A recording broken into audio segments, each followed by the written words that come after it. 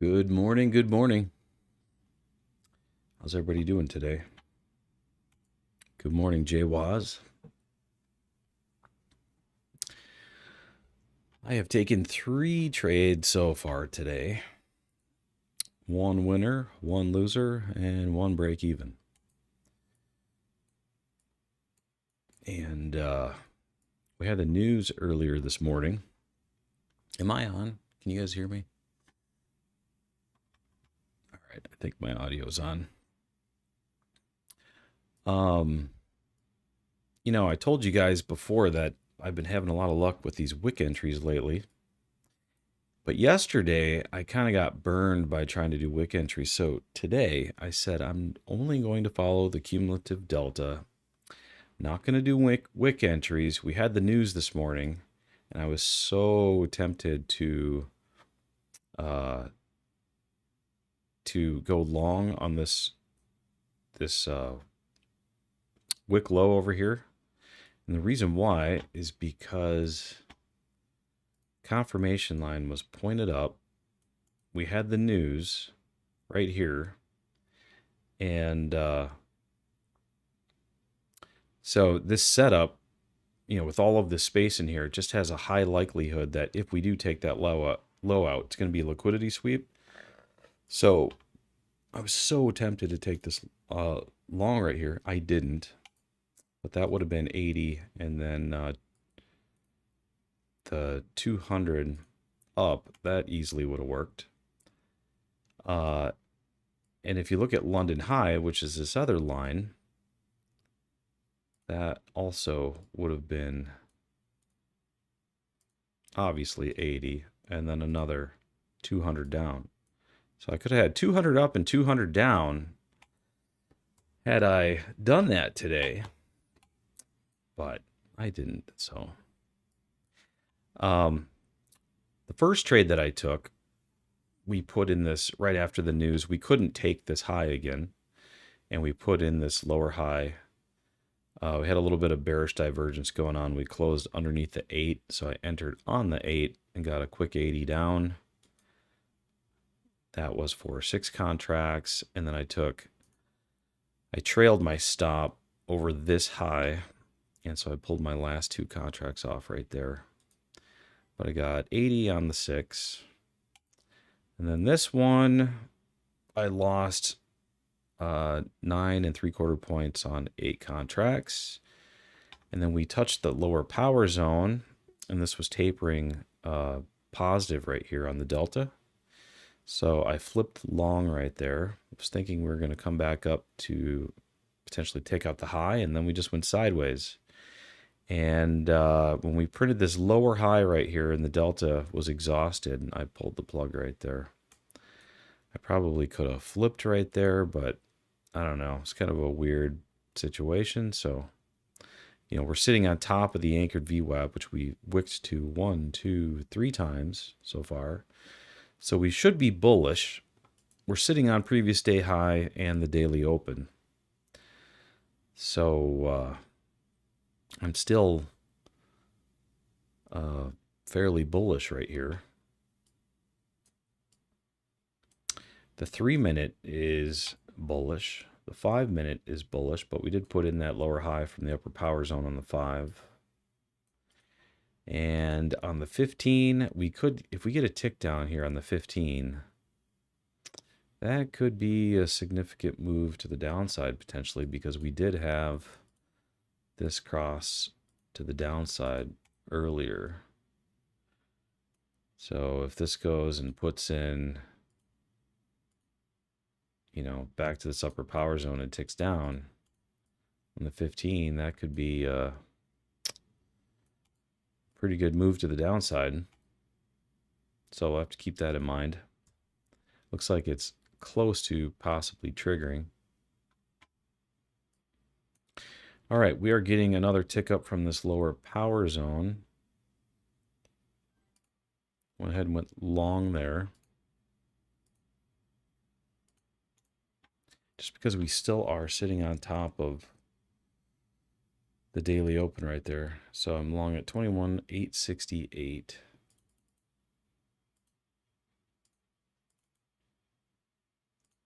We'll see if it can do it this time.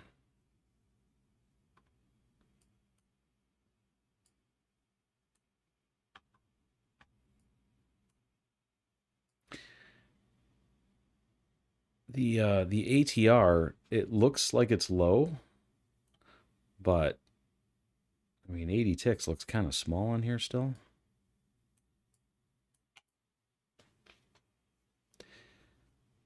So I think that number is going to end up creeping up. I think it's just low because we've been going sideways.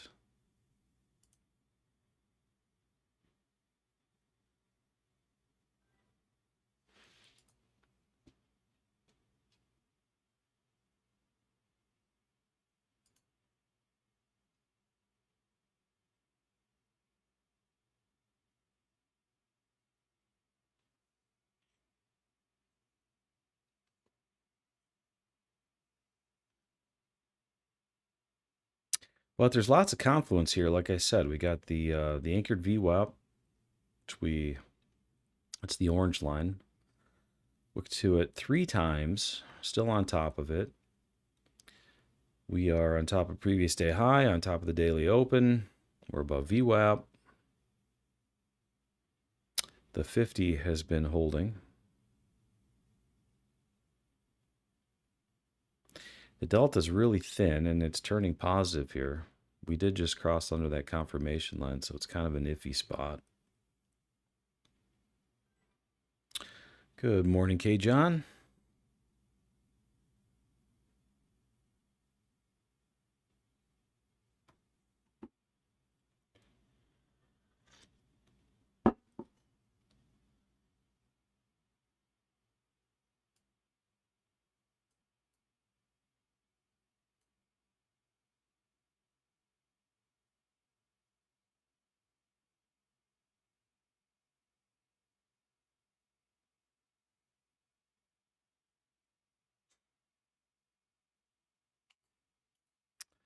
While we're sitting here, I suppose we could check out the news for today really quick.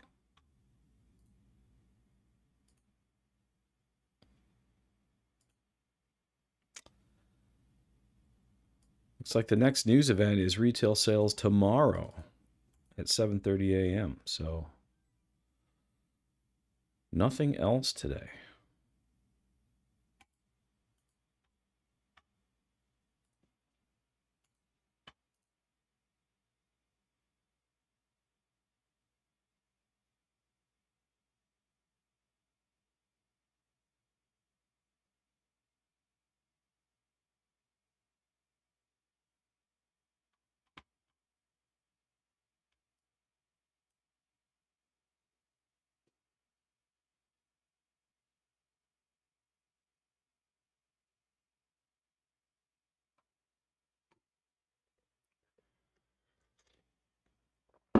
Good morning, Raphael.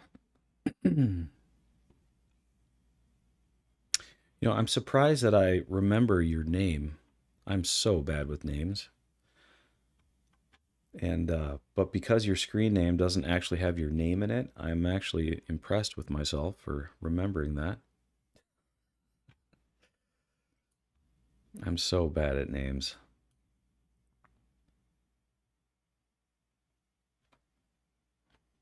I can meet somebody 5 different times and shake their hand and I still won't remember their name.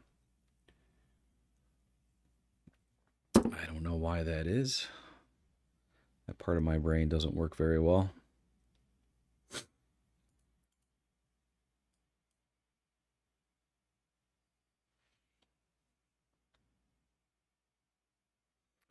All right, we got the 825 candle coming up here. So I'm going to move my stops to break even because that sucker really likes to jostle the market sometimes. Hopefully it's to the upside here.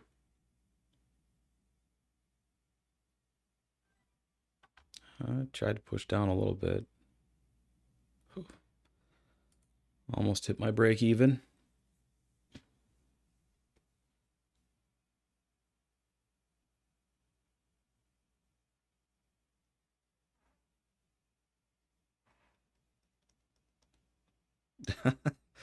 Jawa says you're not bad at names, you're just really good at other things.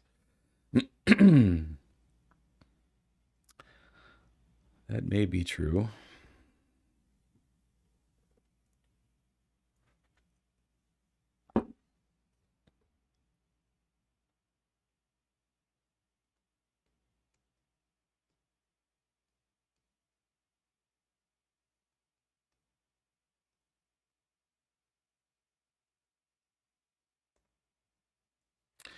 Well, we have the delta turning up here, which is a good sign.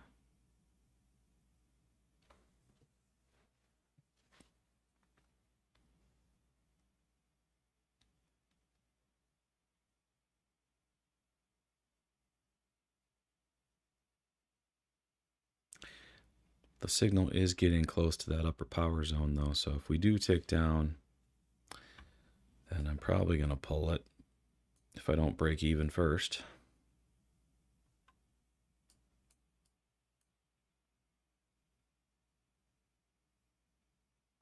Actually, it's so close to my break even, I might as well just let it sit at my break even.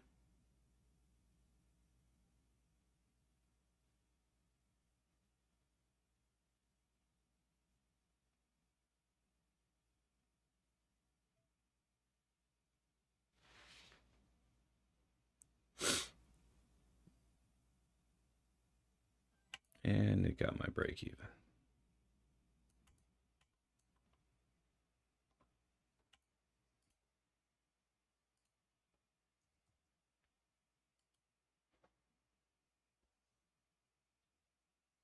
Got the open here in about 2 minutes, 40 seconds.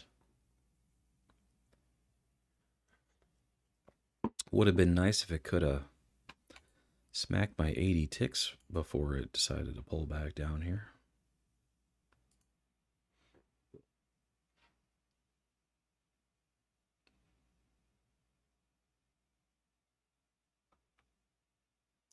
Kind of an interesting situation, though, because we did cross under the confirmation line. We did tick down near that upper power zone. Normally, that's a short. However, we're still sitting on top of the anchored VWAP, and so I don't know.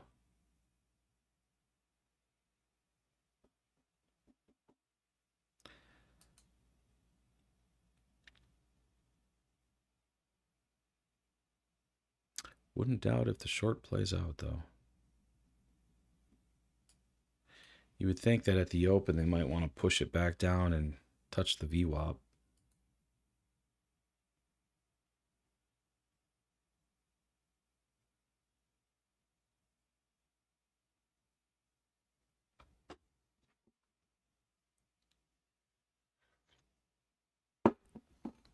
We're not really opening with the delta in the upper or lower power zone. It's just kind of in the gray zone here, so it could go either way.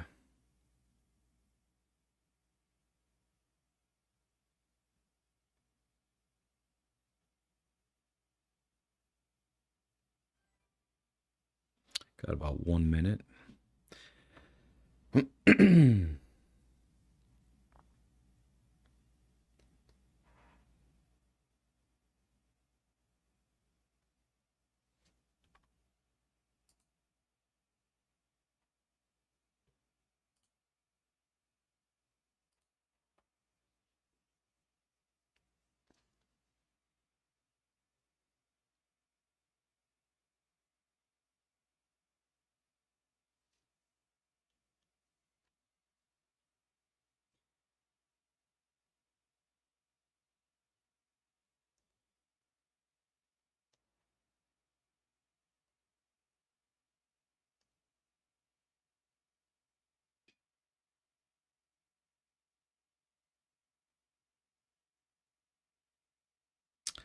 JWA says it erased the CPI down move. Now it will probably erase the PPI up move. All right, here we go. We're open.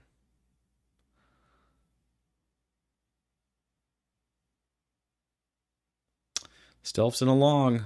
Good luck, Stealth.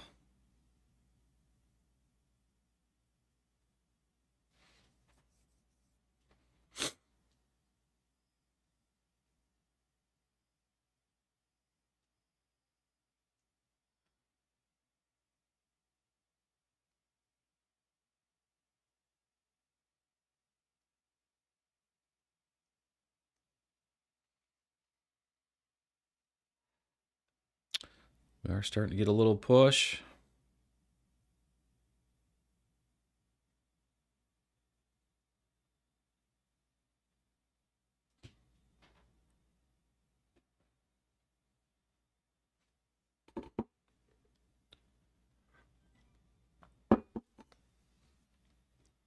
Delta is getting thicker to the upside. So it looks like we were just waiting for the open there. My break even would have been a winner had I left it alone.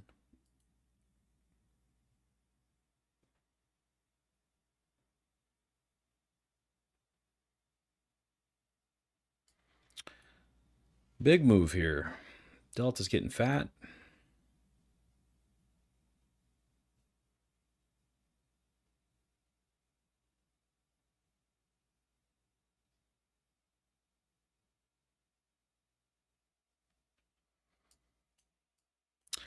Is it just a liquidity sweep?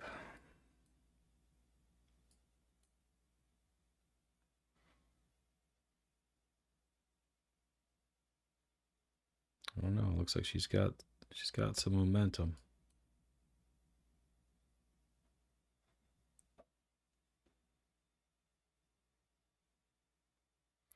Are you still in stealth?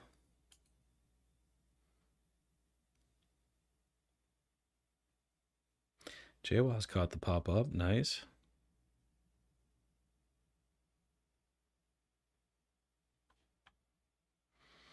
I was so on the fence whether I should take that.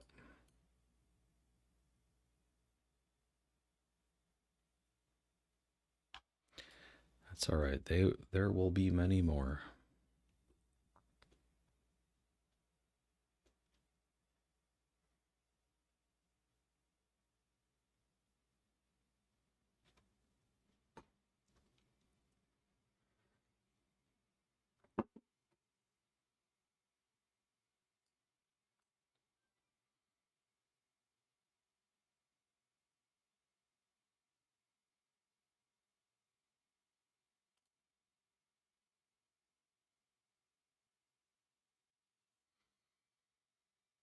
This is about the time where I start to get a little FOMO.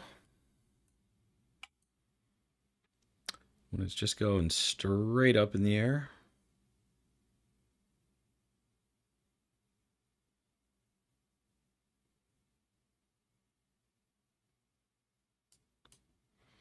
Let's just see how this tick up from the green zone would have done. So that would have been the entry right here. There's 80.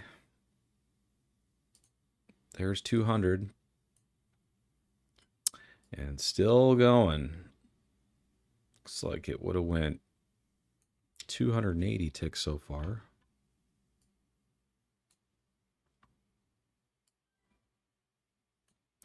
We got previous week high up here at 21,967.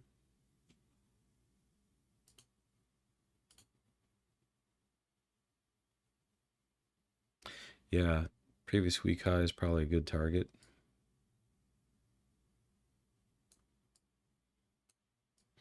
Or the pivot if you want to be conservative.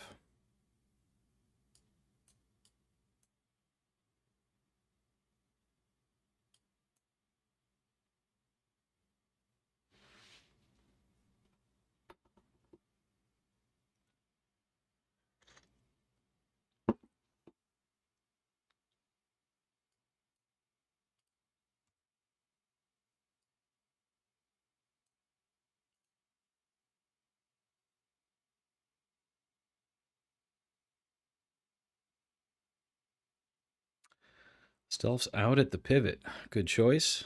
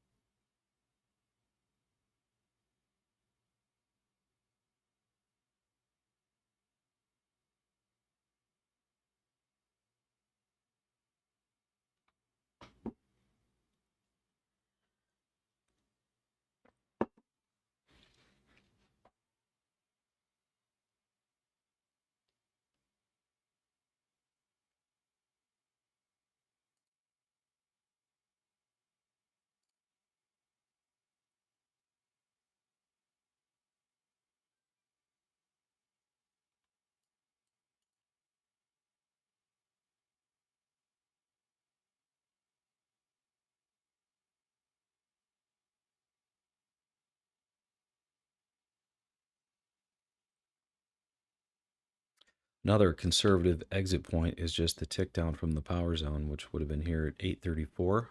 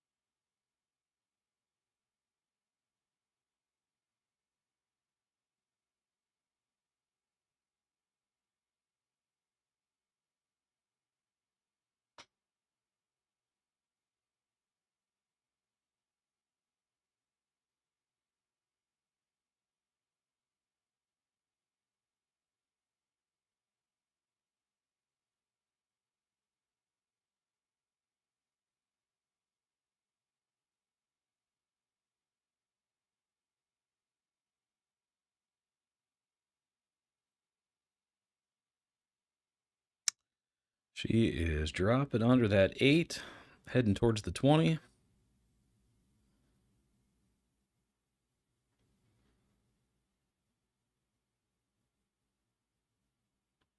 Whoa. That was a SpaceX rocket right there.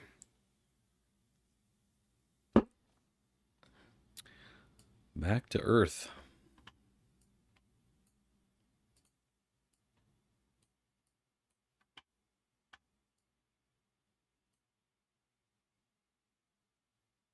Well, good thing you took profit on that pivot line.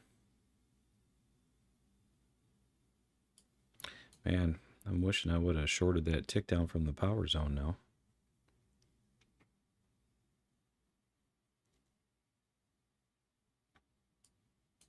She is dropping hard. We're underneath VWAP now, under the 200. And check out that 15-minute, guys. We're about to get that confirmed tick down there in about 6 minutes, it looks like. That could be a significant down move on the 15.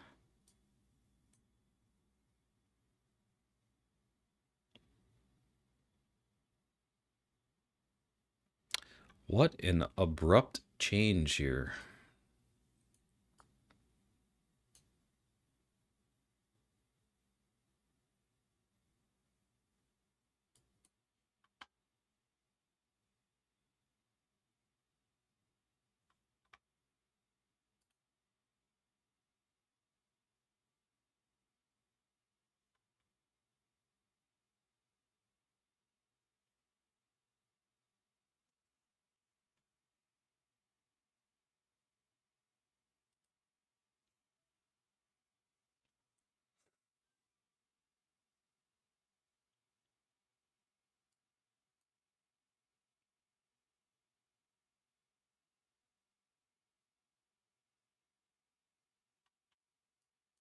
After a drop like that,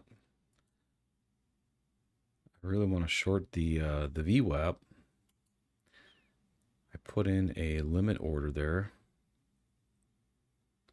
Did not get picked up though.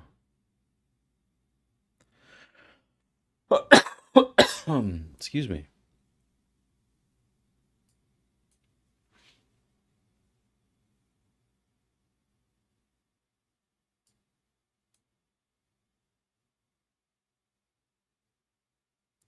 All right, I just got picked up at the VWAP. 21,859.50.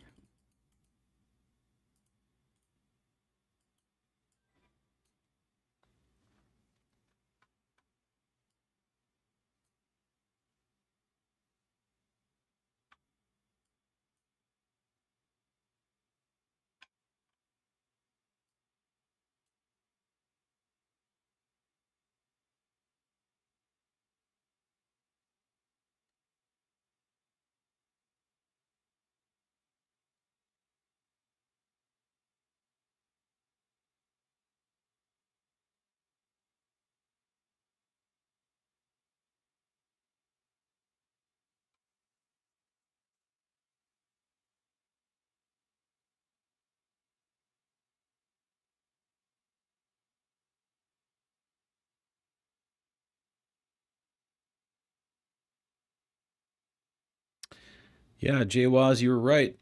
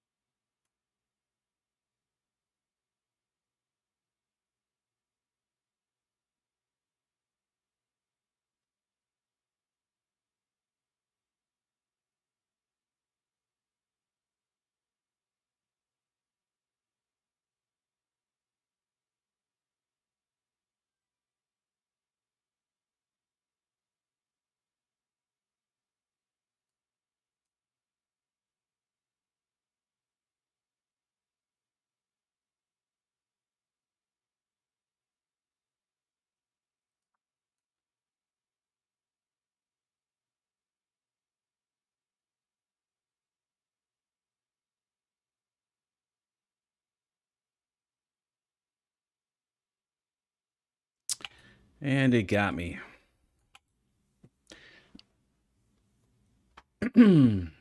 Well, shorting VWAP did not work. You know, it ticked up right before it got me right here, but I was giving it one more chance and it had to get me with one candle. I could have kept that loss small just by pulling the plug when it went against me right there. But at that point, we were still under the previous day high, so I thought we'd get one more candle to the downside, but I guess not.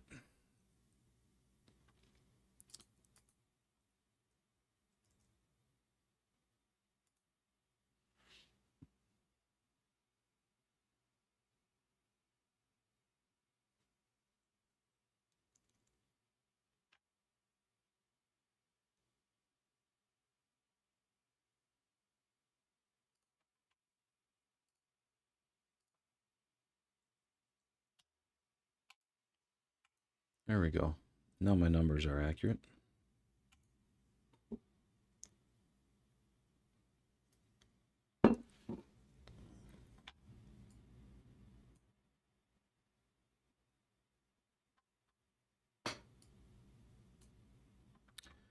Well, if we're going to get caught in this big mother bar here, that's going to be kind of nasty. Choppy. Potentially.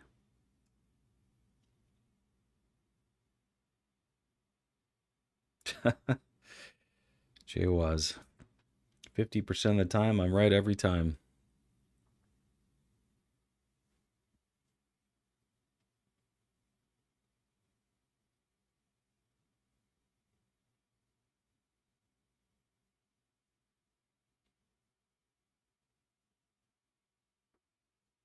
ATR sitting at a 77. It's pretty high for a 80 tick stop.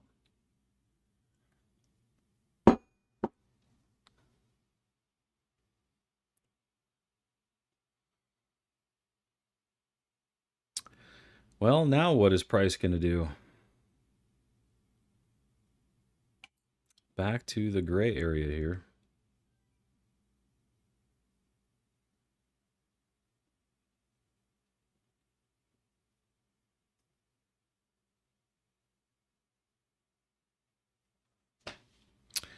It's back above the anchored VWAP, back above the EMAs.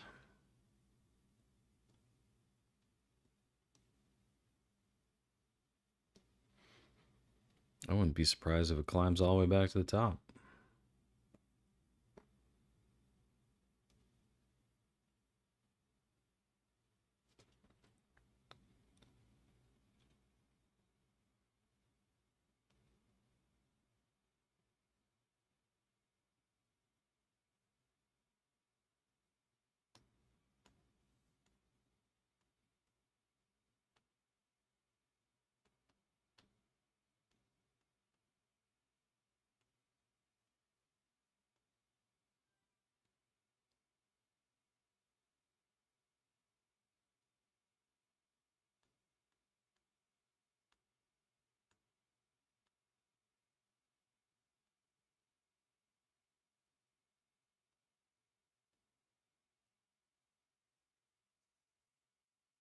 So yesterday, the majority of my losses were because I was taking wick entries, and I was taking entries that were not cumulative delta entries. The majority of those failed. This VWAP entry here was the same kind of deal. That wasn't a cumulative delta entry. I was just trying to enter based off of the current momentum that we had to the downside, which didn't work. I told myself today I'm going to stick to cumulative delta entries only, and I already broke that rule.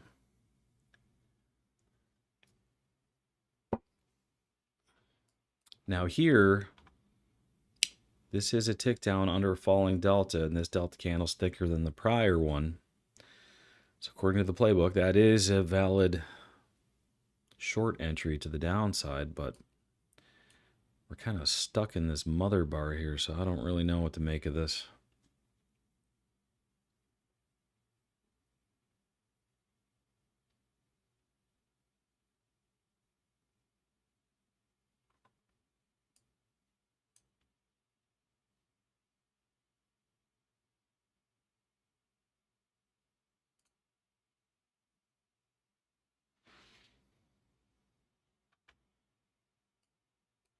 However, like I said, that is a cumulative delta entry, so you could enter on the 8. But we're still kind of sitting right on top of VWAP, sandwiched in between the 8 and VWAP, so it could go either way.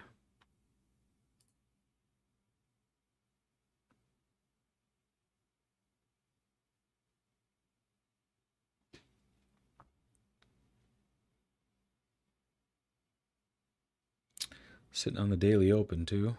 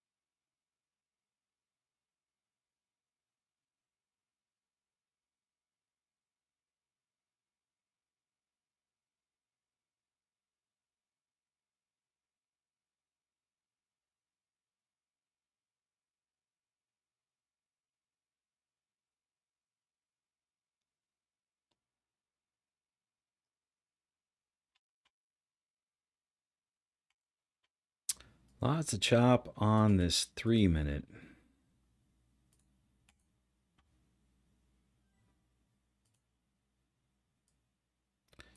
Chop on the 5. Let's see what it looks like. We move to the 3.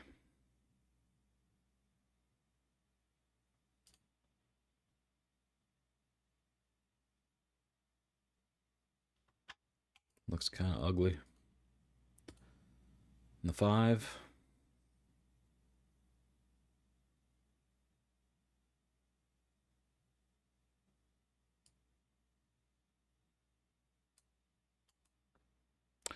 Yeah, it's looking like a rejection to me, though. Off that pivot. Wouldn't be surprised if we continue lower.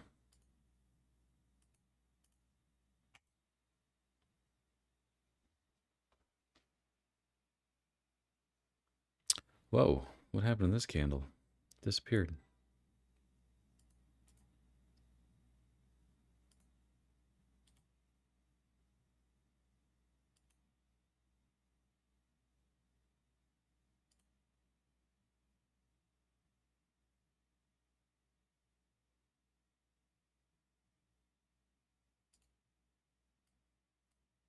it's back.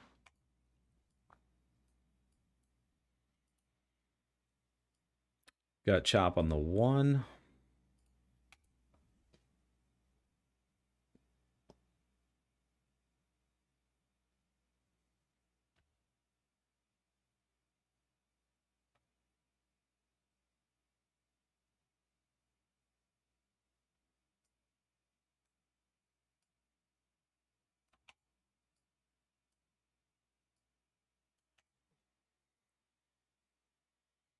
At 15, never did tick down.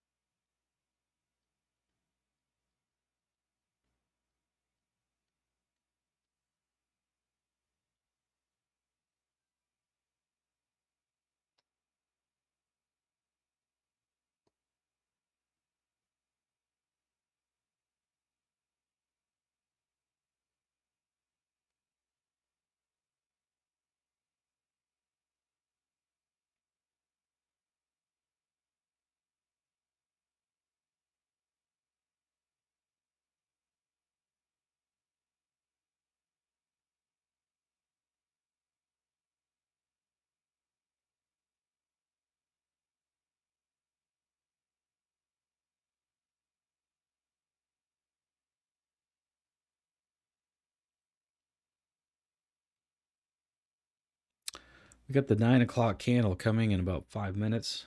Well, 4 minutes now.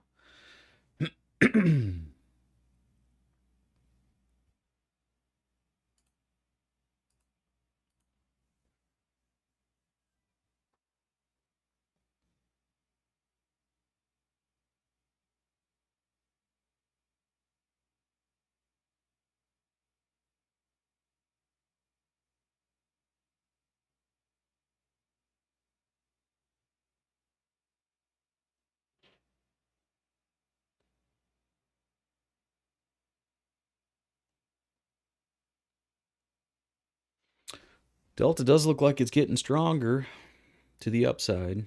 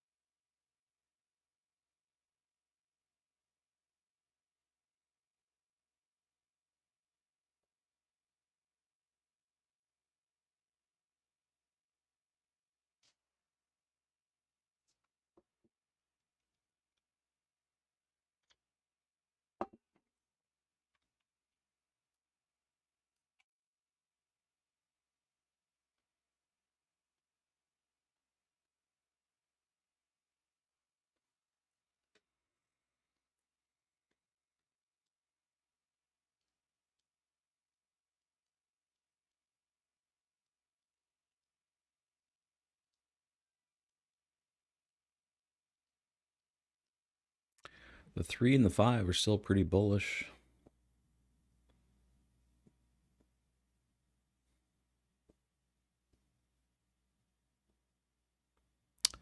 The 1 is a little bit in disagreement with the 2.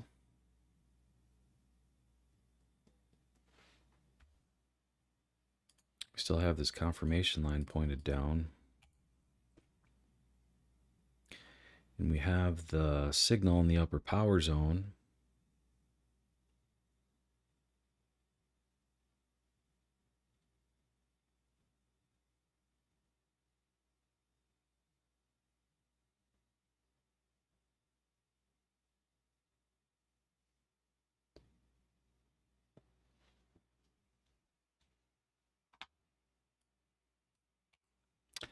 But if I was to guess, I would guess that we're just going to climb right out of this.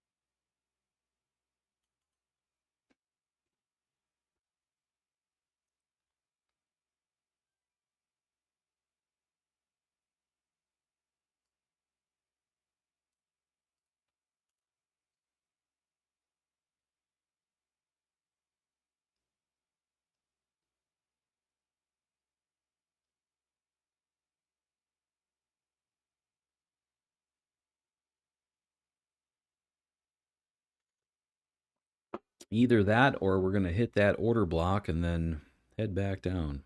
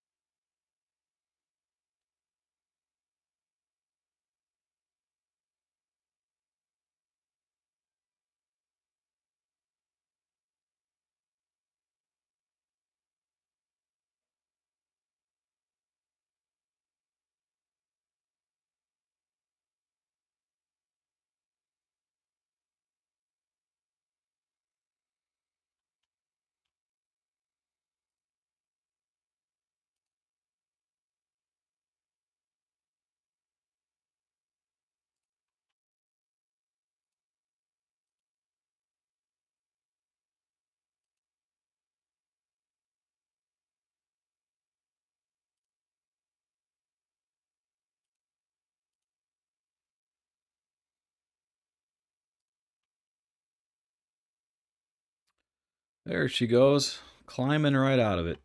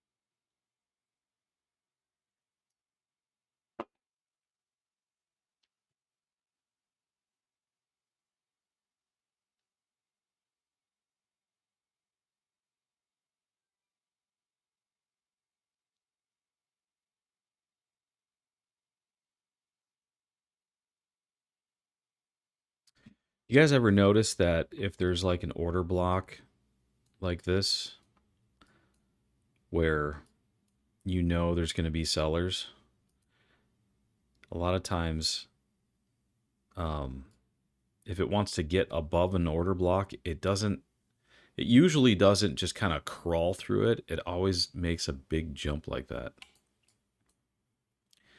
Tries to leapfrog over the top. I notice that a lot.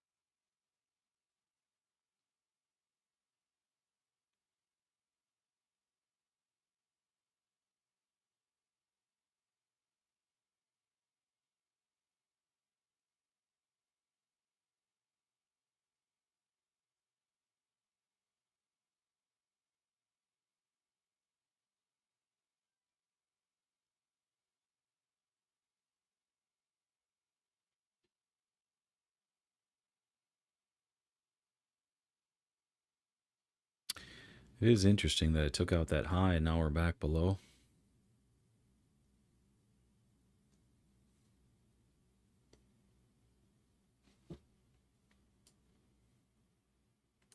We also put in a lower high in the upper power zone.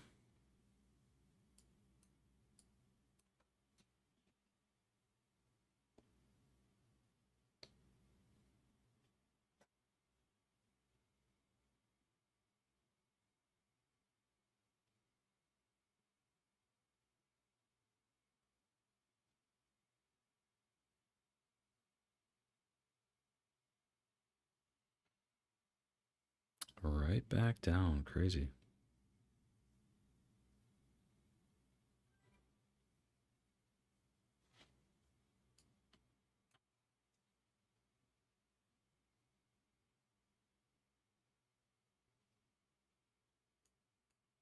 Crazy. All the way back to VWAP.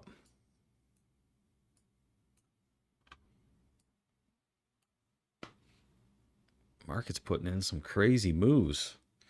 Well, looks like that the first lower high was right on the money.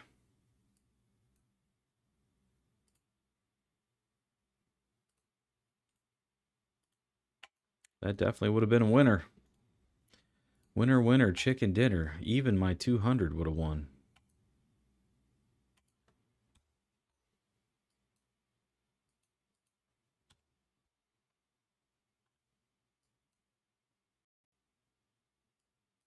But you know, when it jumps over an order block like that, personally, I'm not really thinking we're going to head down. I think we're going to start grinding our way up. That's why it's kind of hard to short that, even though the cumulative delta gave us the signal.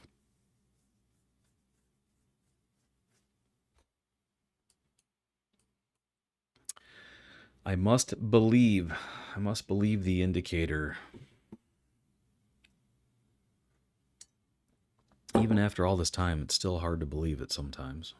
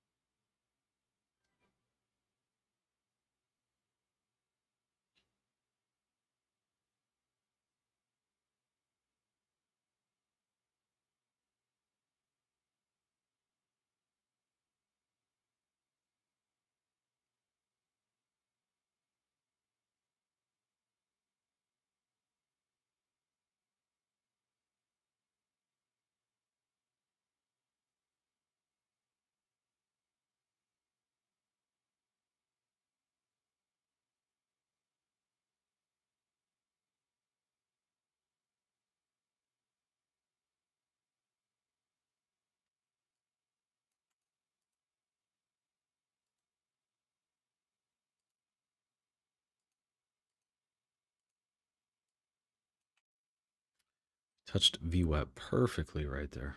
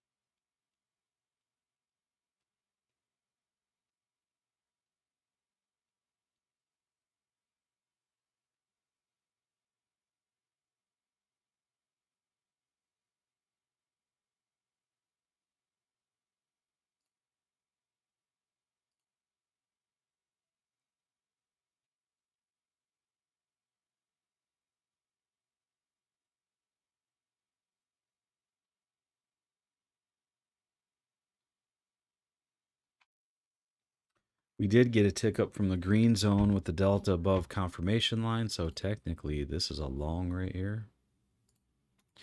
I did put a limit order in, but because of the wacky price action, I put it in lower. So I'm actually down here, but looks like, yep, looks like I missed the move because I tried getting a discount. That would have worked.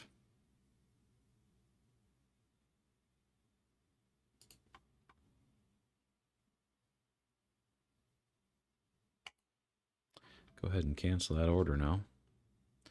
But yeah, that would have worked. Here's the tick up. So there's the entry. Definitely would have got 80. Went as high as 137.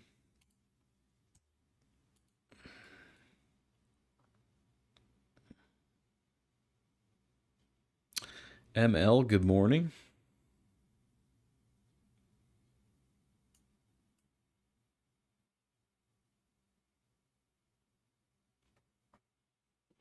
ATR's at 85 now.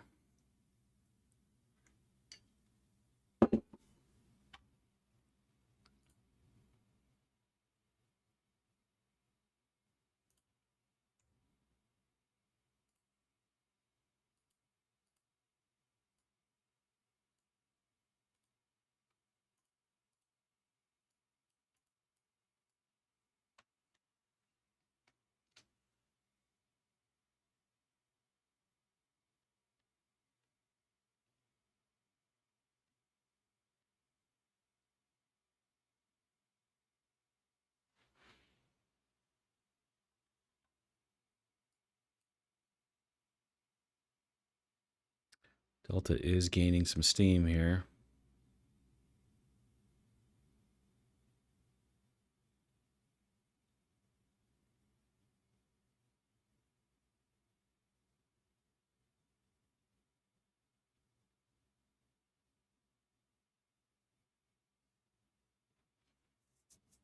The 3 and the 5 are still looking pretty bullish. Those deltas are still heading up.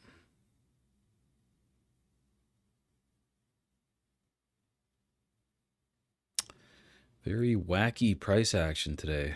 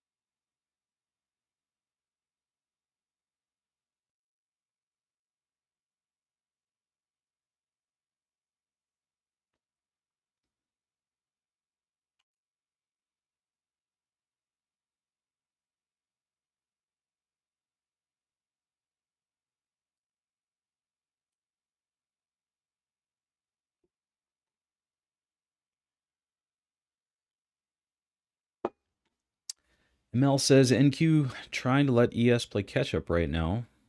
I was hoping it would have happened in the overnight when NQ dropped, but ES not playing along. ES above 6104, and we likely see NQ above 22,100.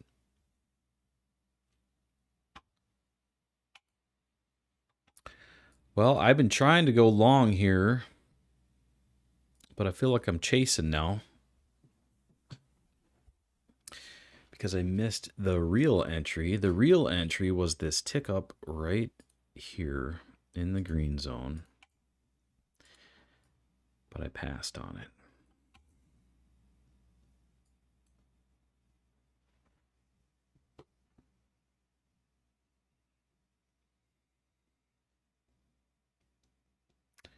Good morning, Jason.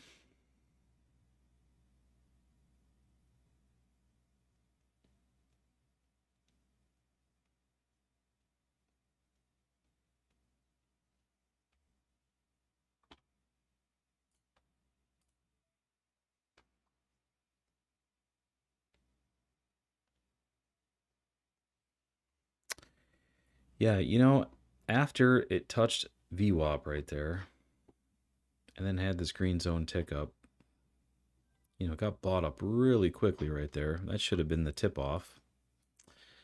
I should have just went long there.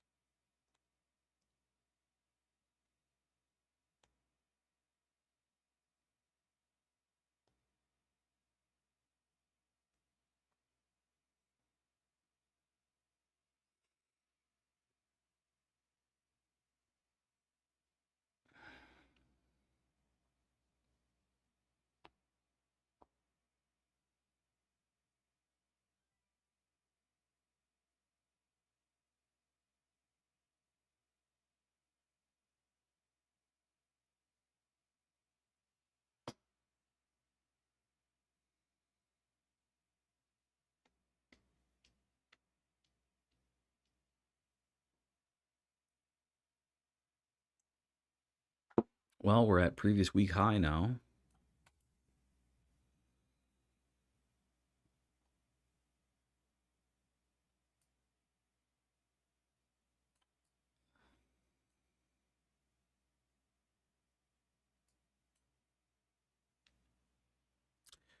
We got the previous month high at 22.94, which is really close to ML's 22,100.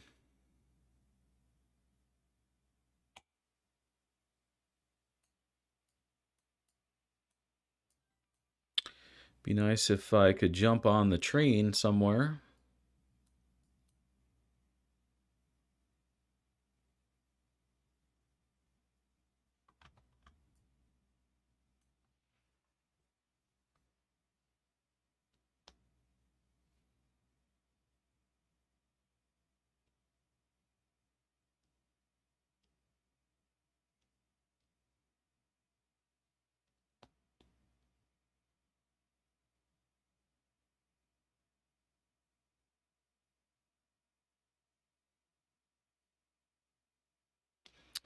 No, she's moving.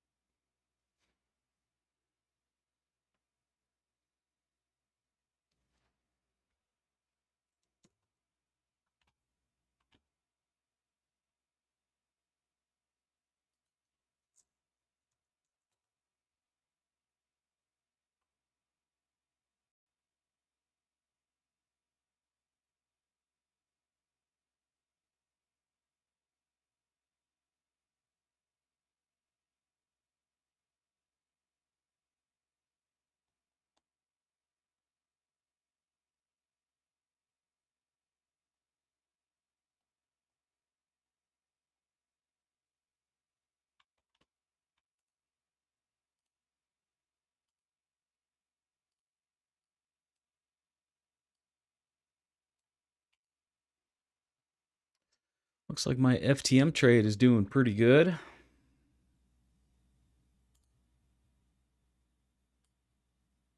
My initial position is up about 36%. My second one is up about 24%.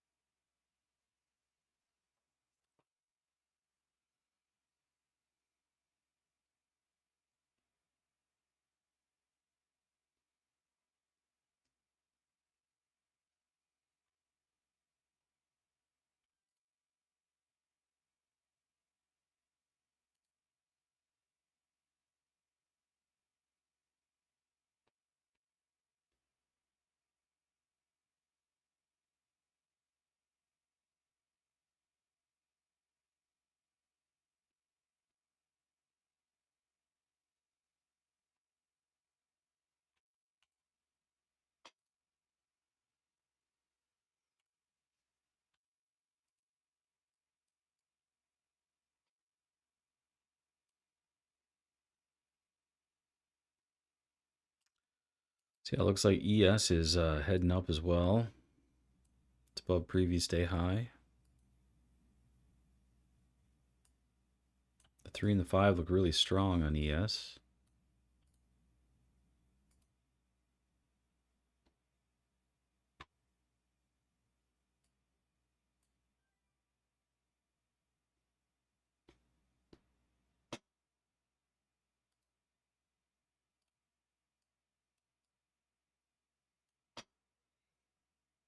The ATR's come down a little bit. It's only at a 65 now.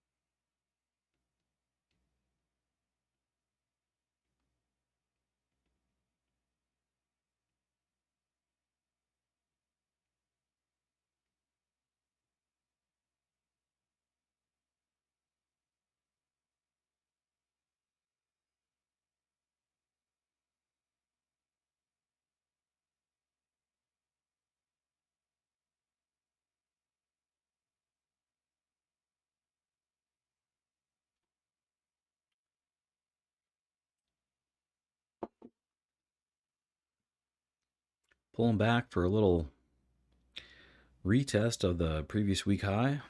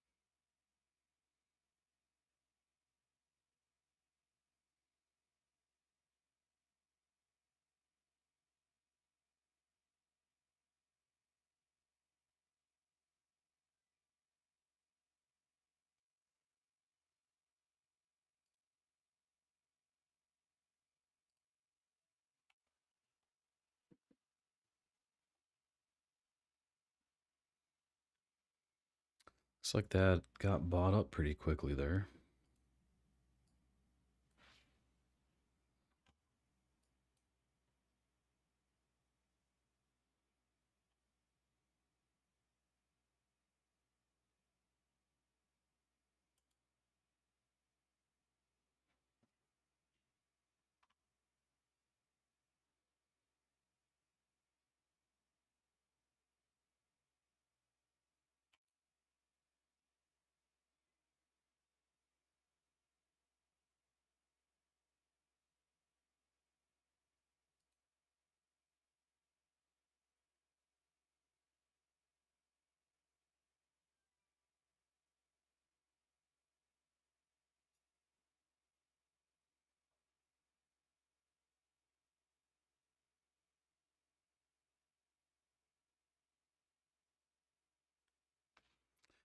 I have a limit order sitting on the 20 here. Actually, just under that wick low. See if I can get picked up.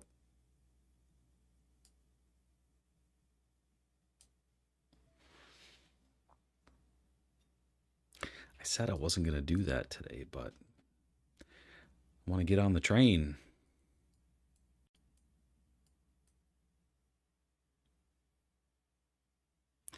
And it also coincides with this previous wick over here, so shouldn't be a bad spot to try to jump on.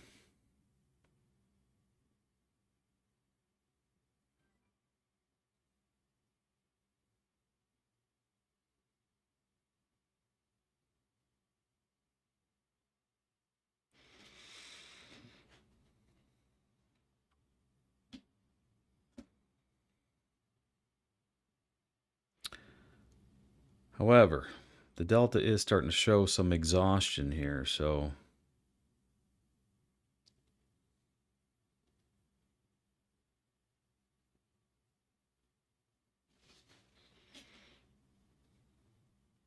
maybe I should cancel my order.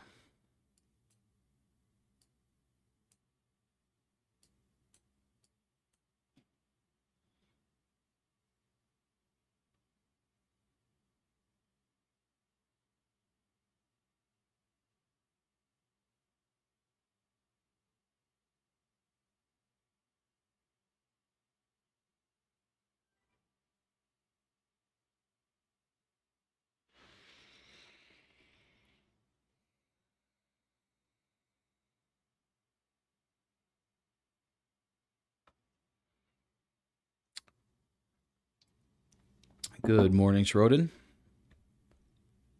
Jason says, plus it's close to the top of the 15-minute range.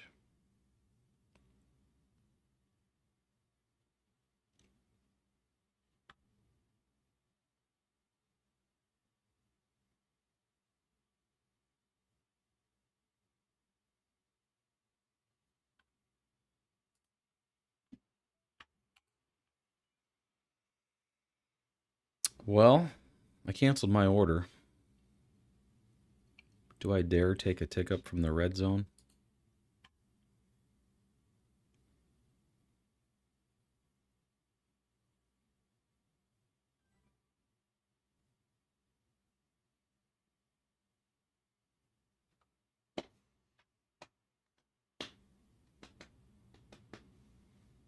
RTY is dumping.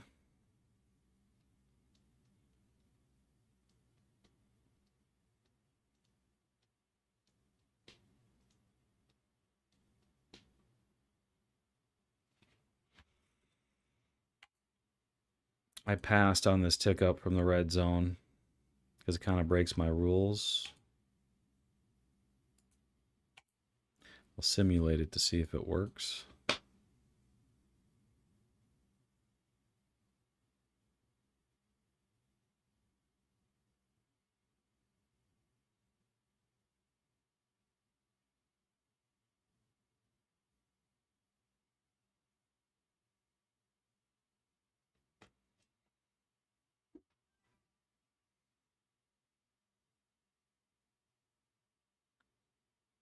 I got a feeling it's going to work anyway.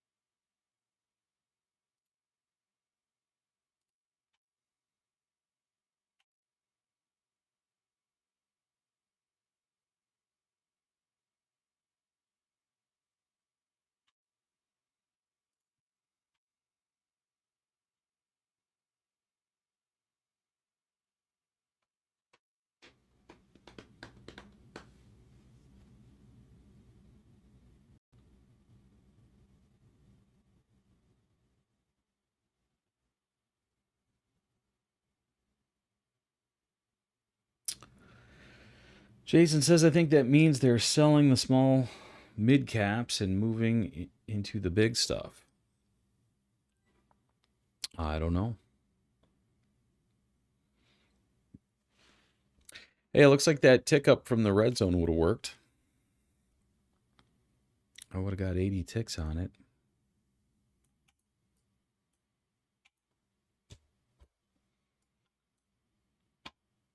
You know, that's one of those where if I take them, it's a loser, and if I don't take them, it's a winner. It's just not a very high win rate though on those. At least it appears that way.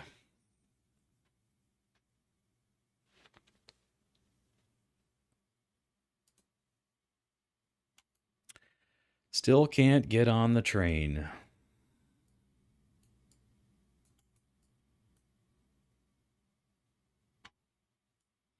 That 15-minute never did tick down, but we got the signal right up against the ceiling.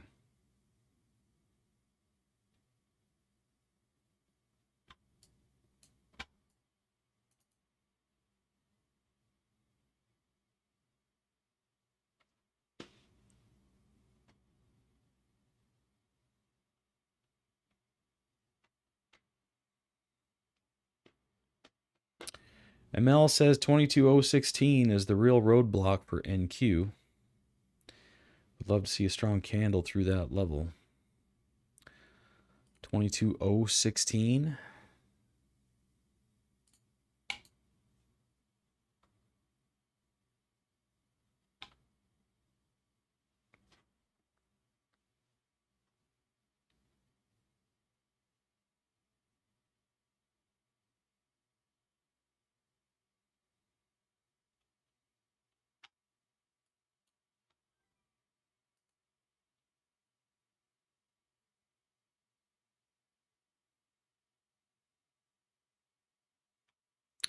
Yeah, it looks like we got an hourly order block over here.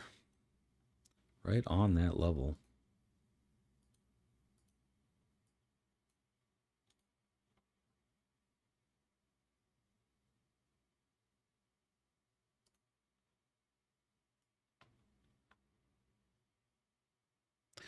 We are right there.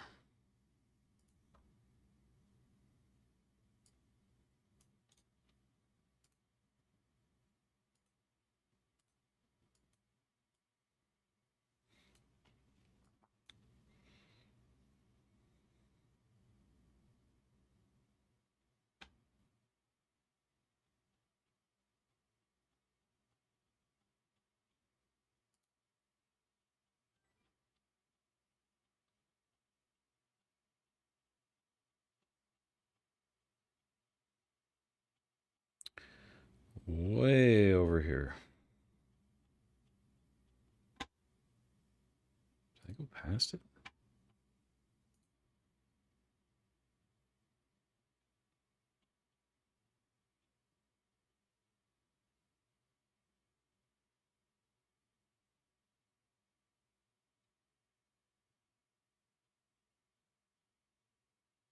Man, it's way over there.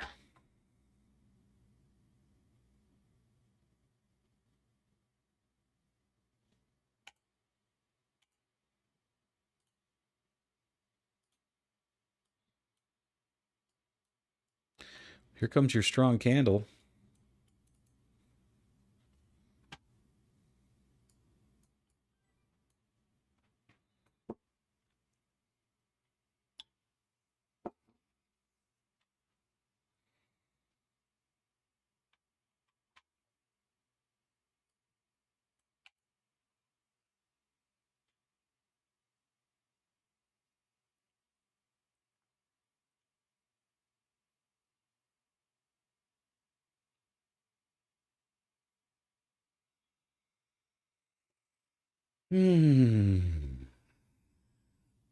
My FOMO is really kicking in.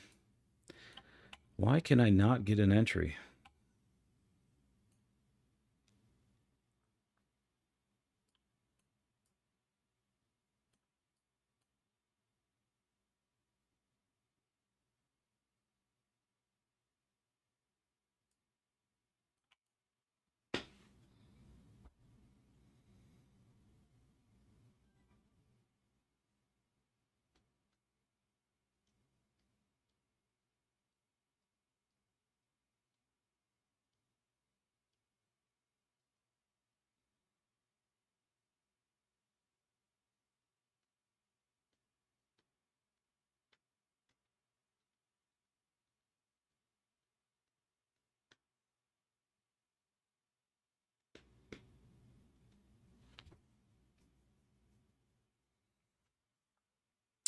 K. John says the 4-hour wedge is played out. We are clearly above. They want to go higher for a while. ML says your patience will play more in the long run, in my opinion. That is true. When I'm not patient, I usually pay the price. It is one of the reasons why I watch you. Sucks to be missing the move up, but can't catch them all. Well, I guess I'll take that as a compliment. Thank you.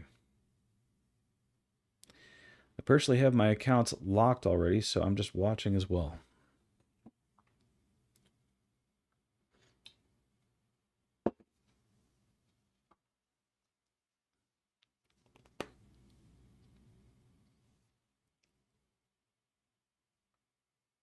Well, it feels like we've been sitting here for a long time, and it's only 9:42.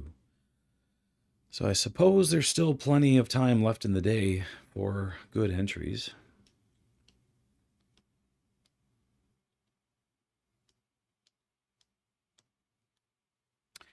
But according to my playbook,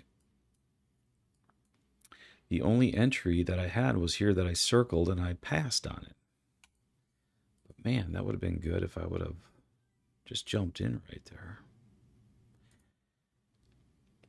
I mean, I clearly would have got 80, and then if I left a runner on there, question is, would I have even got out? Because there's no delta squeeze. If I set it at 200, I might have been out, but otherwise I'd still be in.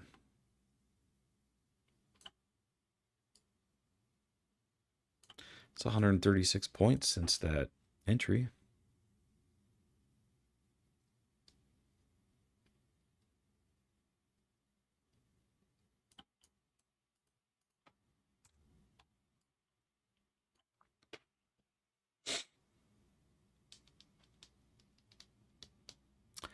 Mel says, I wish I would have stayed long in the TradingVIew leap competition.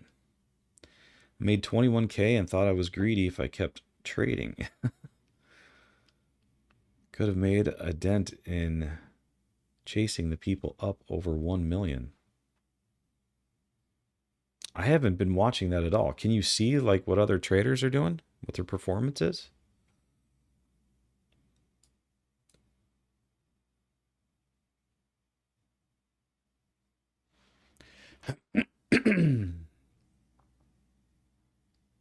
Is there a link somewhere?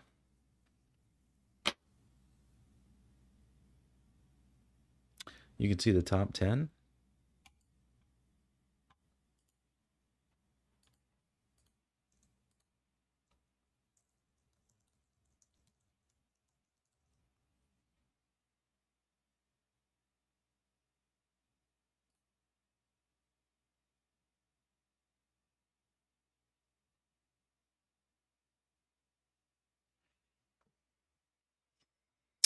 How it works. Join the competition. Trade from February 3rd to February 28th. Rank in the top 250 to win. They have 54,000 traders registered.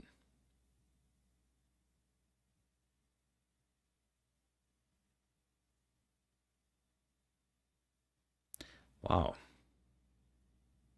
Yeah, all the top 10 are over $1 million. Number 10 is 1.6 million. And they just go up from there to 3.1 million.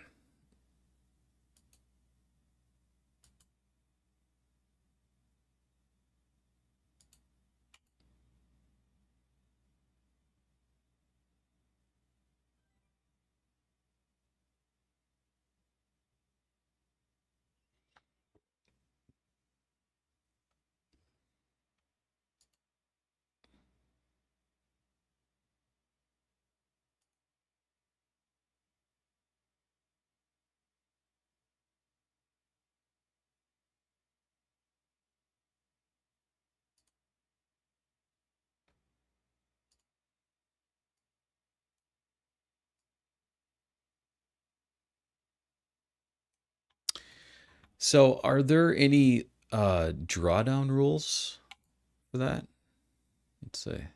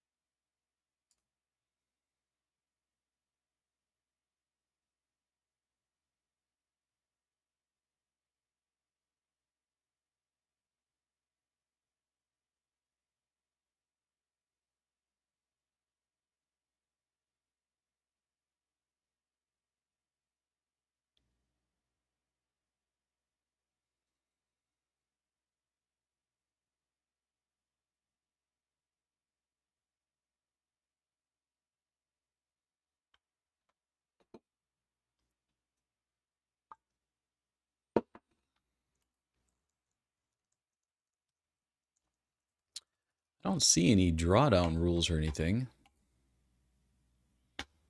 So how do you blow a paper trading account? There must be some drawdown rules somewhere.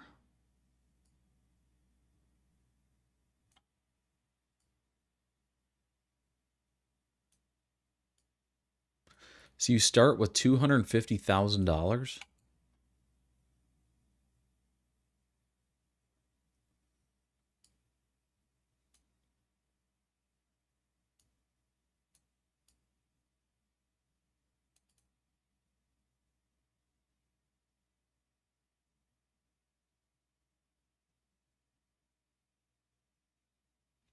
And am I reading that right? That there's just no drawdown? So if you hit $0, you blow your account? Okay, yeah, that's what I would assume too. Interesting. I feel like I could probably do pretty well with no drawdown rules like that.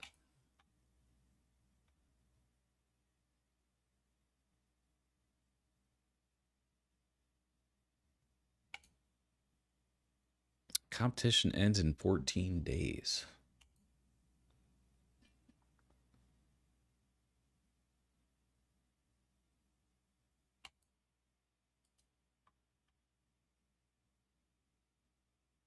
Be kind of annoying though to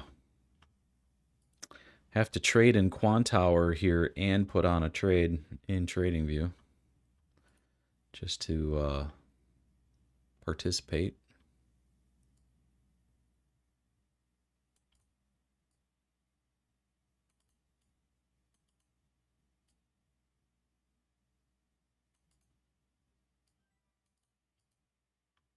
Hmm.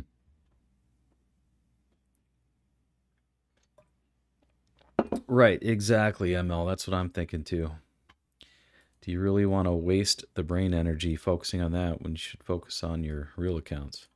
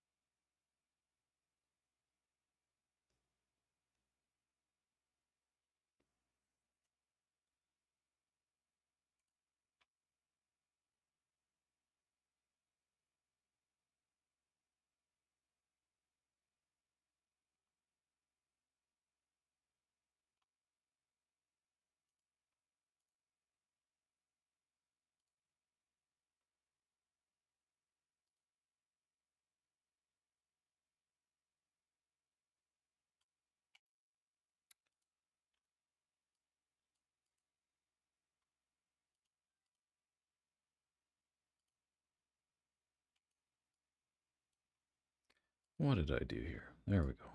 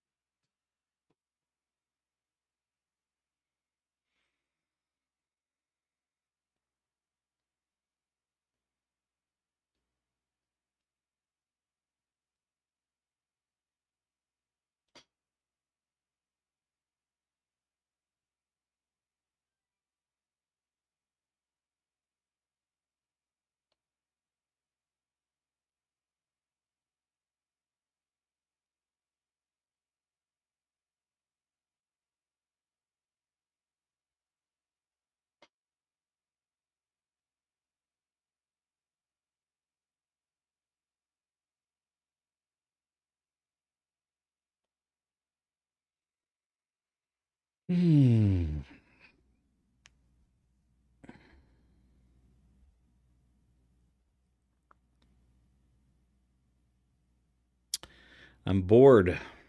These trends are boring. I would much prefer a day like yesterday than today.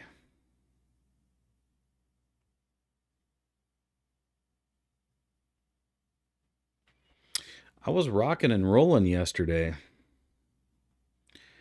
And I kind of screwed it up a little bit at the end there, but still ended with a really good day.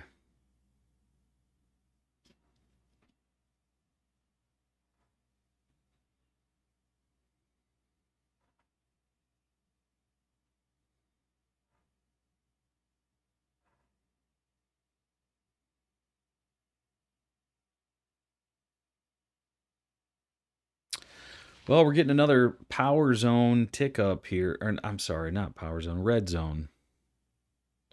Potentially. Not set in stone. Question is, if we get it, do I take this one? The last one would have won.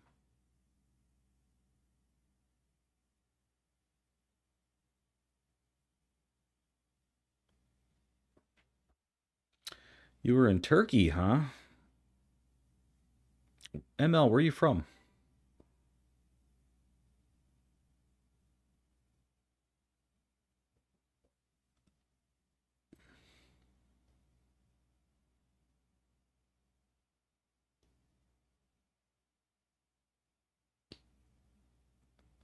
Minnesota.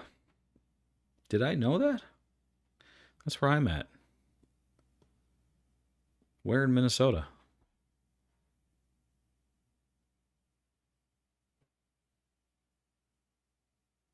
Oh, yeah. That was you that asked about the picture. Okay. You're in Rosemount. Wow.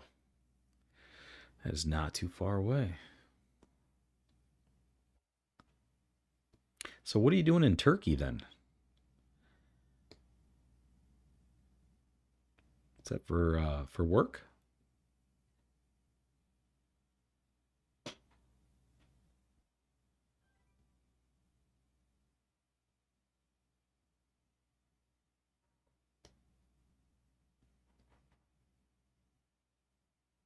Sounds fun.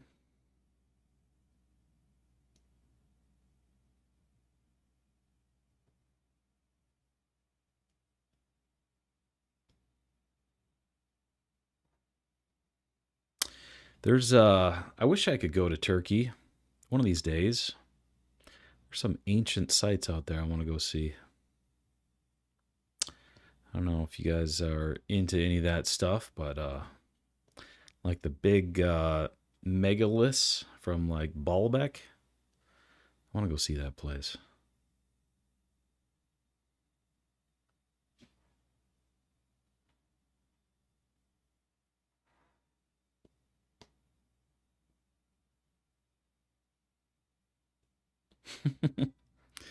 First time overseas, huh? furthest I've traveled before that was Cancun. Wow.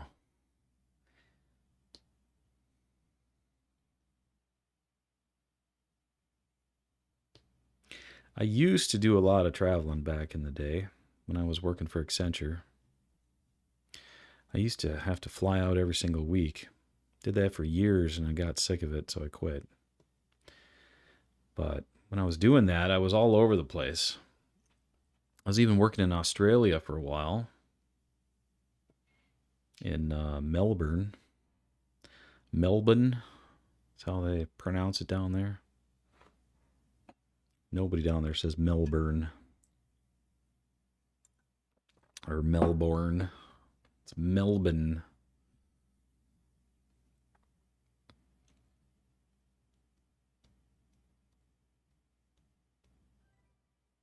I've never been to Europe though. I take that back. I went to Germany for back surgery. That was my only time in Europe. So it wasn't really a pleasure trip. It was a fix my back trip.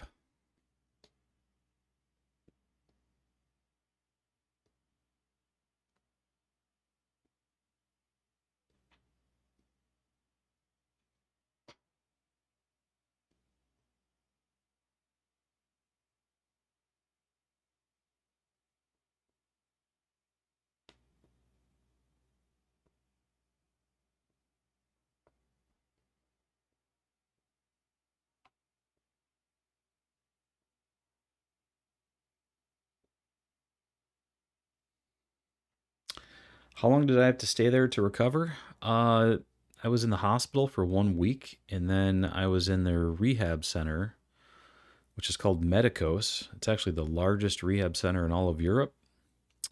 And I was there for another week. So 2 weeks stay, but I actually stayed longer because I got there early.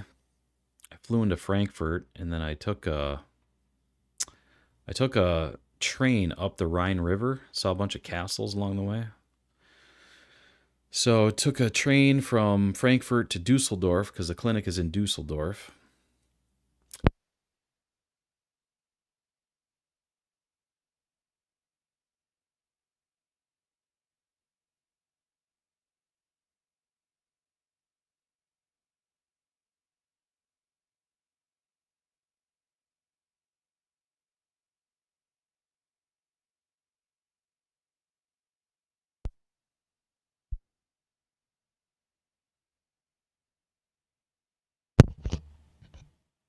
There. Can you hear me? Is that better? Testing. I think I'm back on. How much of that did you guys catch? Was I talking to myself the whole time?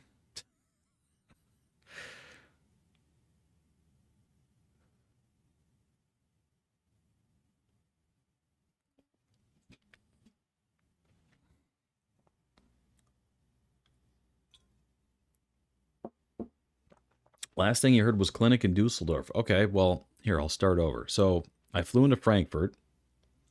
I took a train up the Rhine River, saw a bunch of castles along the way. So we arrived a few days earlier than we were supposed to. The clinic is in Dusseldorf, so I was there for a week in the hospital, another week in rehab, checked out of there. Then we went to Cologne, which is not too far from Dusseldorf, and saw there's like a old cathedral there that was really cool to see. Lots of other cool stuff there in Cologne. We were there for a couple more days, and then took a train back to Frankfurt and flew home. And so I think total we were gone for, it was like 21 or 22 days, something like that.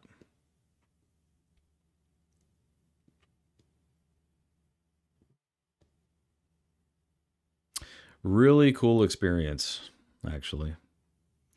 I know you typically wouldn't say that about having back surgery, but it was unlike anything that I've experienced here in the U.S. from a healthcare perspective.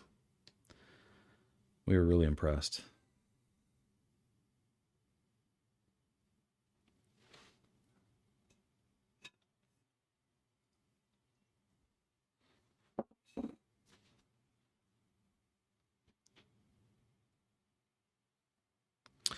All right, we got the signal in the green zone. Are we going to tick up here? The delta did cross under the confirmation line, but it's super thin, and it is positive. So I think I still might want to try this. It's the first green zone tick up that we have gotten since that other entry.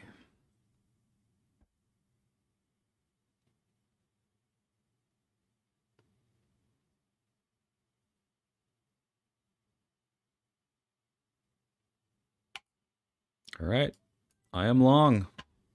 I finally put on a trade.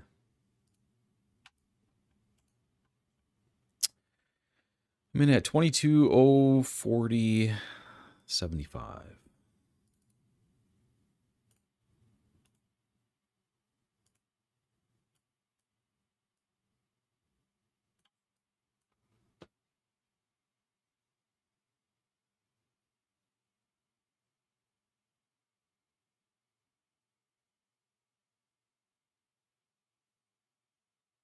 Looks like the 8 would have been a good entry or a better entry.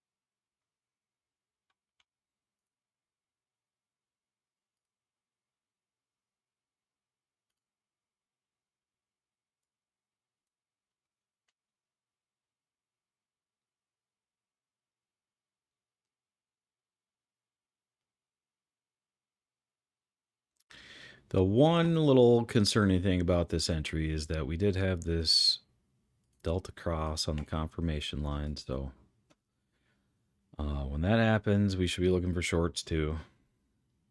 But usually you could still catch one more long in there before you grab short. But in my case, I might end up with a loser here.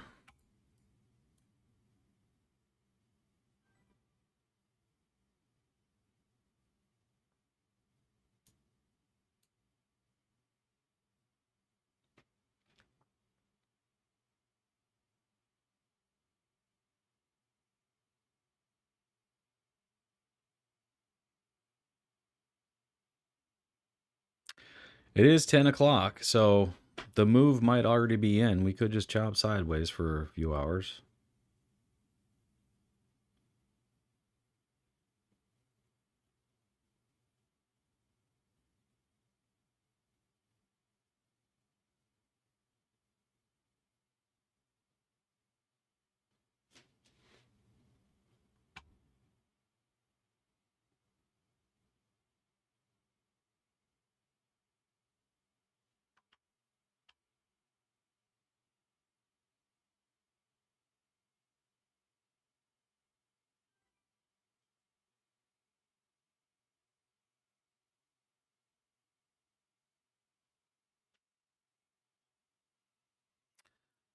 We did tick down, but we're flashing a higher low on the signal now. So I am still in.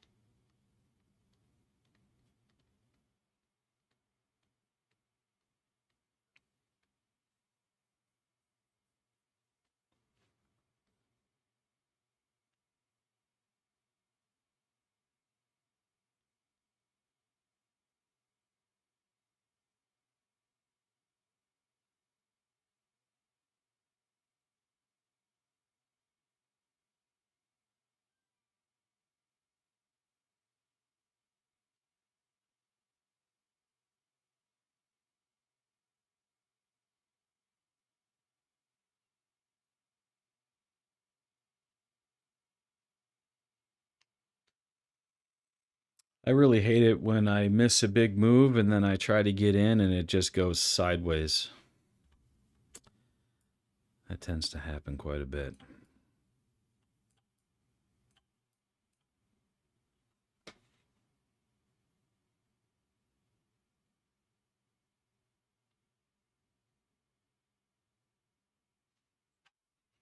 I should note that the delta is chopping here. So if we don't break out of this chop soon, it might be time to call it quits.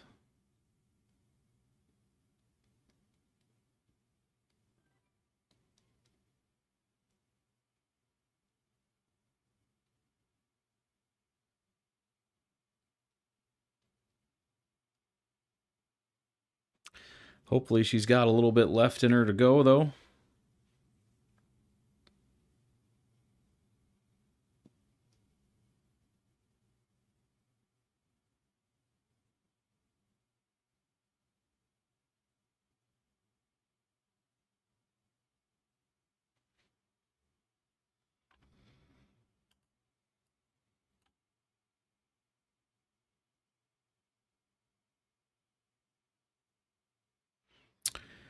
Does appear that she is struggling to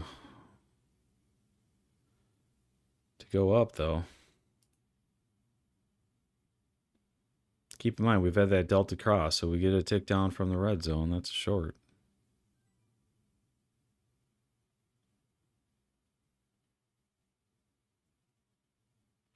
Delta's really weak, too.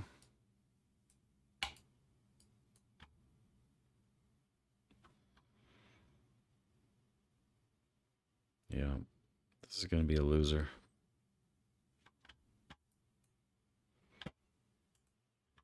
See that confirmation delta, or that confirmation line cross right there.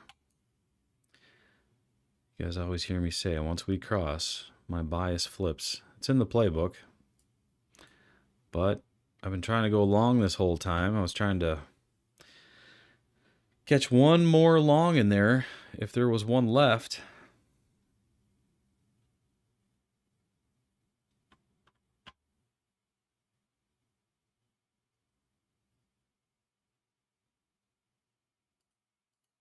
All right, I'm short now. I flipped.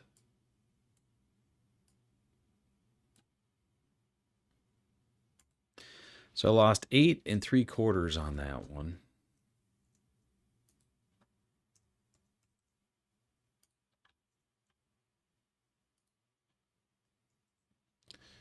So that brings this to -148.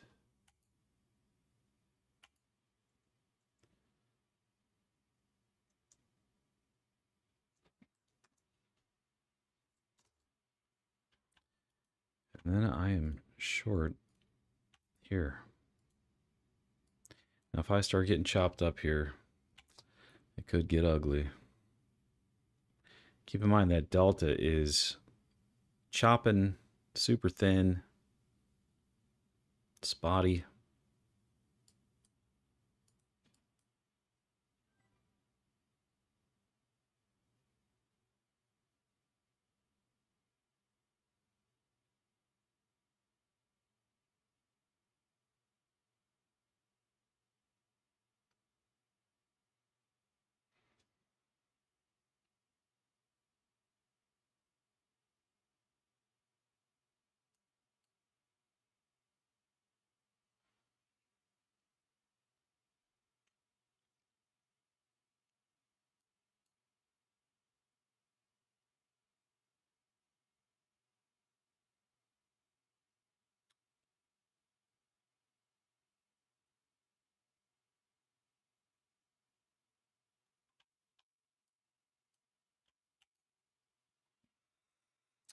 It's ugly. Price action turned nasty.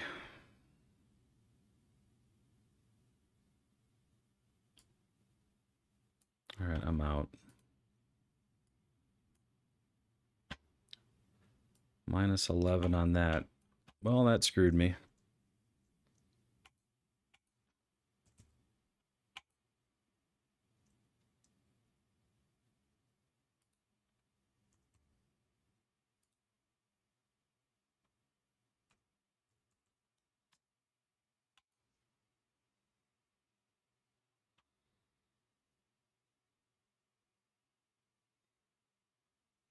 So much for trying to catch the trend there.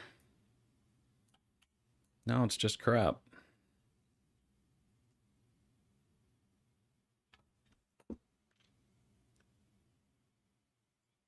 I'm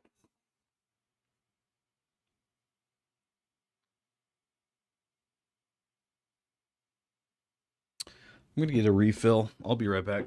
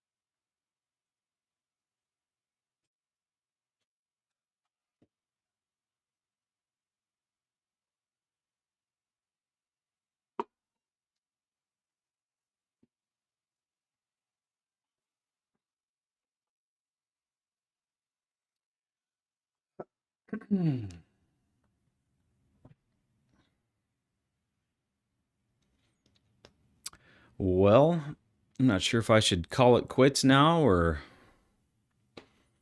just wait a little bit and see if things change.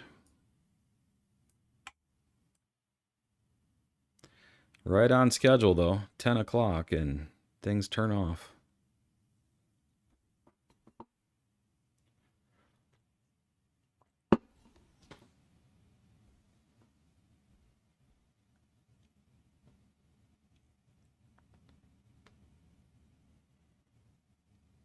And usually when I leave and end the stream, then things start flying. So maybe I should pretend I'm going to leave, and then I'll trick the market. All right. Putting in another tick down. Now this one's closer to the upper power zone. So this is another short setup.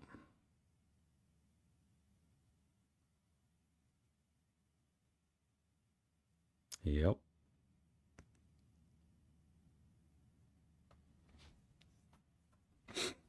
And this one is better than the last one because it is near that upper power zone.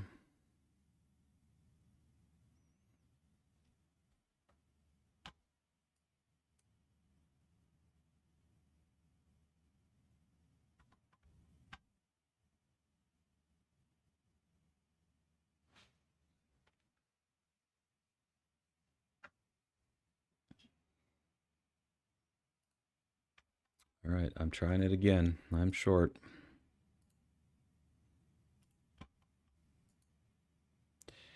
$22,033.93, which is pretty much 34. So I'll just leave it there.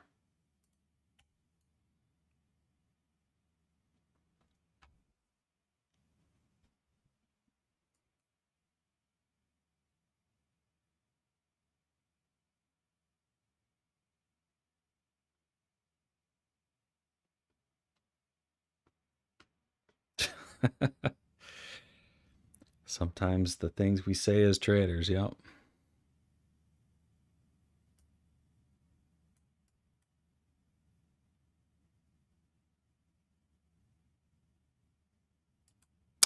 Well, you know, when it gets in those little choppy consolidations, I like to still keep taking the signals because usually it breaks out of it. Not all the time. Sometimes it can do that for an extended period of time, but usually it'll eventually go. Which is why I'm giving it a third try here.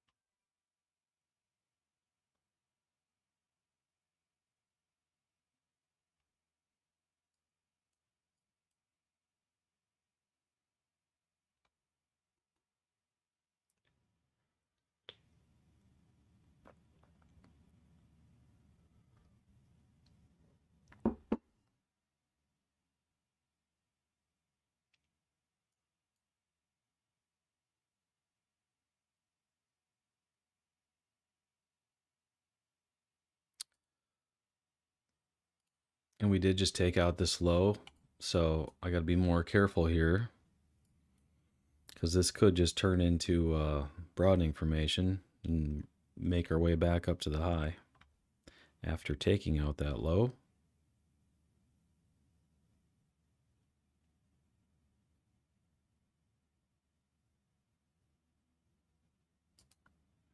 All right, I just pulled it, broke even on that one. I wanted to see more to the downside there, but just the fact that we took that low out and then we popped right back up, I don't want to risk it.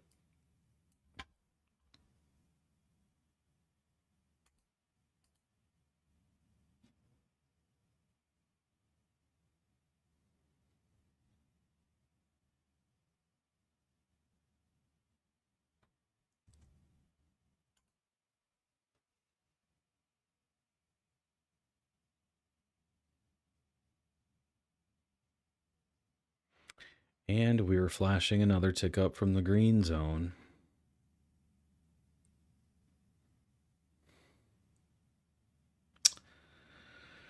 ML says, yeah, I don't like to overstep, but this is why I mentioned the 22.034 to 46 area as a possible pullback zone earlier, because it's a logical area for it to consolidate. Or so the consolidation was expected.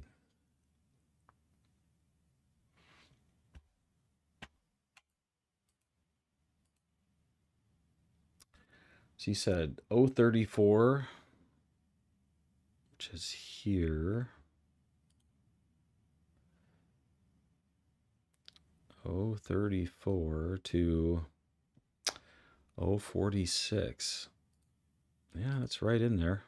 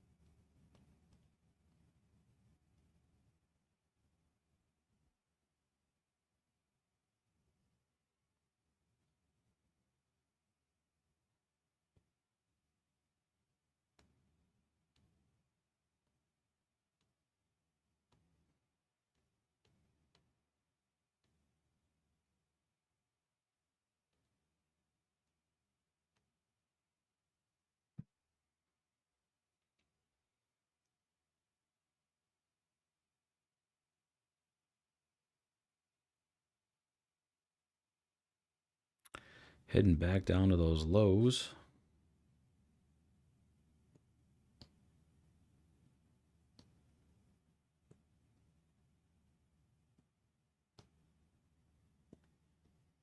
Just hit the 50.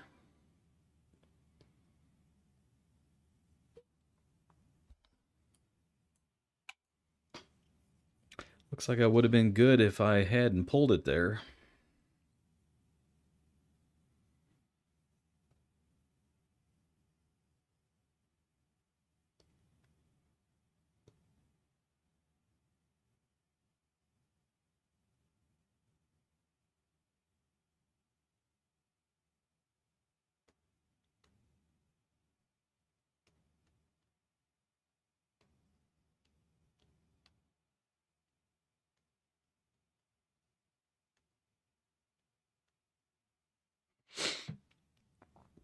Yeah, I agree with you, ML.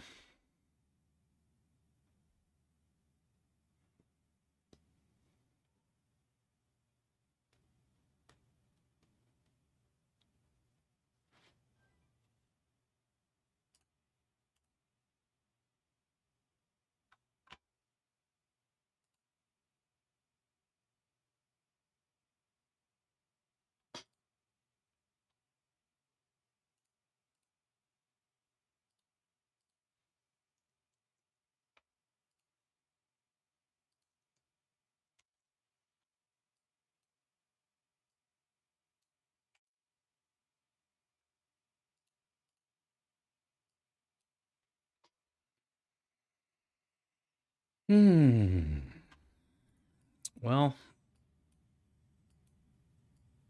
I feel like I left so much on the table here today. And then I start playing right as it gets crappy. That's pretty frustrating.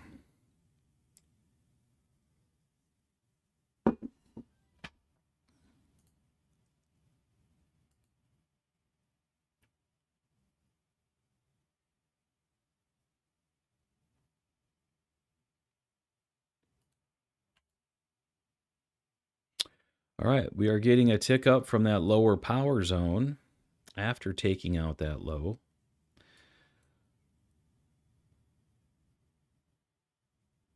After testing the 50.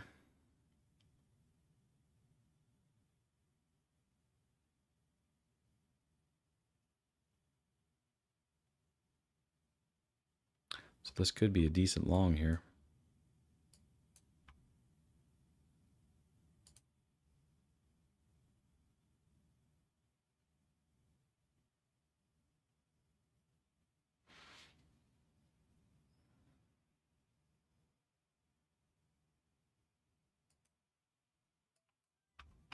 All right, I just took that long.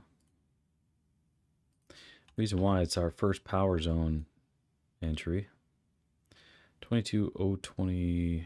Wait, where am I? 029.96. So basically 030.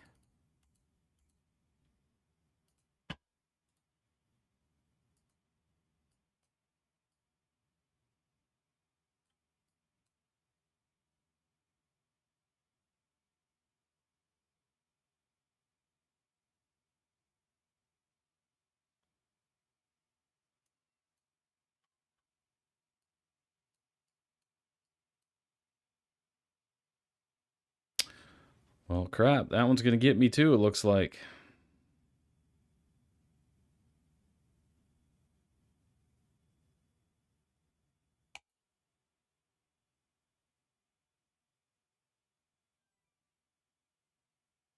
All in one candle. Almost. Not quite. Still a chance. Nope, it got me.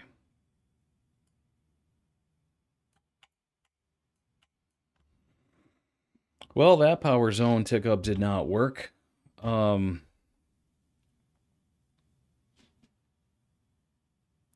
is should I have even taken that? Because, like I said, once we have that power zone cross, I should be looking for shorts.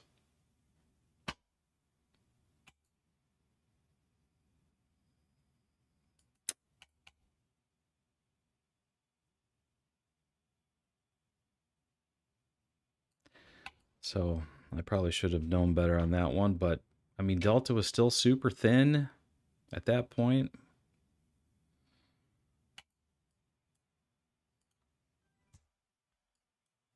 Well, I guess it is what it is.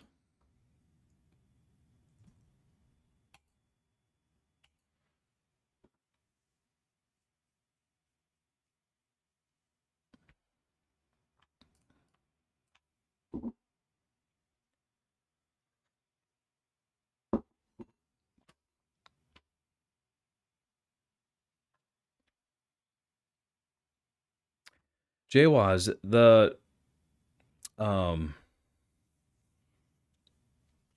you know what's more important here than anything is that confirmation line cross. You know, I was on the right side by being in this short right here, and I just pulled it too early. Because this is a nasty, choppy, grindy downwards action, which I do not do well with usually.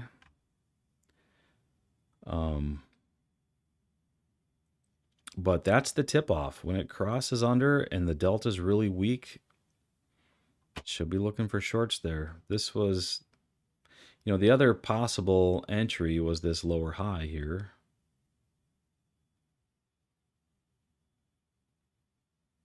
Even though it's in the green zone.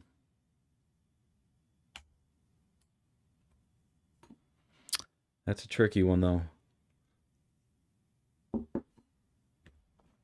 Yeah, the delta's flat with no direction. That's usually when you could get the best entries. Right after that confirmation line cross. You know how I always talk about my favorite setup. That's it. And usually when you enter there, the delta is thin. But that's where right after that's where you start getting the momentum. So I'm talking about that tick down right there. Ideally, I want it up here in the power zone, which we never got. But that is in line with my favorite setup. It's just too grindy.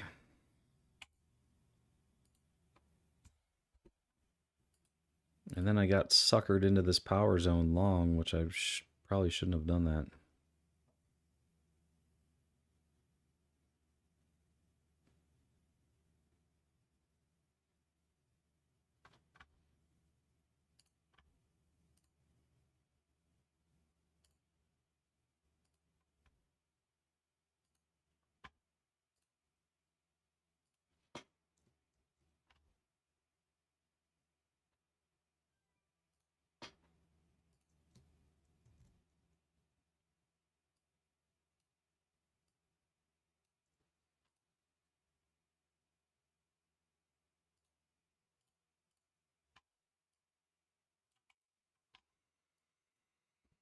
Yeah, I could have played that a lot better than I did.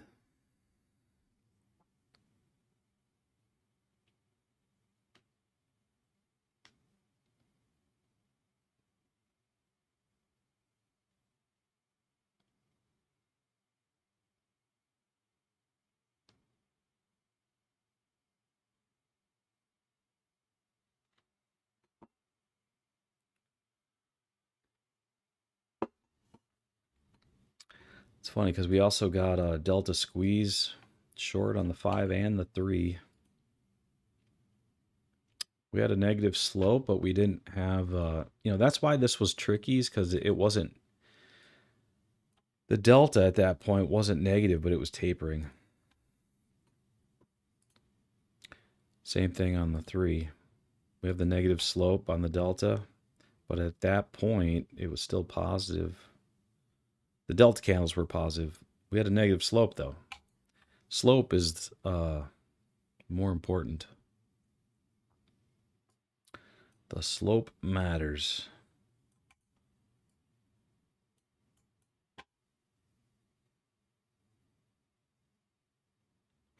Oh, and look at that.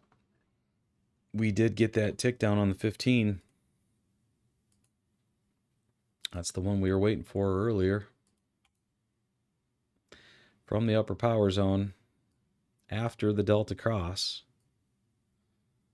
That's basically my favorite setup on the 15 right there.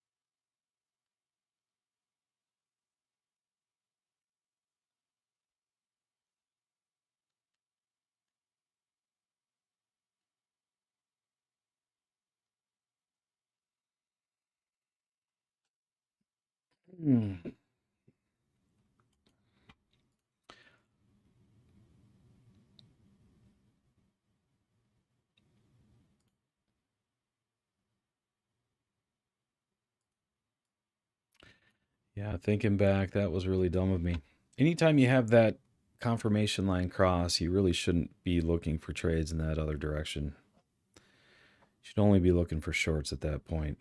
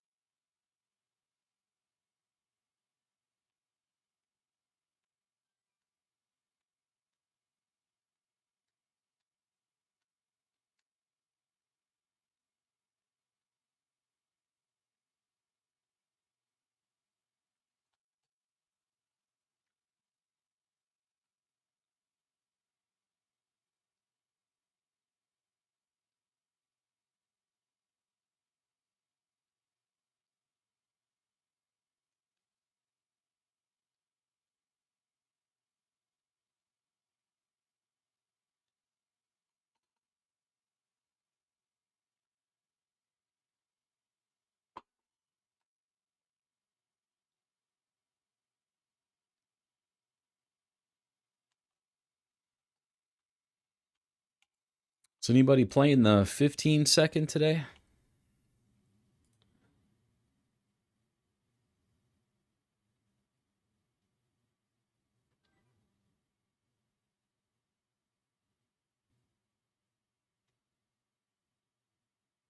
Man, the 15-second looks ugly.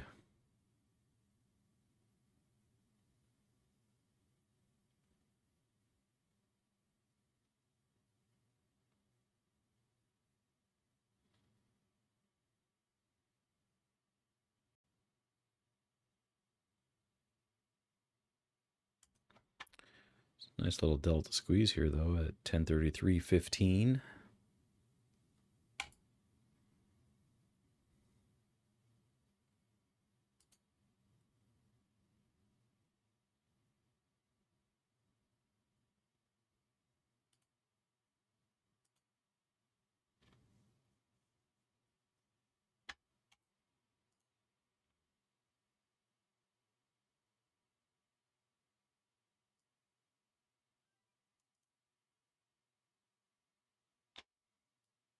Here's the 30-second.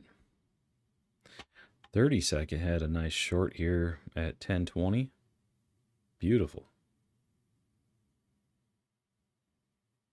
Also had a short at 1004, 1007, and 1008.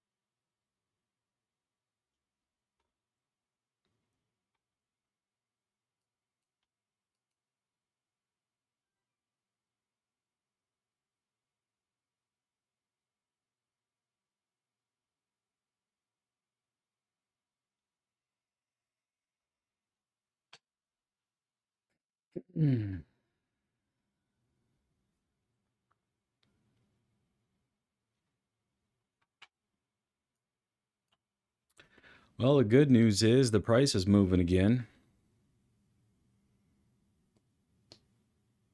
That nasty consolidation can ruin your day really quick.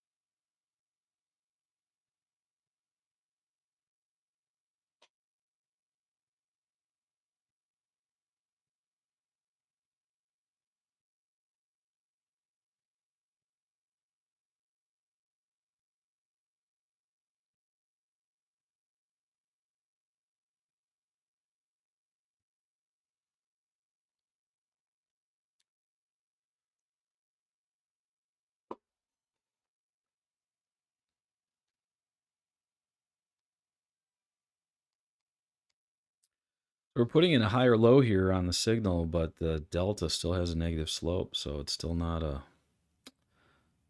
great long in there.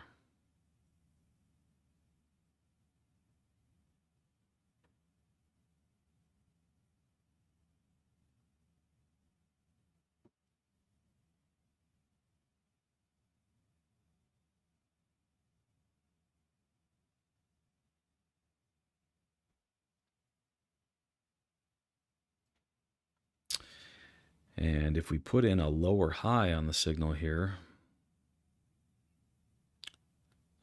that might even be a decent short, because we do have that negative slope on the delta.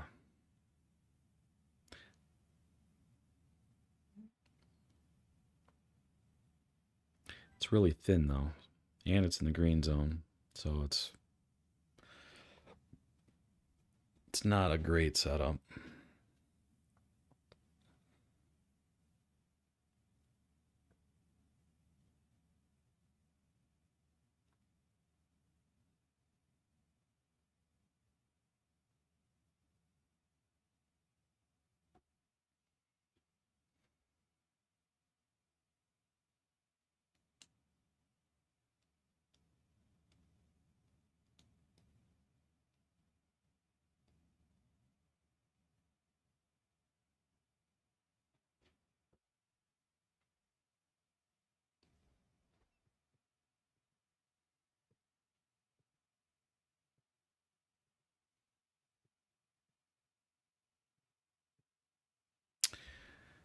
Back to chopping with the delta.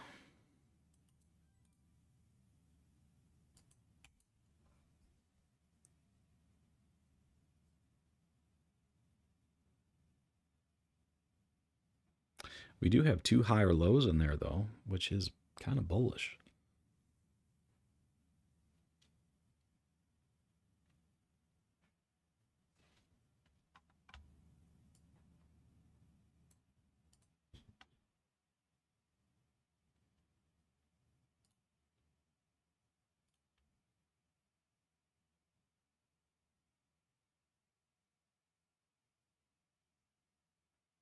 We're also taking up on the 3.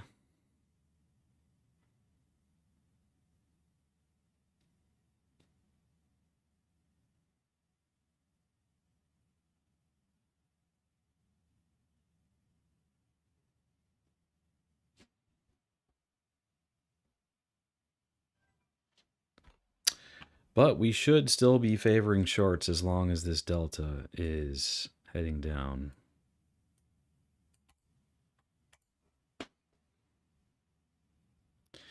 So if the delta is really weak and we get a pull up near that upper power zone and tick down, I will take that short.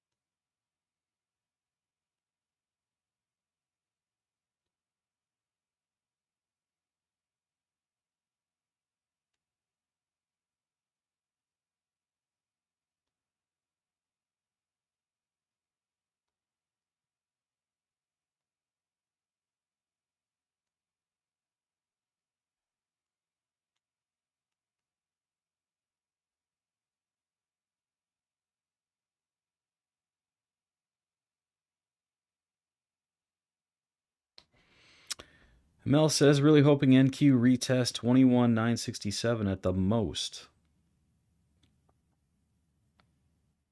Otherwise, it could get ugly. 21,967 is previous week high.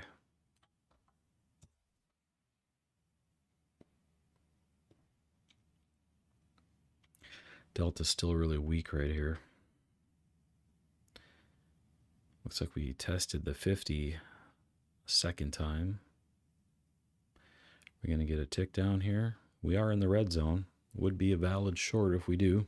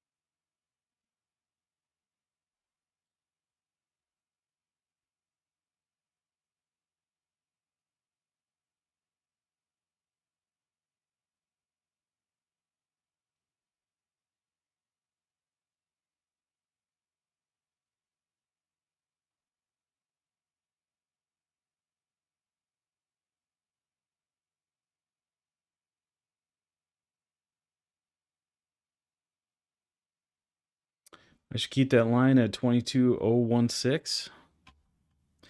You can add a line there.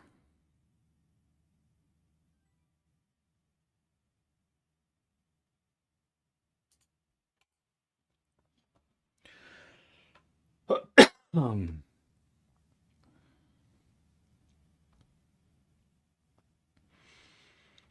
right. Delta's still really weak. It is starting to turn down. We are flashing a tick down. There is a potential short opportunity here.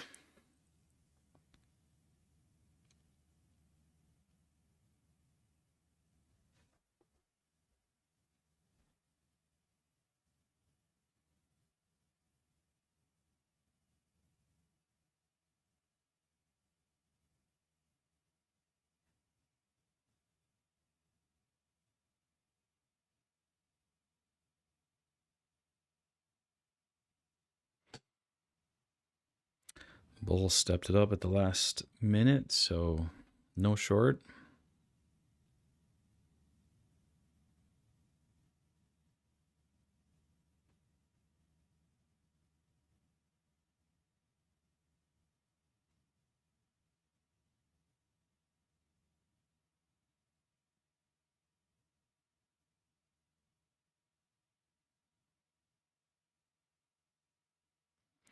Delta's still really weak, turning down. We are getting that tick down this time.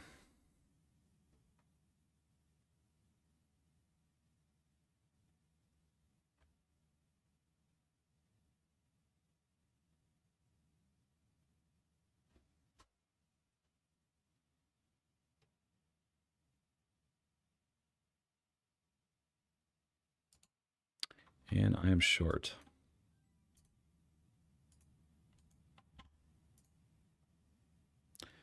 From 21,994.31.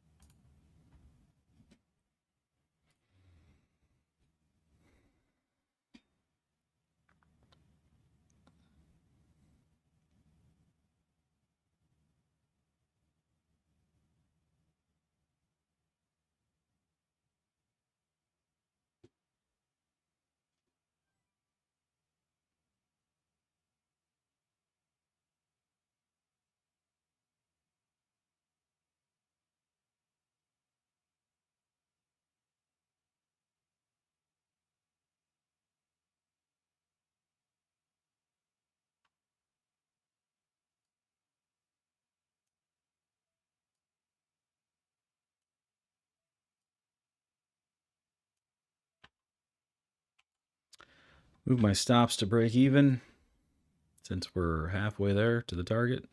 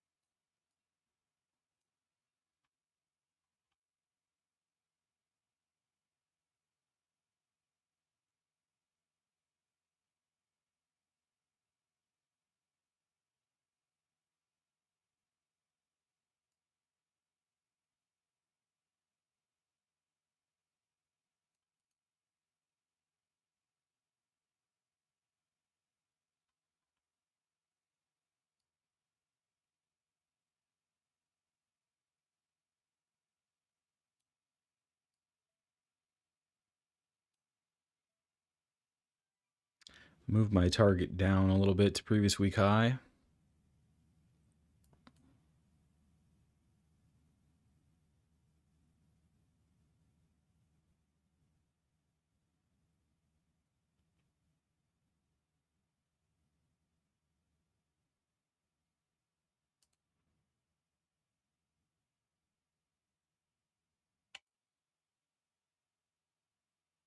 There we go. That's 26 points on that one. 6 contracts at 26 points.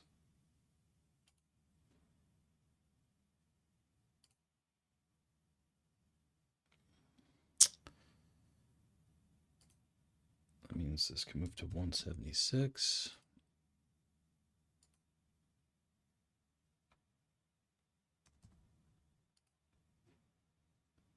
And I got 2 contracts left.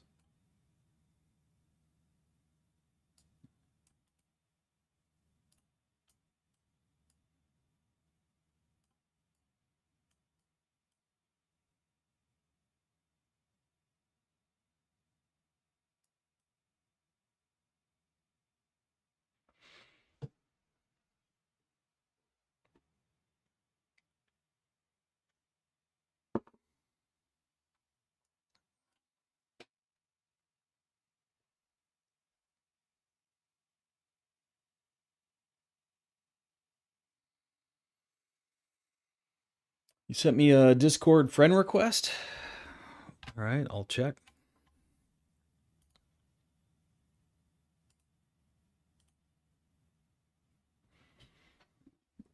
Trade2 Live, is that you?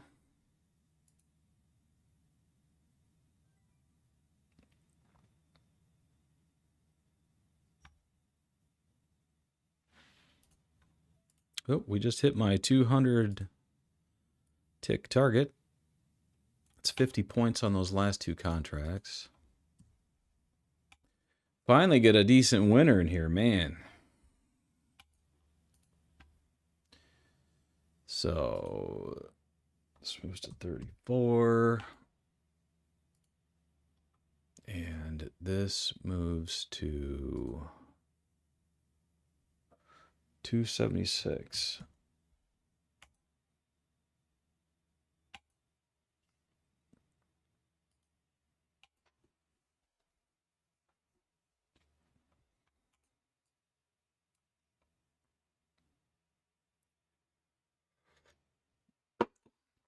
All right, so that's you. I'll go ahead and accept that.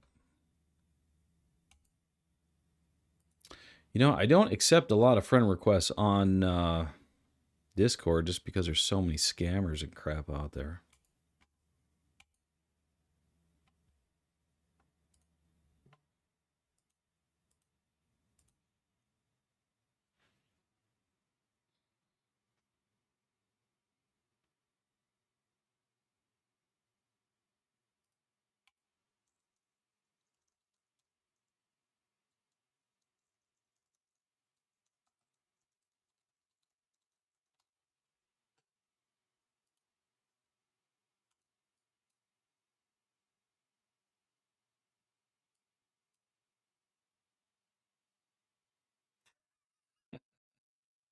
I'm a prince. I will send you $1 million, but please send me 500 for the processing fee. Oh, God.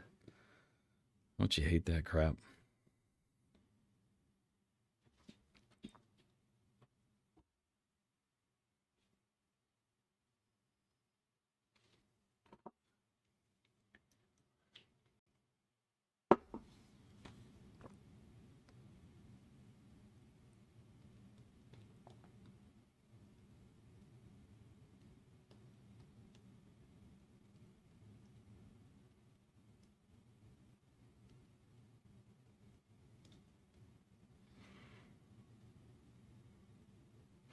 You know, speaking of scammers, pretty much every one of my YouTube videos now, after I post the video at the end of the day, there's always somebody who comments like, hey, great insight on your video or whatever. And, hey, I got a problem with my OKX account. It's always like the same message, something about an OKX account.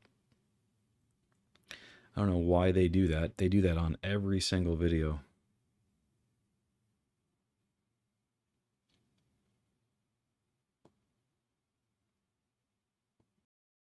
Speaking of friend requests, guys, I don't send out friend requests to people. So if you get a friend request from me, it's likely not me. There's a lot of people that try to impersonate me on Discord now for some reason. Yeah, I don't know. I don't know why YouTube doesn't crack down on that.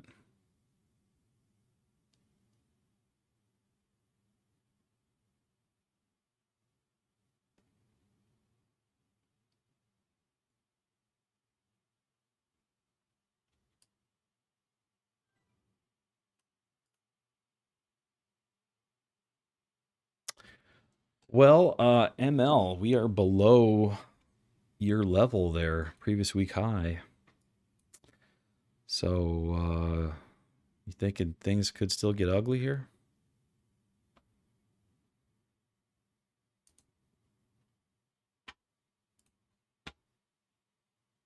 Hey, keep in mind the 15 triggered. This is one of my favorite setups. So on the 15, there could be a little bit of a landslide here.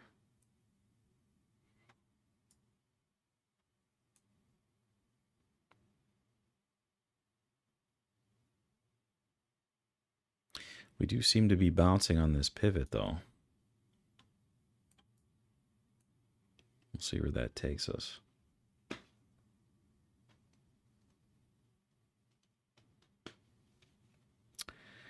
ML says, tip for Discord users, always add a note to those you follow, something like the real TOMMYBOTS. So that way, you always know who's real and not. It's hard to say, honestly. It is the lunch hour, so less than ideal to try and call something here. ES still holding the zone. I am watching. Yeah, you know, honestly, the more I look at other things and other levels and things, the more it is, I guess, a little distracting from the cumulative delta. When I focus on just the delta alone, I always do the best, because it tells you what's happening in real time. A lot of times I just ignore it like an idiot. Like here, I should never have tried going long in here. But, you know, I did, and I paid the price. Still continuing to learn that lesson. But the cumulative delta is usually right. As long as you know what you're looking for. Sometimes it's frustrating because it takes time for the move to actually play out. You know, like here, like this was a short. It would have played out, but I pulled the plug at a loss. This was another short. I broke even on that one, but it played out.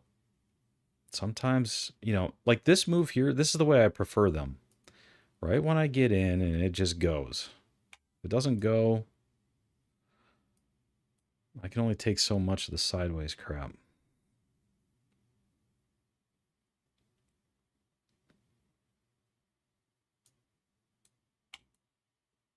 But anyway, with that being said, I don't mind you guys like calling out levels and stuff. You guys want to do that, that's fine. I just know that for me personally, I just try to put more of a priority on what's going on here. But feel free to call those levels out. That's fine. Doesn't bother me.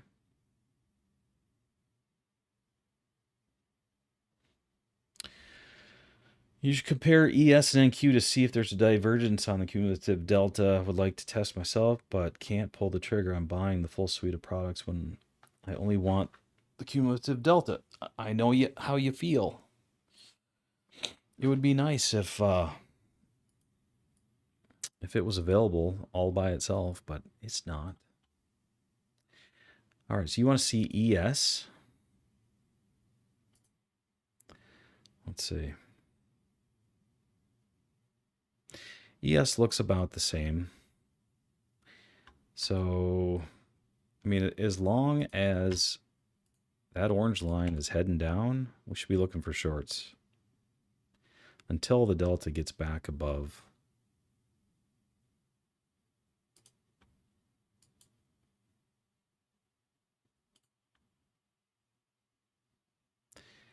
And on NQ, pretty much looks the same. It is trying to turn up here, but you know, so if you do see the delta moving up, so confirmation, there could be a discrepancy between the confirmation line slope and the delta slope. The delta is more like an immediate, like what's happening right now immediately. So you kind of have to balance the two out. But so for example, if you see this, if you see the the delta gaining steam to the upside, and you see the signal pull down, and oops, that's the wrong arrow. I don't want that one. If you see the signal pull down and then tick up, and the delta is still gaining momentum, when that happens, even if the confirmation line has negative slope, I'll still take that long because this setup kind of supersedes that, if you know what I mean. But as long as so what you want to look for here is a weak delta. If the delta is weak and then we get a tick down from this upper power zone, or you know, somewhere in the red zone with this confirmation line headed down, then that's another short. But if the delta is not weak and it's gaining steam like this, where the delta candles are getting fatter and fatter, then you probably don't want to short it. So it all depends on what the delta is doing.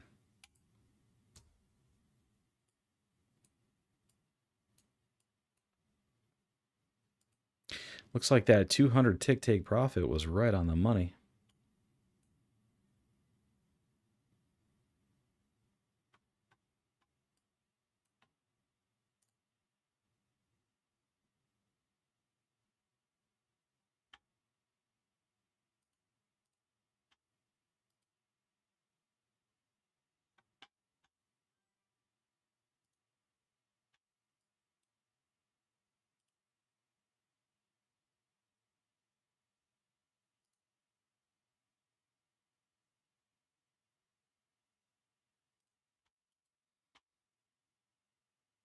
This is my FTM trade.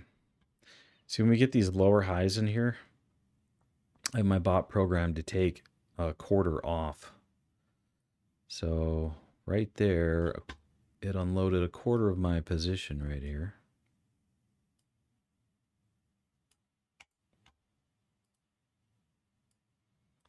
And then if we get a delta squeeze with a negative delta on it, then it takes 100% off. It's kind of cool how you can do that.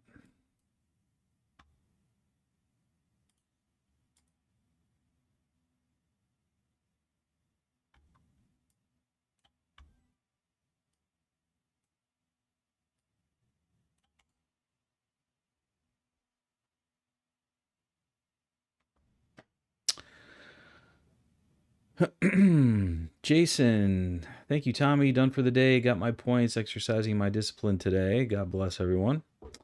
Well, thanks, Jason. And glad to see that you got your points. I wish I could have got all my points, but I screwed up.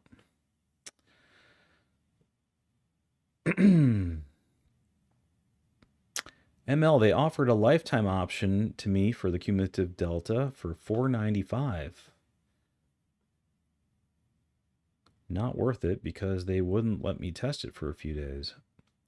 Personally, if I could get a lifetime deal for $500, I think that's definitely worth it.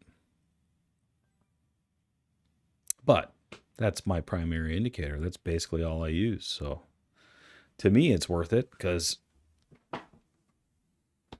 everything I do is based off of that.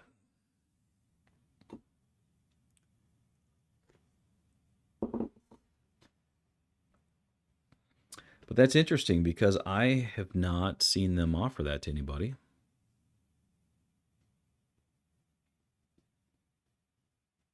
Looks like you just have to ask, huh?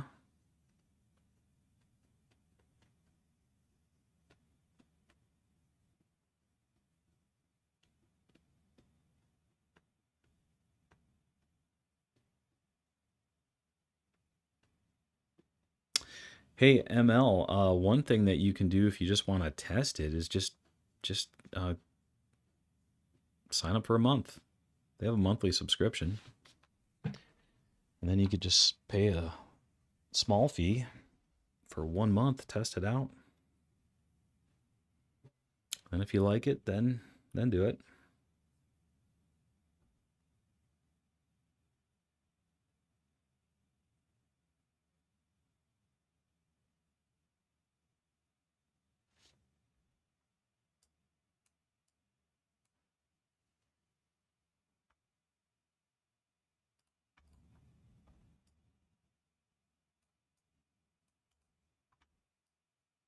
All right, we are getting a tick down. The delta is thin. It's actually negative at the moment because we're getting quite the candle to the downside here. Now, see, this is where I sometimes don't know what to do. Do I take it on the 8 or do I just enter on the candle close?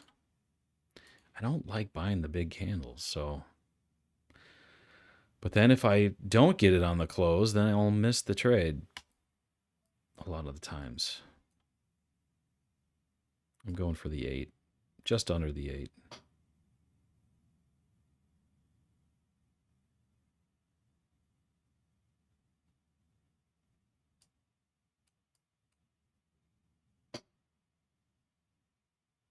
If it can get up there.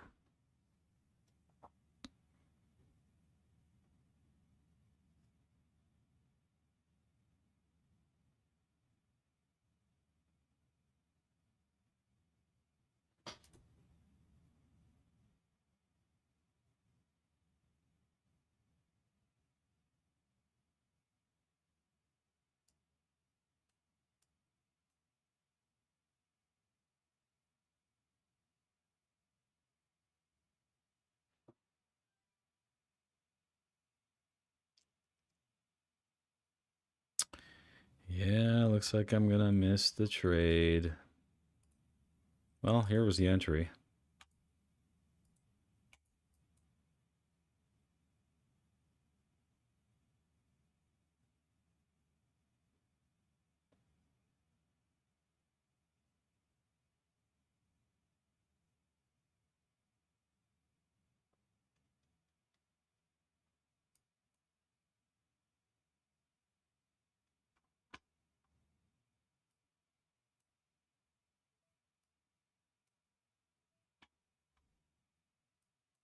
I still got my limit order sitting up there. We'll see.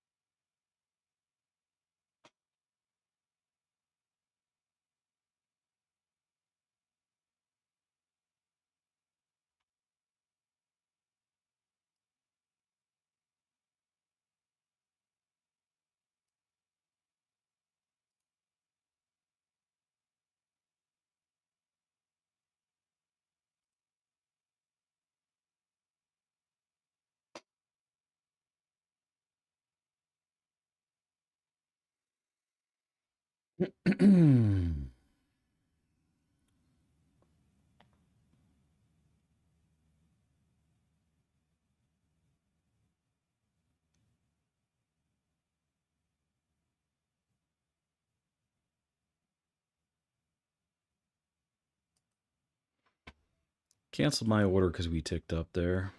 If we get a lower high tick down, and if the delta is still negative, I'll get back in.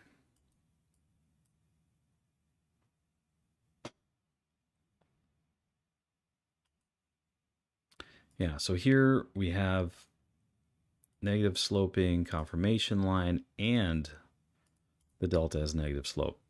So that combined with a lower high tick down is usually a pretty good short.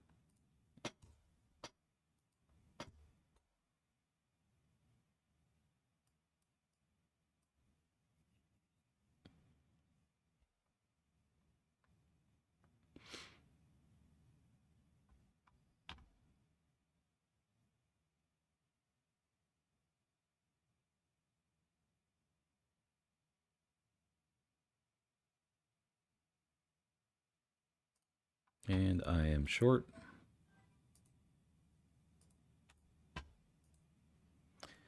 From 21,969.25.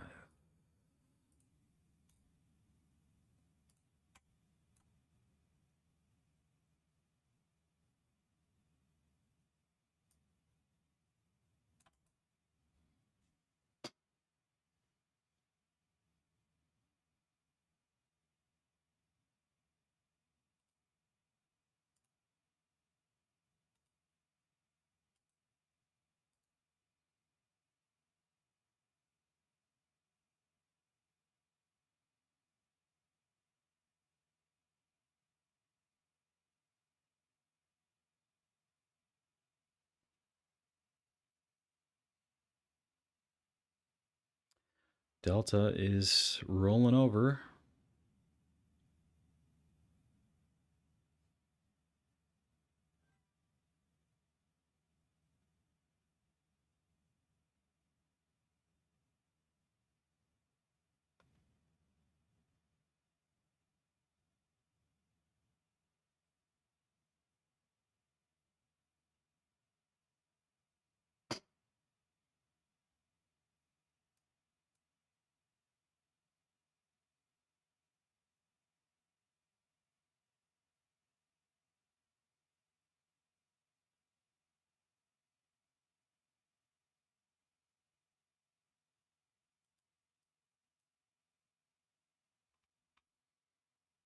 We are flashing a tick up here, but Delta's still rolling over. The tick up's in the red zone, so it's not very reliable. So I think I'm still gonna try to hold this.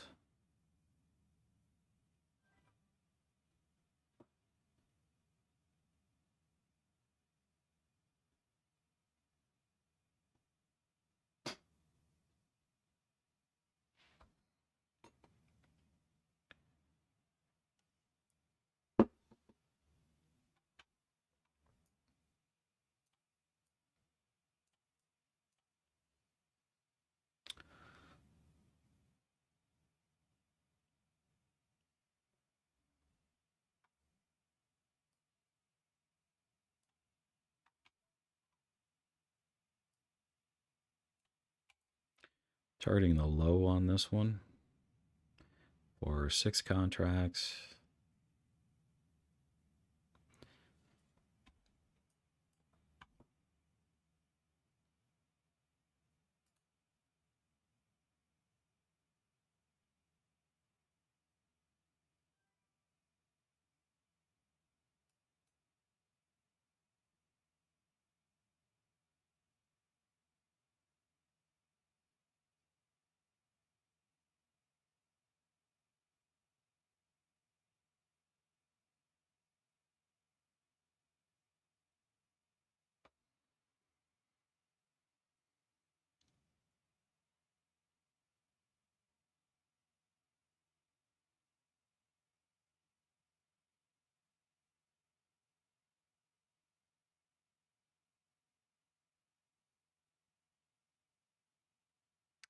Everything's still pointed down. Just got to lose that 200.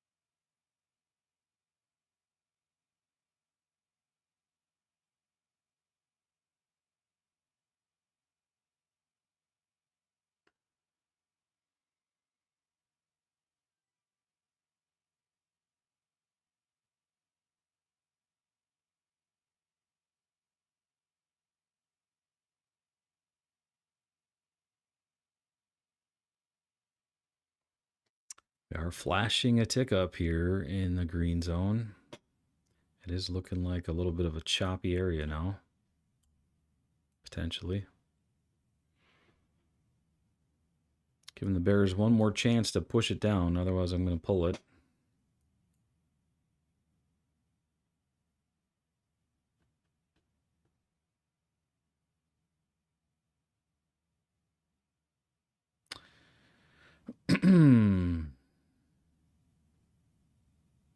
And see how the delta's turning positive here and we're ticking up above the delta? That's actually pretty bullish, so I'll probably flip here.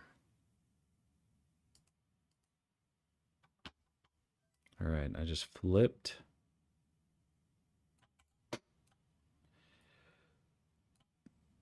That's minus 8.5 on that.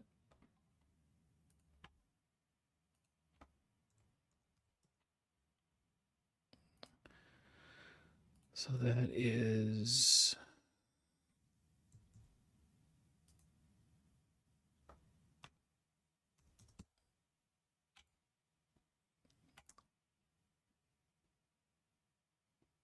All right, and then we got the long on here now.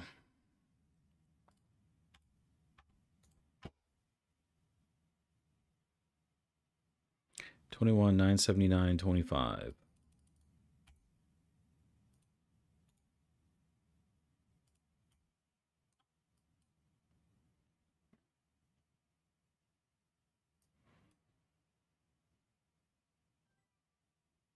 You know, a lot of times those little fake outs where it could have sold off and it comes right back inside and the delta starts to turn positive. A lot of times those are some of the best entries.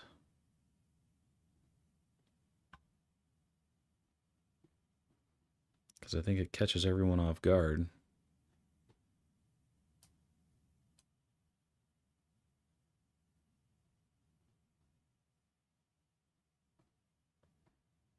Which is why I flipped long here. But hey, if this is going to tick down again,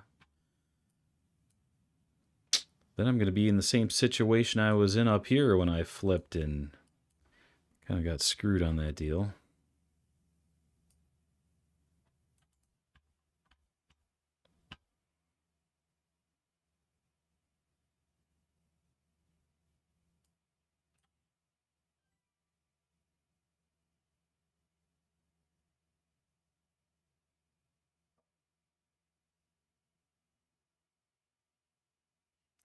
So yeah, the bulls got to step it up here.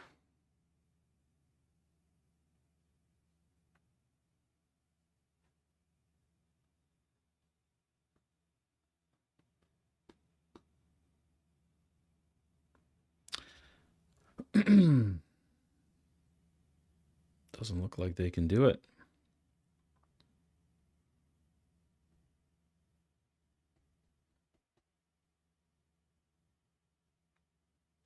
Or can they? Come on, bulls.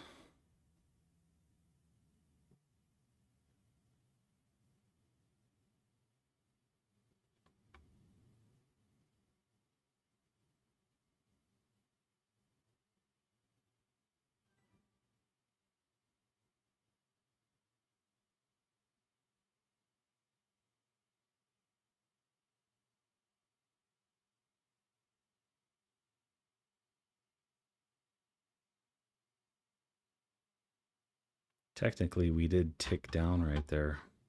That is a lower high, isn't it?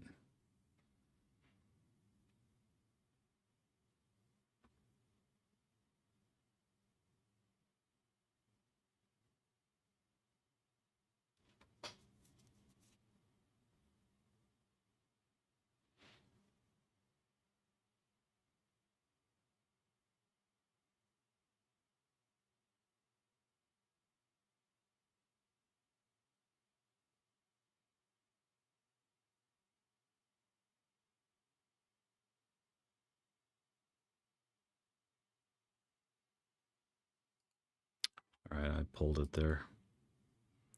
Too much hesitation. And that was a lower high. So that's not good. 5.5 on that one.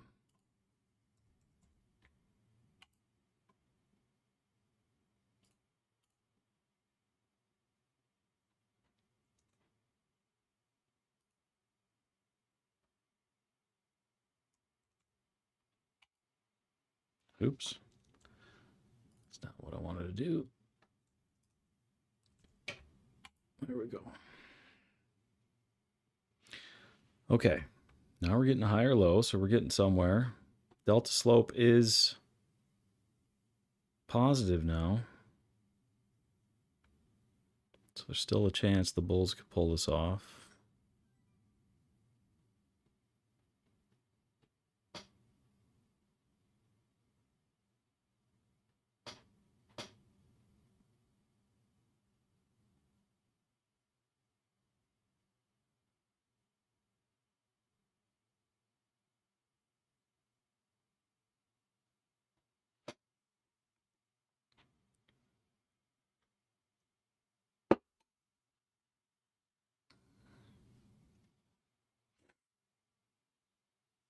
I don't like this little consolidation phase that we're going through right now, though. And it is lunchtime, 11:30 Central.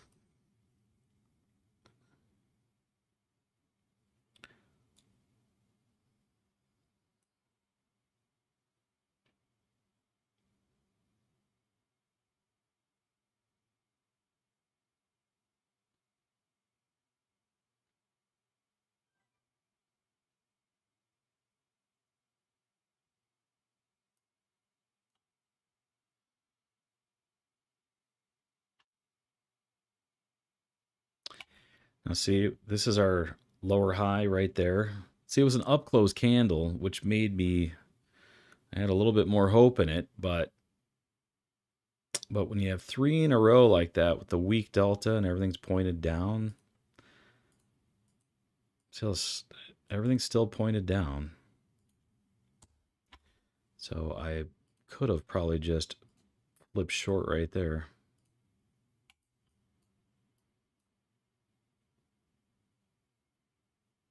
But it was in the green zone. Delta was positive, so just a very iffy spot.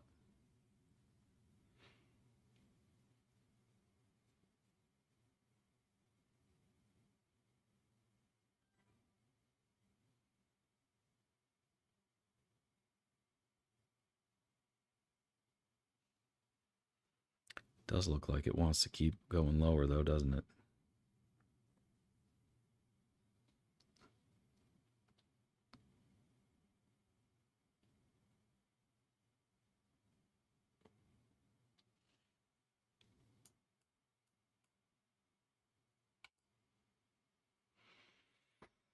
That sucks. My initial entry was good. But this tick up above the delta Screwed me up.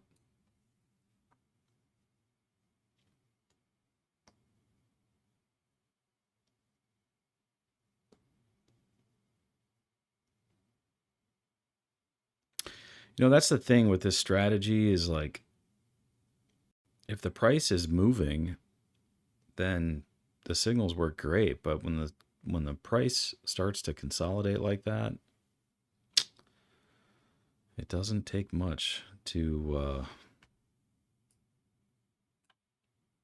get on the wrong side of things.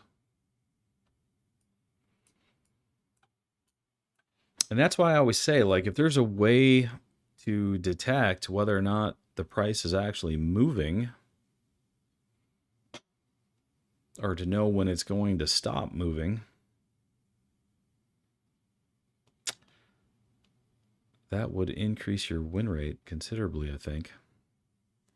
And that's why I always try to focus on these thin deltas. The thin, choppy deltas. Once you start seeing that, that's a good sign to walk away.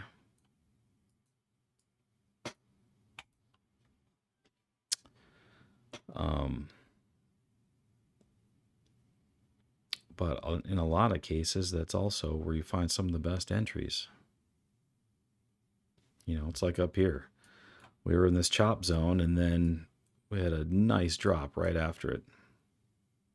And again, chop zone, nice drop right after it.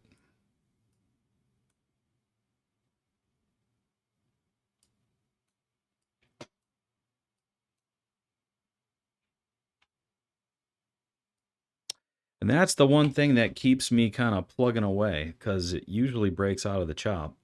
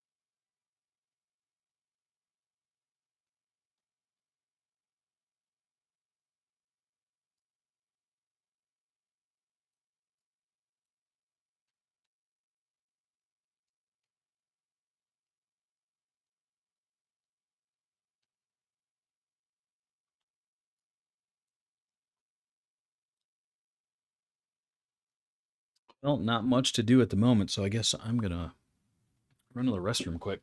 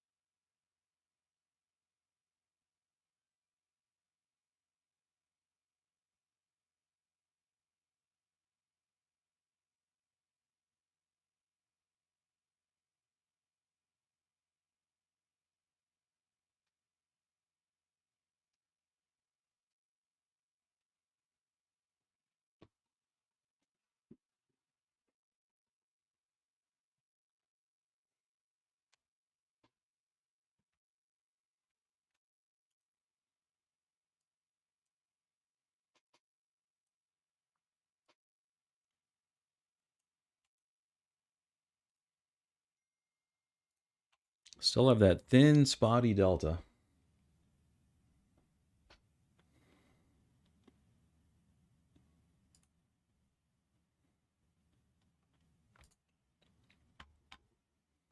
But it does appear that we could be bottoming here. Maybe just consolidate a little bit longer. The confirmation line and delta are getting closer to converging.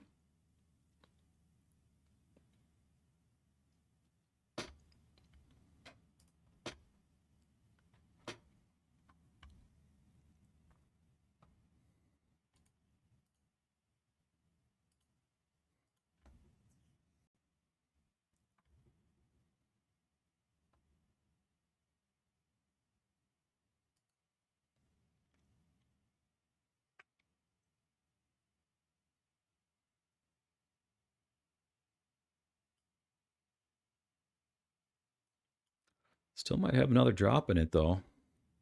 Delta's still really weak.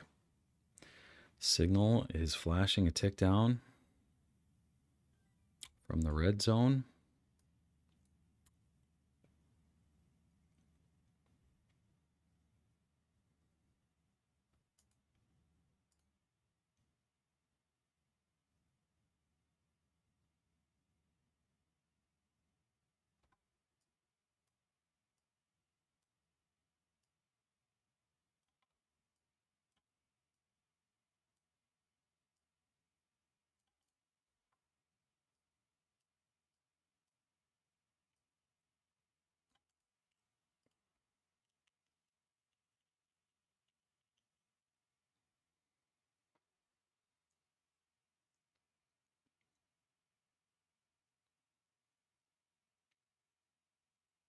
You know, the closer that these get to converging though, the riskier the shorts become.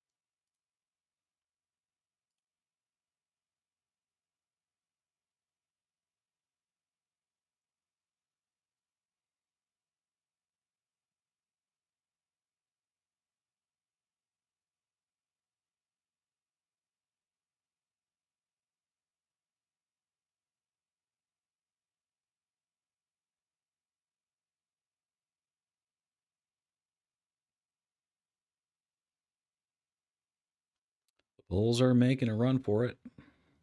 Getting above the 50.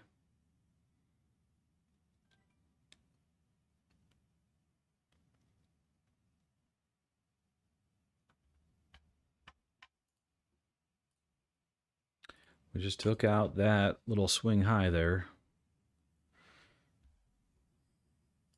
So at that point, you want to be careful.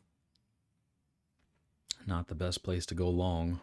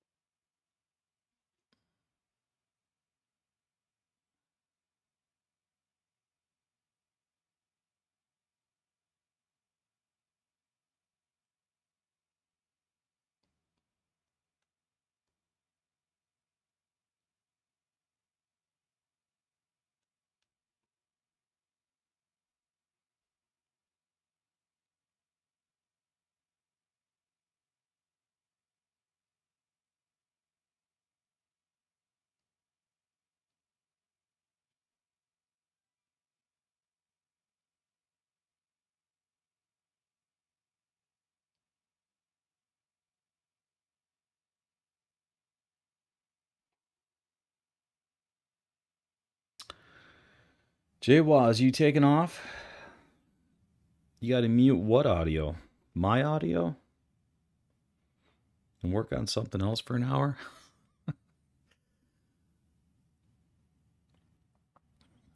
You know, I should probably be working on other things too.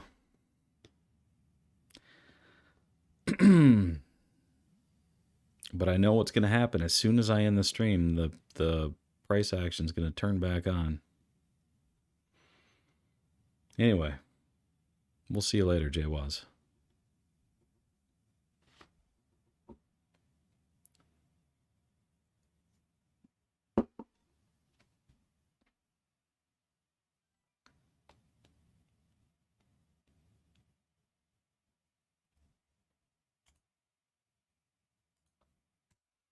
All right. We just had our confirmation line delta cross. So now I am looking for longs. Now see, the last time this happened to the downside, I should have only been looking for shorts when that happened. So that's what I'm going to do here. Only looking for longs.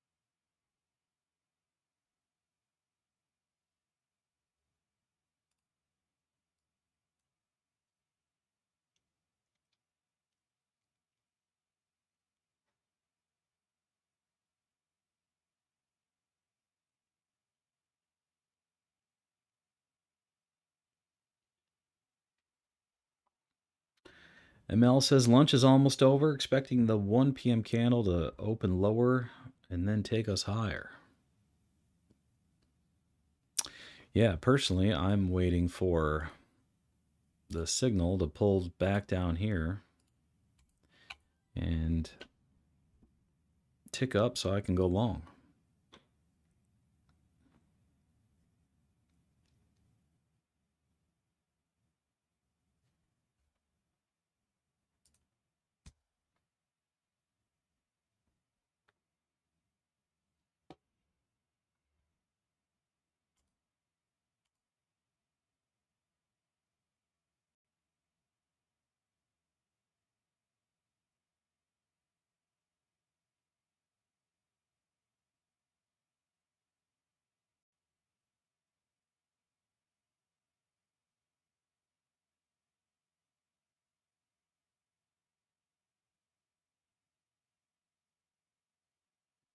So do you guys know what Apple is supposed to announce on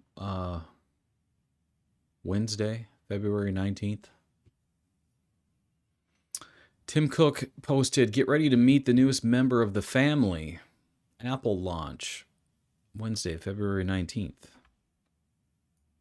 I wonder what it is."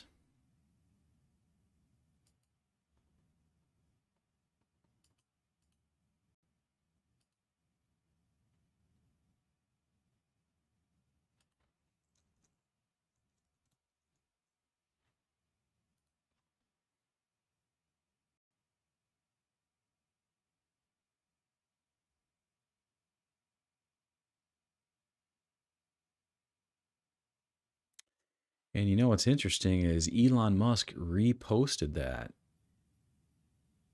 So I wonder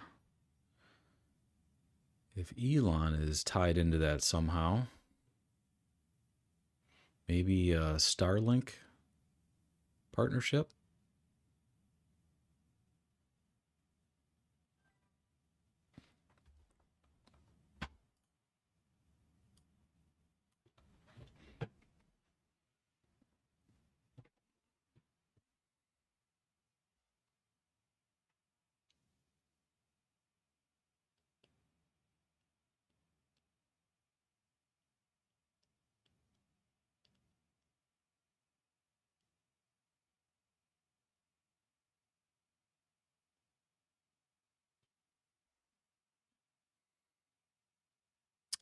The 5-minute has a very perfectly placed fair value gap at the 22,016 level. Funny how that works. As a matter of fact, you're right.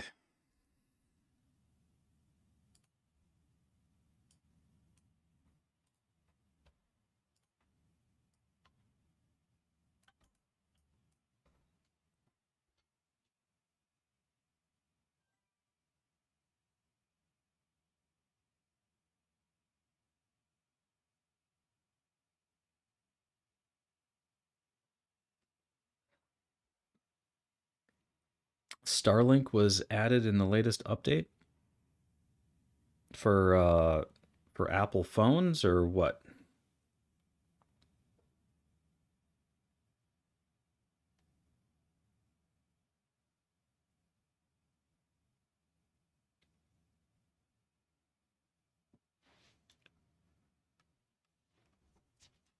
I thought there was a Starlink partnership with T-Mobile, wasn't there?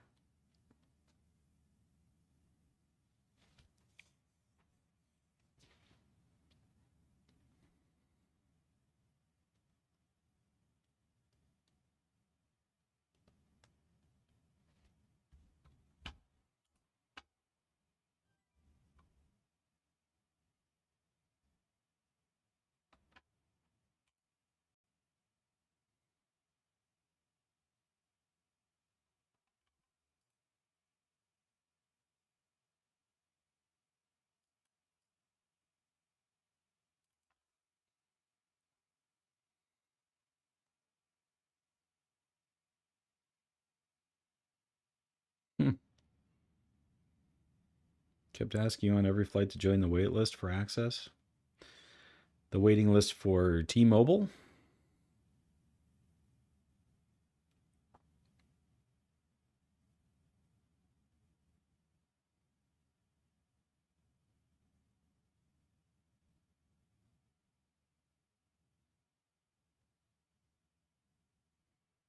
Hmm.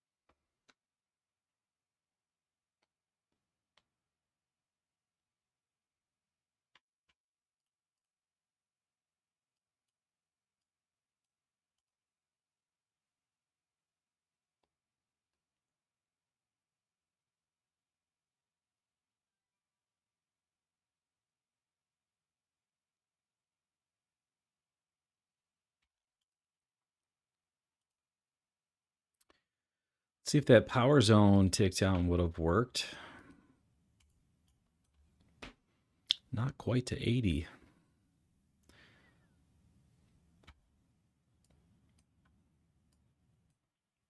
Would have been in the profit though.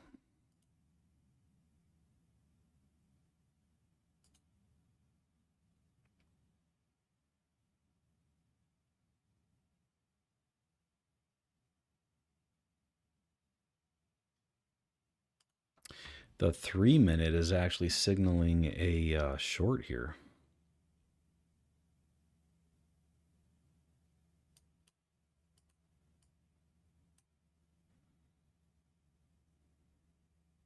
We'll see if the bulls can climb out of it.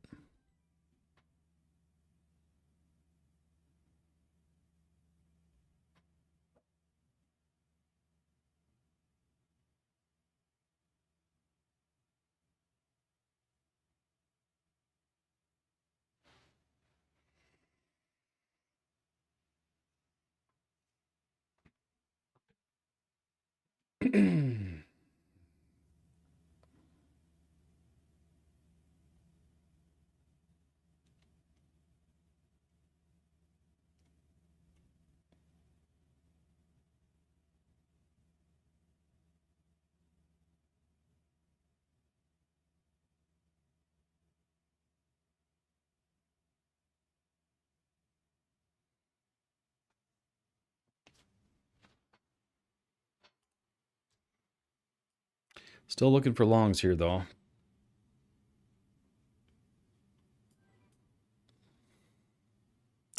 However, if that 3 minute remains this way and we do get a short setup, I might take that short as well.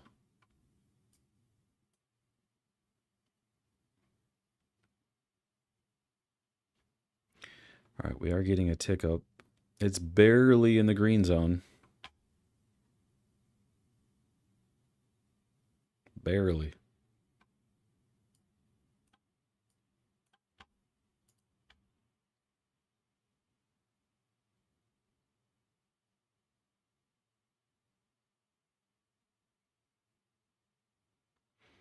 Not yet.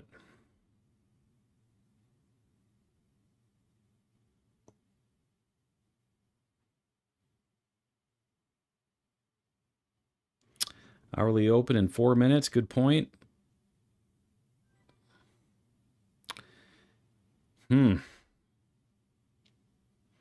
Yeah, we might be going lower. That 3 minute was just confirmed. If we get a lower high tick down on the 1, I might take it short.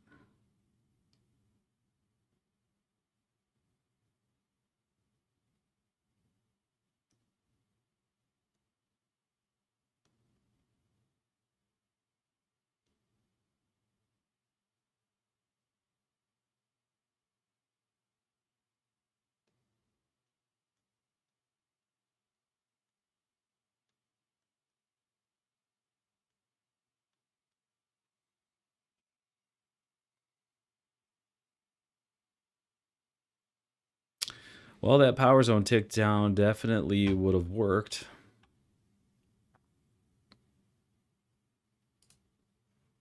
It would have been going against the confirmation line, but yeah, definitely would have got 80. Might even hit 200 here if it keeps dropping. Yep, it's got steam now.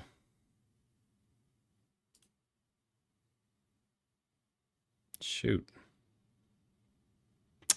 Shoot, shoot, shoot. That 3 minute. That was a short.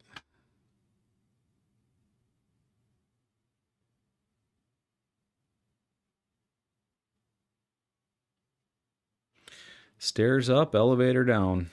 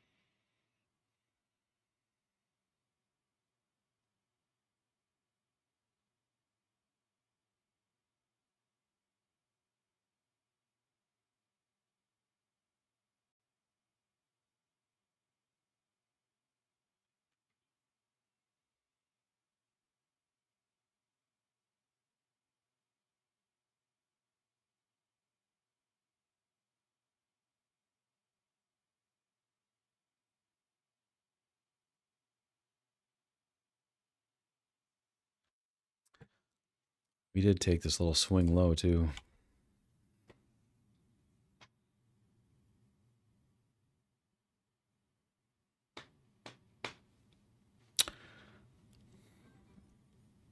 Besem. Trump's speech will take NQ for a dip. Is he talking? Is there a speech?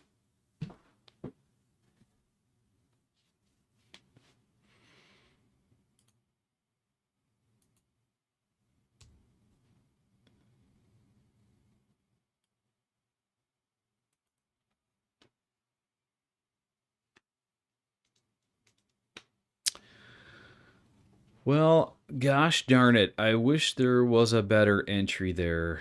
Because once the 3 triggered, usually if it's followed by a tick down on the 1, it's usually a pretty good short. But we just never got it. Just went straight down.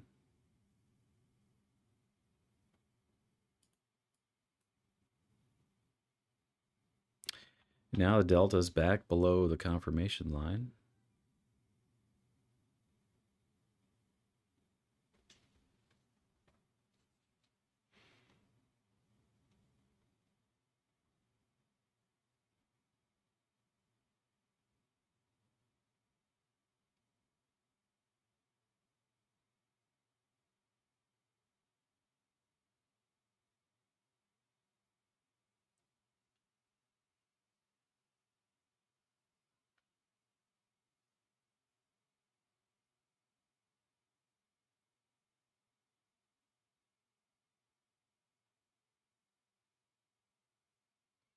There's a conference shortly on tariffs. Do you have a link so I could put it on the stream?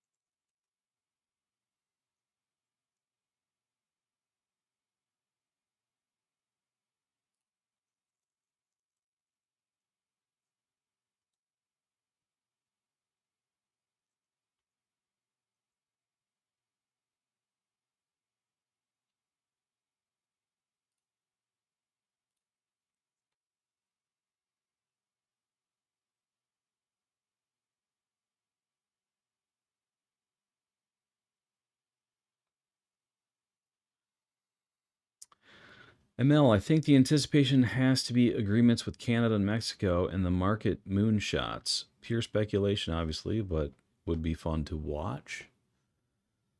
So where is the link? Oh, I think I found it. United and informed. So join us and be part of the right side of history. Welcome back to the Right Side Broadcasting Network Live. I'm Robert. Matthew Alvarez, President Trump's press conference. Here, I'm going to put it on the stream, if you guys don't mind.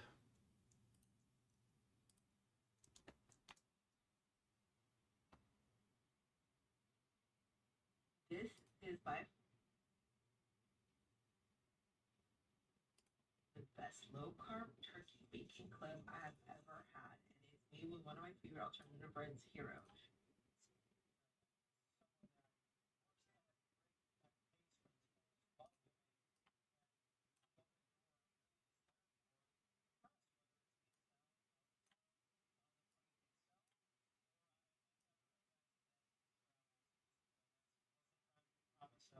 White House Press Secretary Caroline Levitt.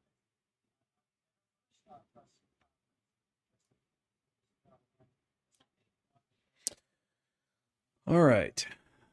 Let's see here.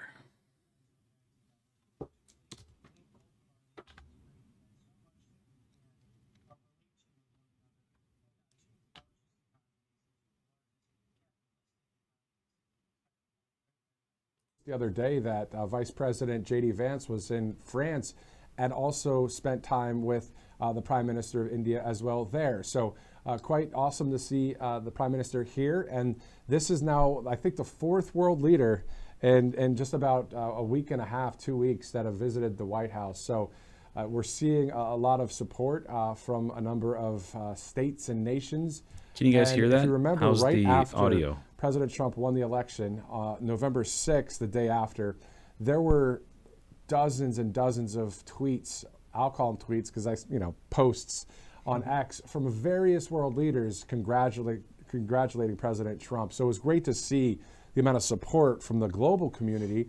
Not talking about globalism, I'm just saying from a global perspective, just of people saying, congratulations, like Viktor Orban of Hungary. He is not a globalist. He is a freedom person, a freedom leader. Right. As is the El Salvador president and on, Javier Milei in Argentina and on. So, yeah, it's just great to see the amount of things happening on the foreign front, but also, as you guys know, the domestic situation. We're seeing a lot of advancements for our country at a high speed. And it's very interesting to cover this every day because there's so much going on. Right. And the left wing, again, the media and some of the Democrats just want to try and push the brakes on anything. And I'm just going to call it out. The Drudge Report, if you look at it just for a second, go ahead and, if you want to, good luck, have fun with it, because it's all negative on Trump, all negative on Doge, all negative on things that are very good for our country. So that left wing machine is trying to still survive, but the people are going to conservative media. This is a new media reform we're seeing, just like we're seeing the reform of our country. Well, and we learned that Politico has taken at least $8.1 million from USAID, and President Trump, joking at that prayer breakfast, what was it, about 2 weeks ago, it's, I hope you're enjoying your breakfast. They're in the room here, so what an embarrassing moment for that outlet, but being state-run media like they are, hopefully that will change. If you happen to be just turning on the stream or not paying attention to the news this morning, lots happening in Washington. Secretary-designate Robert F. Kennedy Jr., the 52-48 vote has cleared the Senate, will be in office at the Department of Health and Human Services, will be sworn in today as well. We have Brooke Rollins over at the USDA, the next Secretary of Agriculture, with a large vote, 72-28 from the whole Senate. And now cloture votes will take place for Howard Lutnick over at Commerce, and of course Kelly Loeffler at the Small Business Administration. And those are two absolute superstars. You might not know as much about them given their business careers, but just two superstars within this MAGA movement that want to really help build the American economy in such a robust way for the rest of the 21st century. I mean, the thing about Howard Lutnick, a great pick for the Department of Commerce as a Secretary of Commerce. You know, the chairman and CEO, Cantor Fitzgerald, and the BGC group. He was the Trump-Vance transition co-chair, a DOJ founding member. Talk about somebody that's on serious point when it comes to understanding. Excuse me. Yeah, I slipped for a second. Understanding. I'm just so excited. Yeah, he's just getting pumped up there. On point for just everything when it comes to our country, when it comes to commerce, the economy, trade, tariffs, and on. So he sometimes is with the president in various meetings. He'll probably be at this press conference at 1 o'clock, I would think. And then shifting over to Kelly Loeffler, of course, from Georgia, correct? From Georgia. So I've gotten to know Kelly over the last couple of years, and she's an outstanding servant, of course, former United States Senator from Georgia. Sad to see she did not win election there, but she's still serving in so many other ways and has helped keep those Republican majorities intact in the Peach State. So someone who also, like Linda McMahon over at Education, and her hearing is just commencing with health and pensions and labor over there today, with flanked by family members as well. So that's lovely. Kelly Loeffler is looking at how do we streamline the SBA and actually put more of it out into the United States and smaller agencies, so that it's not this bloated infrastructure just lasting in the DC swamp like so many of these other agencies are. I'm also excited to see which one of these agencies, if not multiple, go out into the United States. I think that the Secretary-designate Rollins, she might take that USDA to Texas, to the Dakotas, who knows? I mean, I'm excited to see where this will go, so that the bureaucrats aren't just around the other ones on K Street. They're actually living and working amongst normal American citizens. Makes me think of Secretary of Defense, Pete Hegseth, along the southern border the other day, training with some of these service members. All of these leaders getting out there and really working with the American people in every section of government, even though what we're seeing is a still limited government, which is what we desire as Americans here, because we hire a number of folks and they're doing great for us. And when we talk about Kelly Loeffler, though, the Small Business Administration, a shout out to all the small businesses around the country right now. All the owners. I've worked with so many small business owners during my time in media, whether it's interviewing them about a certain story, or maybe it's just a fluff piece, like a feature story about the Super Bowl, and they have these cool cookies and it's a local story, whatever. Or within making various social media videos for various small businesses across the country in my travels. And, I would make money doing that. And of course, 1099, contract work, whatever. But the point is, it was great to meet with people that are really running the country in a way financially, the small businesses of America. Yes, no, they really are the backbone of this country. And for any of you who've started a business, the struggles, the sacrifices, the long hours it takes. And these are the people that Kelly knows intimately and cares deeply for. So she will be an outstanding secretary. And then perhaps the biggest surprise of today, in a good way, a 12-10 party line vote out of the Judiciary Committee. Kash Patel is going on to be before the entire Senate. And I actually was wondering if that day would come, because, just some of the quotes, it's incredible to see who was against Mr. Patel. Senator Dick Durbin, the ranking member, he's the top Democrat on the Judiciary panel. We are inviting a political disaster if we put Kash Patel into the job. And of course, using his lawyer tactics to spin things regarding the books he's written, Mr. Patel, on the government gangsters. And Durbin saying it's quite disturbing, but it was countered with fact by our good chairman and the president pro tempore of the Senate, simply stating that Kash Patel has been through rigorous vetting. He's a public defender representing the accused against the power of the state. He's been a congressional staffer investigating the partisan weaponization of our legal system. That's how they found all this with Crossfire Hurricane, with the Russia hoax, the Steele dossier, when he was working with Devin Nunes while in Congress. He served in key national security roles, protecting Americans from foreign enemies. And of course, we've interviewed him here on the network regarding what really happened on J6 and the fact that Speaker Pelosi and Mayor Muriel Bowser did not take the security that President Trump authorized through the National Guard.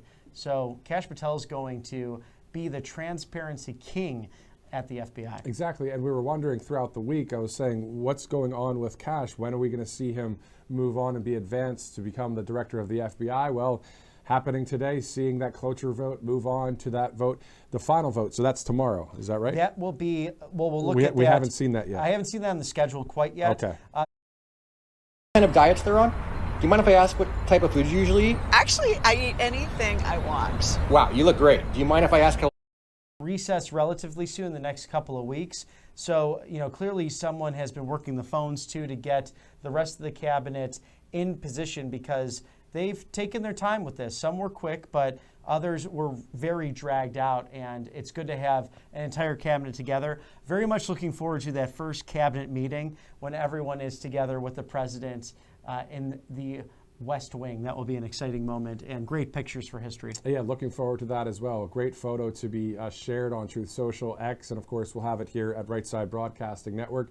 It's 1:13. Let's do a few programming notes for you. So as you see there, waiting for the press conference from the president. This is specifically about reciprocal trade and tariffs. So we're going to hear about that soon. And then a bit later today, at about 4 o'clock, the president will meet with the Prime Minister of India, Narendra Modi, and then there will be a press conference at about 5:10 Eastern. Those times are loose, of course, because of the schedule of the president.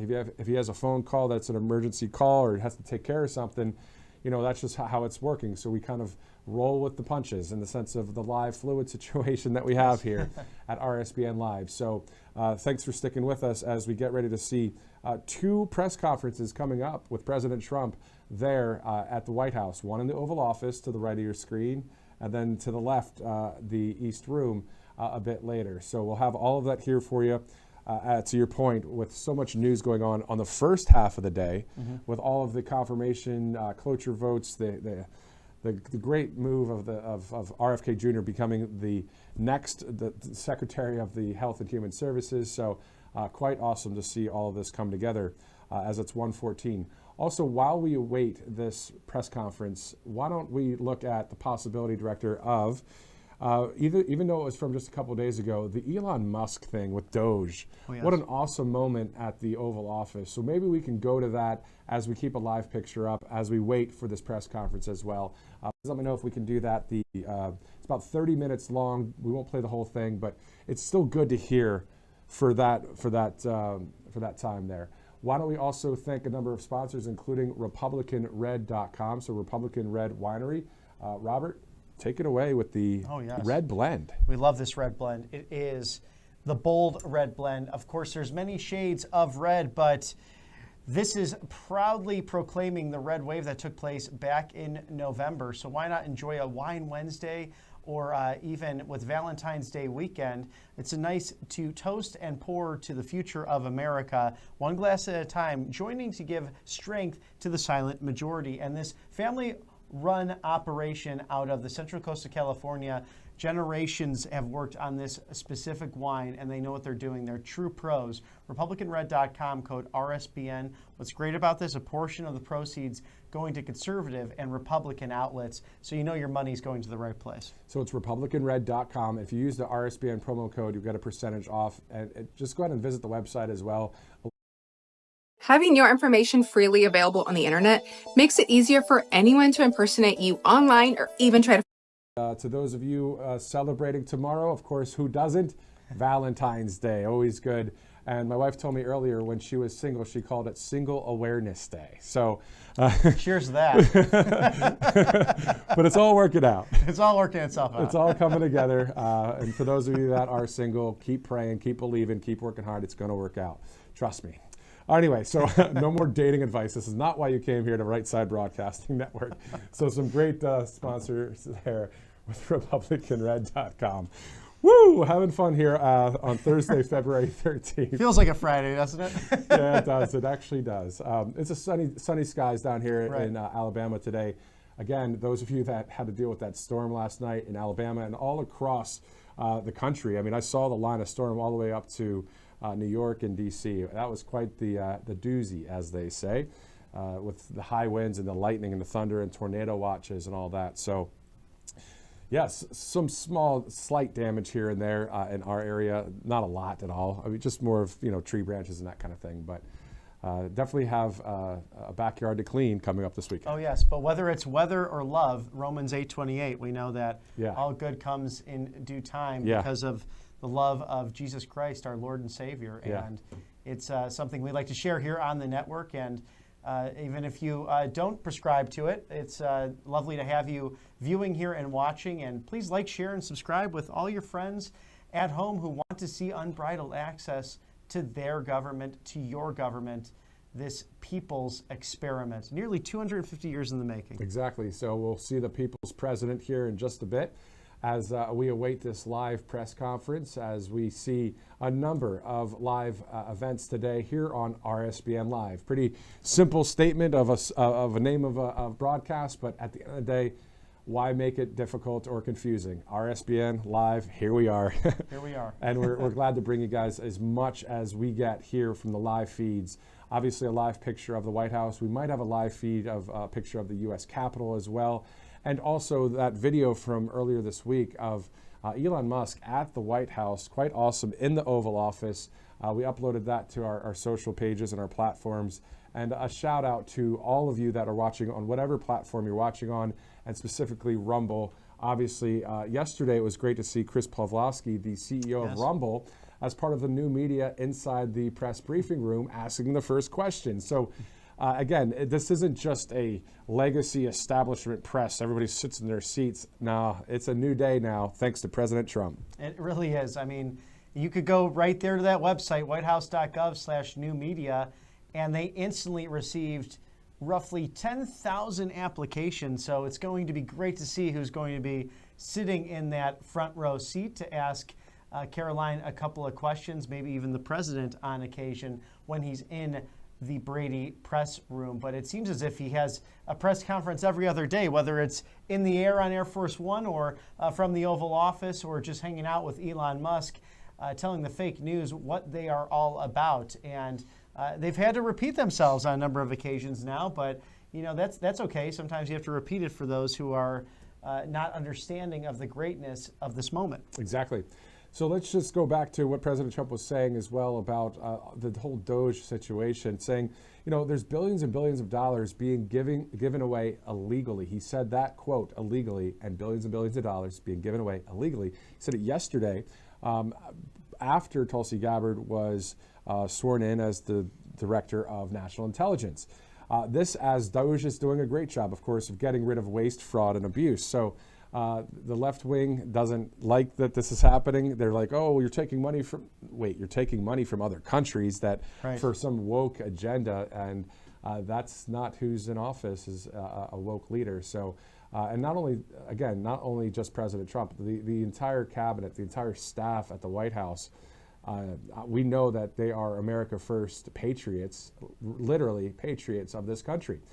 Standing with President Trump through all of the lies and all of the crap that happened over the past few years. They have stood with, and so have this network, Right Side Broadcasting Network, and so have you, a majority of the viewers today. So to see the great things happening is just a good feeling for the nation. Oh yes, very exciting. And yeah, just a couple of items if you haven't caught it yet with the USAID, $2.5 million for electric vehicles in Vietnam, hundreds of millions of dollars to fund irrigation canals, farming equipment, even fertilizer used to support the unprecedented poppy cultivation and heroin production in Afghanistan. That funded terrorists like Al-Qaeda and Taliban, and what led to 9/11. So why would our government be supporting these bad people? Hundreds of thousands of meals that went to Al-Qaeda affiliated fighters in Syria. It's nice to feed the bad guys, I guess. I mean, I can't believe that this is happening, but President Trump, Elon Musk, and the rest of the team working diligently to stop all of this. Exactly. It's nonstop. As you said, it's breakneck pace. It's historic speed and strength. It's all of these things. And back to that point of the message from President Trump on whitehouse.gov, but also that speech. He said, in everything we do, his administration will be inspired by a strong pursuit of excellence and unrelenting success. He says, we will not forget our country, we will not forget our Constitution, and we will not forget our God. President Donald Trump on January 20th, 2025. So awesome to have all of this happening for our nation. Again, this is all, as we get the machine oiled, right? An oiled machine of just everything, the gears working well. Right. It's going to be nice to see just all of us not having that thought in our mind of ever losing our constitutional rights or having more safety across the country. And maybe be able to have more time to focus on creating something, a great business, or enjoying your time with your family at the park, or just basic life, right? Right, exactly. I mean, that's really what this is all about, is getting our quality of life back to what it once was and even better.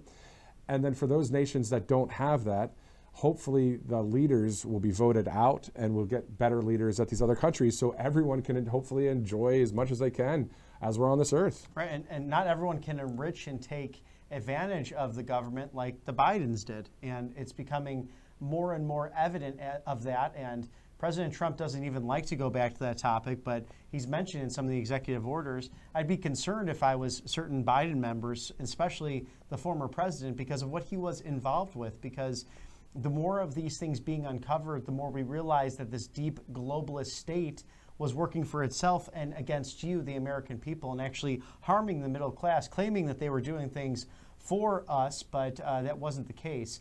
So it's good to see this populist governance back in place. Exactly. And President Trump, of course, being the president of all of this nation, regardless if you are a Democrat, a liberal, or independent, right-wing, moderate, or don't even care, at the end of the day, looking for that unity for this nation. I believe whether if you are a Democrat and maybe you're starting to say, I might like the Republican thing of what's going on there, regardless if that's happening or not, we all want safety. We all want to have more money. We all want to have freedom, and if we can really unite under those three things and other things, freedom of speech or freedom of religion and on, I think that we really have something really good to happen here in this country. Oh, yes. As a nation. Outside of that, we're still seeing President Trump making America great again, and all of these cabinet members working alongside him to close that southern border, to close the northern border. And it's quite awesome to see the Mexican president and then the outgoing Prime Minister Justin Trudeau of Canada still following suit and saying we're going to put personnel along the northern border and the southern border to stop that flow of fentanyl and to stop all of the illegal immigrants from coming in. I remember talking to somebody from Sri Lanka, and I've brought this up before, I want to bring it up one more time, but this person was so happy to be a part of the United States. He had the American flag around him. I remember interviewing him, I believe it was in Iowa, about a year ago, and from Sri Lanka. He was there with 22 family members. They were all legal immigrants. That's great. Yes, right? Absolutely. So we just want the crime to stop and want the fentanyl to stop being poured in through the southern border. And you remember, you were talking about this last week, the northern border, that the fact that there are Mexican drug cartels operating in Canada. That according to an executive order from the president. Right, and that's really remarkable to think about, but it's great that we have these North American partners in order to stop this fentanyl crisis that has killed hundreds of thousands of Americans. And now the cartels, MS-13, Tren de Aragua, among others, foreign terrorist organizations President Trump designated with the stroke of his pen. And justice is being brought to those who sought to do harm, and many of those are now down in Guantanamo Bay. So a good thing to see. Yeah, we've been seeing a lot of Department of Defense, whether they're photos, still images, or videos of about 4,100 military service members there, whether it's the Army, the U.S. Marines, National Guard, and also those flying in those huge planes, the C-130s and other planes to Guantanamo, those connected to criminal activity. So a lot of great things being done for the country, and we look forward to seeing more of that, just to bring up that law and order and safety for all of us. Oh, exactly. Something so essential so that you can live your American dream and life, liberty, and the pursuit of happiness. We want to thank our sponsors here at Right Side Broadcasting, Tax Network USA, a wonderful organization to turn to so you can settle those back taxes and also make sure you're not overpaying and experiencing the overreach of the IRS. Of course, the last administration putting into place over 80,000 agents who might now go assist at the border with our Marines and U.S. Army Corps of Engineers, as President Trump has promised. But go to tnusa.com/RSBN or call 800-357-1415 because the favorite day for the far left is in nearly 2 months. That's April 15th, tax day. Definitely. So 800-357-1415, a great sponsor here at Right Side Broadcasting Network. This is RSBN Live. I'm Matthew Alvarez alongside Robert McNeely here as we get ready at the bottom of the hour as we approach the 1:30 mark Eastern Time, of course, Thursday, February 13th. Looking forward to hearing from President Trump. I would not be surprised if the incoming, the Secretary of Commerce, Howard Lutnick, I believe he would be there. That's just a guess at this point, but this is all about reciprocal trade and also tariffs. So we'll hear from the president, and then there'll be a press conference right after that. On top of that, there will be another press conference later in the day at the East Room of the White House. So both wings covered today when it comes to press conferences, on the heels of yesterday's press conference with White House Press Secretary Carolyn Leavitt, who really called out the press on some certain stories, narratives that were happening. And that's what we like here, is the common sense kind of, let's not make this confusing. Right. It's pretty clear. There's a number of things being spent on other programs, other agendas that have nothing to do with what President Trump and the team want for our nation. The majority of the country voted for President Trump, so therefore, DOGE is going in there and cleaning what has to be cleaned out. Exactly, especially when it comes to the mention of the Gulf of America. It is the Gulf of America now. That was done officially on Sunday by executive order on Air Force One. So there's going to be this no nonsense anymore, especially when the far left tries to claim that the administration simply wants it to say certain things. No, it's just report the news, report the facts on the ground. That's what we hope to do here for you at Right Side Broadcasting Network live, to bring you all this access and for you to make up your own mind by actually watching these press conferences and watching the nomination processes and watching the U.S. Senate as they vote for these great nominees, including today, Robert F. Kennedy, HHS, Brooke Rollins, the USDA, going on to serve and just waiting in for their swearing-in ceremonies. Well, for Matthew Alvarez, we'll take a quick commercial break right now. Stick with us on the other side as we are 1:30 Eastern in the afternoon looking at the beautiful White House where so much is happening today. Stick with us. We'll see you in a moment. Hey y'all, it's Silk from the Diamond and Silk Chit Chat live show. Look, don't forget to check me out right here on RSBN Network. Be sure to watch the show on Right Side Broadcasting Network, and I want you to support Right Side Broadcasting Network. Yes, it's imperative that you do so, okay? I look to see y'all soon. Bye-bye. I'm excited to announce that we're having our first ever mega sale on overstock clearance and brand new products. For example, save over 50% on this season's flannel sheets. Queen size only $59.98. Kings only $69.98. They sell out fast every year, so order now. Save 20% on our brand new My Crosses. They're designed in the likeness of the one I've worn every day for over 20 years. They come in men's and women's, and they're made right here in the USA. Get our 2025 six-piece My Towel sets for only $29.98. Our initial quantities are extremely low, so get them now before they go. And our best-selling standard My Pillows, just $14.98. So go to mypillow.com or call the number on your screen. Use this promo code to take advantage of our first ever mega sale. But wait, remember that $75 free shipping rule? Well, that ship is sailed, because right now, every order ships absolutely free. Welcome to Right Side Broadcasting Network, your trusted conservative news outlet. At RSBN, we deliver the truth when the mainstream media falls short. Since 2015, we've proudly broadcasted every single one of President Trump's iconic MAGA rallies, bringing you the excitement and energy live before anyone else. By watching RSBN, you get an unfiltered front-row view of the action on the ground. We interview the crowds to give a voice to millions of Americans just like you. We show you President Trump's speeches in their entirety, free from interruptions and censorship. We cover the stories that matter to you with the integrity and passion you deserve. Thank you for choosing RSBN as your home for America First News. Together, we stand strong, united, and informed. So join us and be part of the right side of history. Good afternoon. Welcome back to RSBN Live. I'm Matthew Alvarez alongside Robert McNeely as we await this great press conference that'll happen at the Oval Office. President Trump to speak about reciprocal trade and tariffs. So we'll hear about that. And also, I'm sure a lot of times, of course, the press has off-topic questions. We'll see how far down into that rabbit trail that the president may or may not want to go, depending on today's press conference. But also, we'll hear another press conference from the East Room a bit later today with the Prime Minister of India, Modi. Yes, that will be a very wonderful meeting. And now, I believe the fourth world leader to come see President Trump at the White House. Of course, Japan and Israel being represented along with the Kingdom of Jordan recently. So it's nice to have friends overseas, and they clearly have these robust relationships. And that's wonderful to see that on the world stage, all showcased by our beautiful White House. Exactly.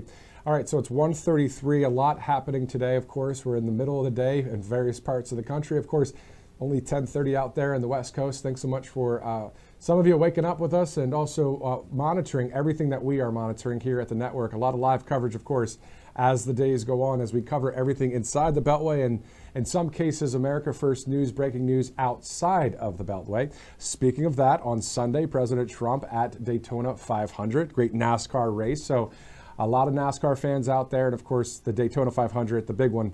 It'll be great to see the president there. And he's done that before, and it's just a roar of the crowd when they watch him. Oh, yes. Yeah, I wonder if he'll be leading the as marshal for the race. Of course, it's the Great American Race, and you could catch that on Sunday, seeing the president do that as he once did. That was really exciting a few years ago when he led the race and the track as the Grand Marshal of this once-in-a-lifetime classic race in NASCAR history. Exactly. So that pace car with possibly, I guess it would be the Beast, right? That Cadillac and the presidential car.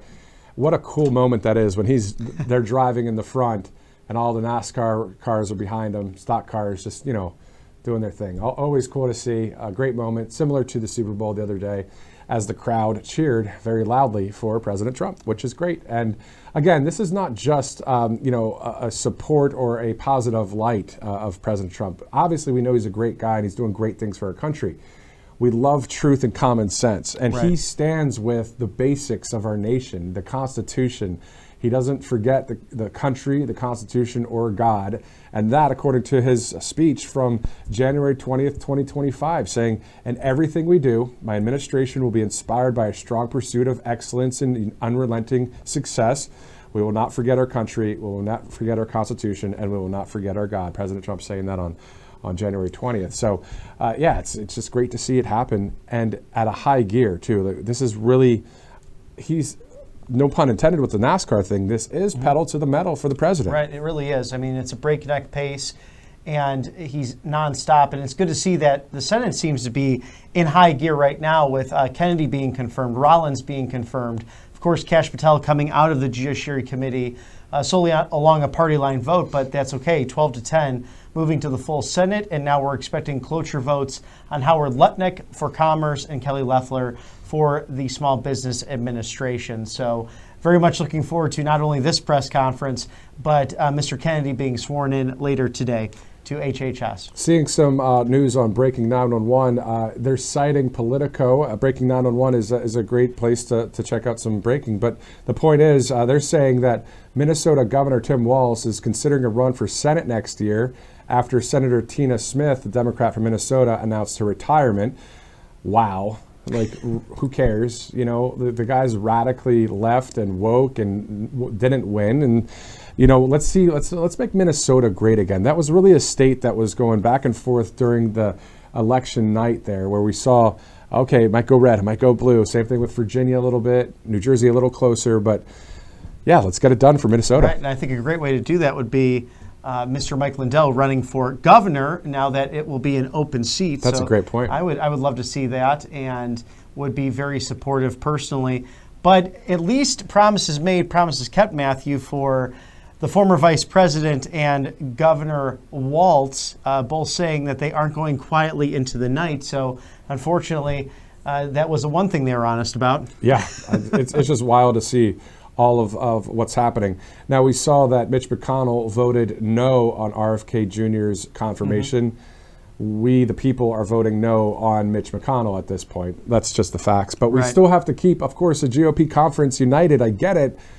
But we talk, real opinions here sometimes at the network, and we have the pro-free speech to do so. Well, as much as I appreciate Senator McConnell, when he was in the majority leading the caucus to getting great judges and justices confirmed and really helped President Trump with that, they have the same ideology. With that, he's someone who is very too comfortable with that deep state and preserving the Washington establishment as he sees fit. So he did the same thing with Tulsi Gabbard. So both of those votes, 52-48. So we look forward to a MAGA primary against Mitch McConnell. And he's been there too long. And this is not meant to be a career of 36 plus years in the United States Senate. It's supposed to be an institution where you go and serve for a period of time, then you return home and let another neighbor and colleague then go and serve. That's what our founders intended. But this thing of being in Congress for the vast majority of your life is really unneeded and unnecessary at this point. And some of these people, they're going on 40, 50 years serving in our Congress. It doesn't make much sense. I wouldn't even really call it serving at all, especially if it's a career politician that has the nice desk and a nice chair and some popularity contest thing, and they sit there in these committee meetings. I was actually scrolling through, I think it was Kash Patel's confirmation, the cloture, and also I think it was one of the other people too. And I scrolled through, and I'm looking for, and I want to see Kash talk. And all I see is these people, a number of them that are against Kash. So just imagine that you're scrolling on Rumble or YouTube and you're looking, and you never find Kash because these guys are talking all the time. It's like, guys, this is common sense stuff. We want to see Kash Patel as the director of the FBI. President Trump appointed it. The people voted for President Trump, and that should be what we see here. Now, before we get to American financing, I just want to highlight a White House X post from just the other day. They were highlighting what Elon Musk said. Elon said, quote, "The people voted for major government reform, and that is what the people are going to get." So Elon Musk being highlighted by the White House on the X page, and it's great to see that right there. Oh, yes. No, he is truly a public servant, just like President Trump is. And that meme circulating through Truth, through X and Facebook, among other social media accounts, you might have seen it with them in the Oval Office together, saying the most famous man in the world with the richest man in the world, taking the time out of their lives to save our country. I just don't get why the left-wing leadership we're talking here hates success so much. There's nothing wrong with someone making a ton of money in America. We're allowed to do that. Right. There's nothing wrong with being famous, especially if you're doing it for the right reasons, like President Trump. I mean, he already was famous. He didn't need extra. Oh, exactly. And then his headache. and then he went through, he was okay, so I could see that. If he ran and won and as the 45th president, did all these great things, and then the lawfare and all these terrible things happened, if he was in it for just the fame, he would have dropped out. He would have said, okay, that was cool. Let me go shake, Barack's hand and George Bush's hand. No, he doesn't. He's not that guy.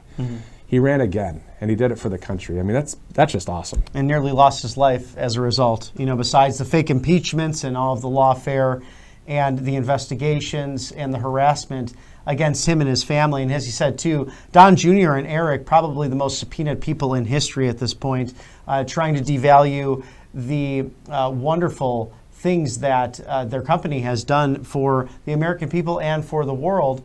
And just making these made-up cases, this lawfare, to go after them for no reason because they're afraid of the reforms that they're bringing to the country. And I thought about it yesterday. 3 former Democrats at the swearing-in of Tulsi Gabbard to being DNI. Of course, she was a Democrat. Pam Bondi was once a Democrat. President Trump was once a Democrat. So this is a bipartisan coalition to make America great again. Not sure what Tulsi's husband was, but another handsome man, as President Trump puts it. And he doesn't like it when those good-looking guys come around him. And I always love, again, that truth in comedy and the jovial nature he has. Because I think there's a lot of hope and optimism, even in his own right, day out and day in. He is under so much stress, but he seems to be Teflon Don, like always. Well, it's good. He calls the shots and gets the job done, and he does it through that truth delivery and comedy, which as you guys know at home, when you have, first of all, a belly laugh, you always need to have a good belly laugh. But also just laughter and just that lightness of what we would desire as people. I mean, the Bible says that laughter or humor is medicine to the heart or to the soul. I mean, talk about, you deal with whatever you deal with in life, you got to overcome it, right? You got to keep going, but man, you got to laugh. And that's what's interesting about President Trump. He goes through all these crazy things that happened over the past 4 years, but he would still joke about it. Like, how in the world do you do that? He's mastered something, and that's why he is the 47th Commander-in-Chief and the most famous person on Earth. Yes, and that's why we like to thank our also famous sponsors at this network, American Financing.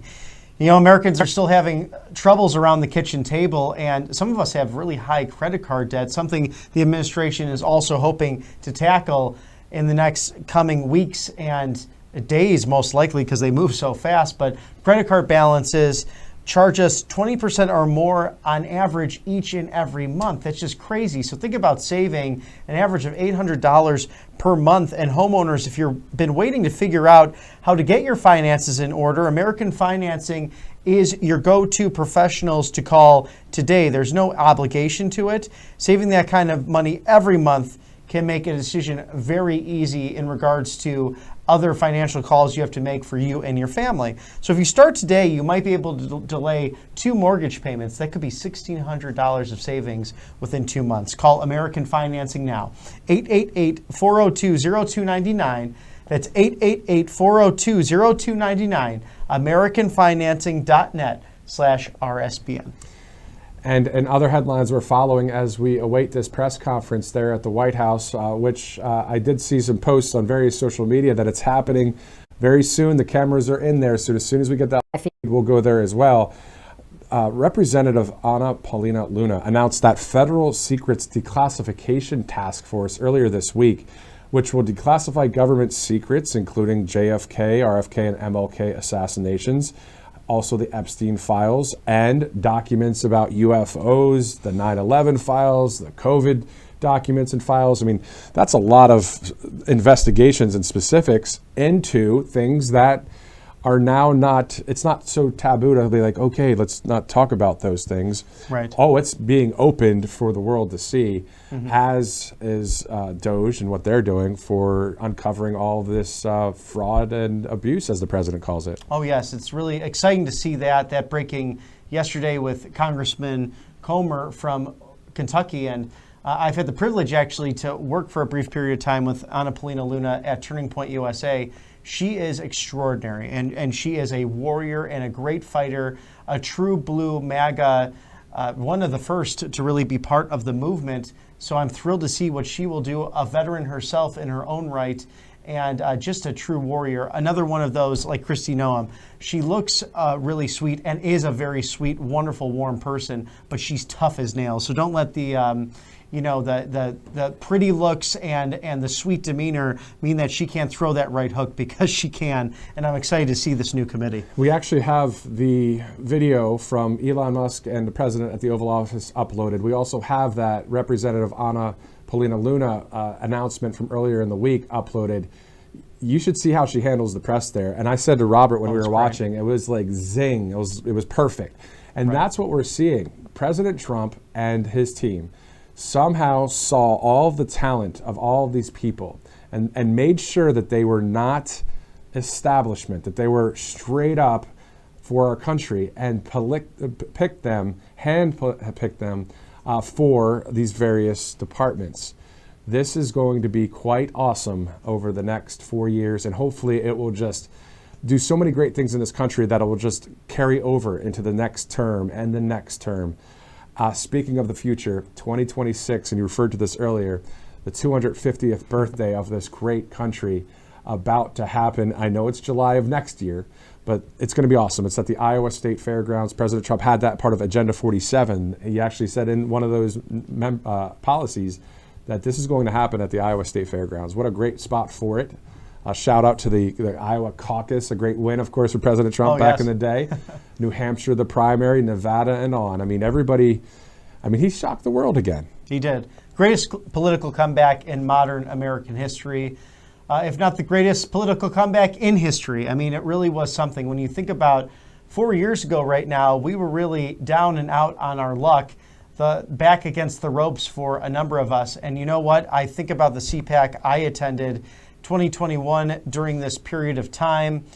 It was in Florida. We were at a Hyatt, I believe, and it was the first time they took it out of Maryland because literally everything was shut down. We couldn't be in D.C. So it was fun to go to the Sunshine State where freedom was living strong, and President Trump came out to speak, and even before he announced his reelection, Jim Jordan, I believe, was his very first endorsement and introduced him for the keynote at that CPAC of 2021 and said, we need President Trump back in the Oval Office. And I'll never forget that moment. That was a great speech of President Trump just saying, look at how awful the Biden administration has been in 30 days, but never fear, something good will happen. And again, at that time, he was saying, we will be back in one form or another, and then really sharp on all those key policy issues. So this has been an incredible moment, an incredible movement over the last decade, and in a lot of ways, we're just getting started. Exactly. You know, President Trump on Air Force One recently saying, quote, we're looking at all the corruption taking place, shifting as we talk about Doge a little bit. The whole country looks like a fraud, the president said. What Elon and the Doge team has found is, quote, unbelievable. Next up is looking at the spending with the Department of Education and in the military. Not against the actual service members of our great military, and as it becomes even greater under President Trump's leadership and the Secretary of Defense. But when it came to the woke leadership, that was, most likely mishandling funds as well. But we'll see what happens. We're not going to get ahead of ourselves, but Doge is going to look into that as well at the military. President Trump saying the government has not functioned properly in many years. And then, of course, on Truth Social, he would say a lot of things about the billions of dollars of fraud and waste and abuse has already been found in the investigation of our incompetently run government. So, we're seeing just from the financial sector alone. And I'm to be honest with you, I'm surprising myself in some of the commentary here is because I've always been straight up just about the First Amendment, like our constitutional rights. But now that we have President Trump in office, and now that we have great cabinet leaders, it's not as much of a concern at this point. We still have to be smart, though, because there are other nations that do want to have that control over the people and make them do what they want them to do and all that crap. Right. But it's great to be able to be free of that kind of thought now. Yes. And now to see the next levels of what the president's doing with his team. Right. It's a trust but verify, and this administration really bringing the power back to you, the American people. And that's why I'll call him the people's president and the federalist president, because he believes in the Bill of Rights so much so that you sometimes forget about the 10th Amendment, states' rights. I mean, the fact that you have Linda McMahon being questioned now at the Health and Labor Pension subcommittee here, or actually full committee hearing regarding health and education, labor, and pensions, she wants to end this Department of Education. I mean, I can't think of a lot of people who would go into a secretary role in order to bring more power back to the people. I mean, that's kind of, I know, right? But I mean, it's I mean, Ronald Reagan spoke on it even before he was president. For Barry Goldwater, that famous 1964 RNC speech, the Rendezvous with Destiny, saying the longest thing we'll see on earth is perhaps the closest thing to eternal life is a government program, especially at the federal level. And they are taking a bulldozing approach to this, appropriately so, and something that does not harm the well-being even of federal workers. They are willingly walking away because they don't want to be part of something that is more fair to the American people. Clearly, there has been this deep entrenched swamp for too long now. And, the Department of Education, that's something Ronald Reagan wanted to get done in eliminating it. Even he wasn't able to accomplish that. So I'm excited to see what this White House will do, and I think they'll be able to capitalize on that. Exactly. Government of, for, and by the people. I've referred to a Charlie Kirk Truth Social post a few times, but I'm going to refer to it again for those of you just joining us or haven't been staying tuned with us here at RSBN Live. Charlie Kirk on Truth Social the other day saying, when we the people voted for President Trump, we voted for Elon Musk and Doge, RFK Jr. and Make America Healthy Again, Kash Patel, Tulsi Gabbard, Pete Hegseth. We, the people, or we, it says here, voted for a robust chief executive of the country and his team, not a deep state bureaucracy guarded by legacy media, rogue intel agencies, and activist judges.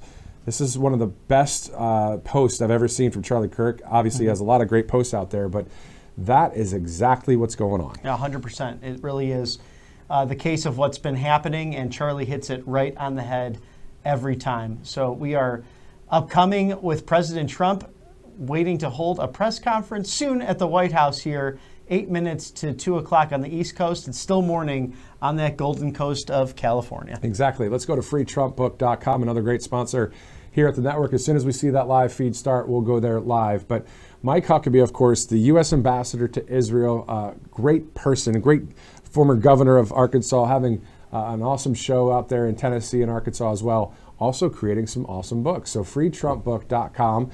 And I see a Christmas ornament there, and it snowed recently in the South, as some of you guys know. And I said to my wife, I said, you know what, why don't we get out the Christmas cookies again, watch a Christmas movie just because we feel like it. But she laughed at me. But anyway, so freetrumpbook.com, the content in these books, A+. A+. I mean, Kid's Guide to the Courage of the President and the Kid's Guide to President Trump, you will not find maybe in other schools. You know, perhaps if they're discussing that there, I don't know. I don't have children myself, so I'd be excited to see what some of the curriculum was, and some of it's been downright scary, as you know, with those parents in Virginia having to deal with all of those issues over the last few years with their school boards. But freetrumpbook.com sets the record straight, answers the questions as to why did President Trump run for office in the first place? What are his policies?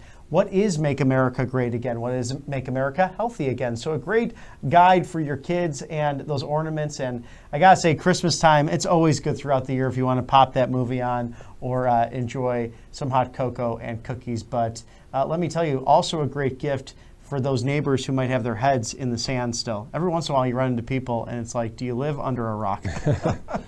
But it's a great book there, of course, a number of them. Freetrumpbook.com. It's 1:54 Eastern. So what we're seeing now is, I believe that the reciprocal tariffs press conference is underway. Don't yell at us, because here's the point. It's not a live feed that's sent to any of the networks. So what's happening is it's getting recorded at this moment. As soon as we get that feed, we will replay it to you. So again, this is RSBN Live. We're flowing with whatever we're getting here when it comes to live feeds and or replays. So you'll have that in its entirety.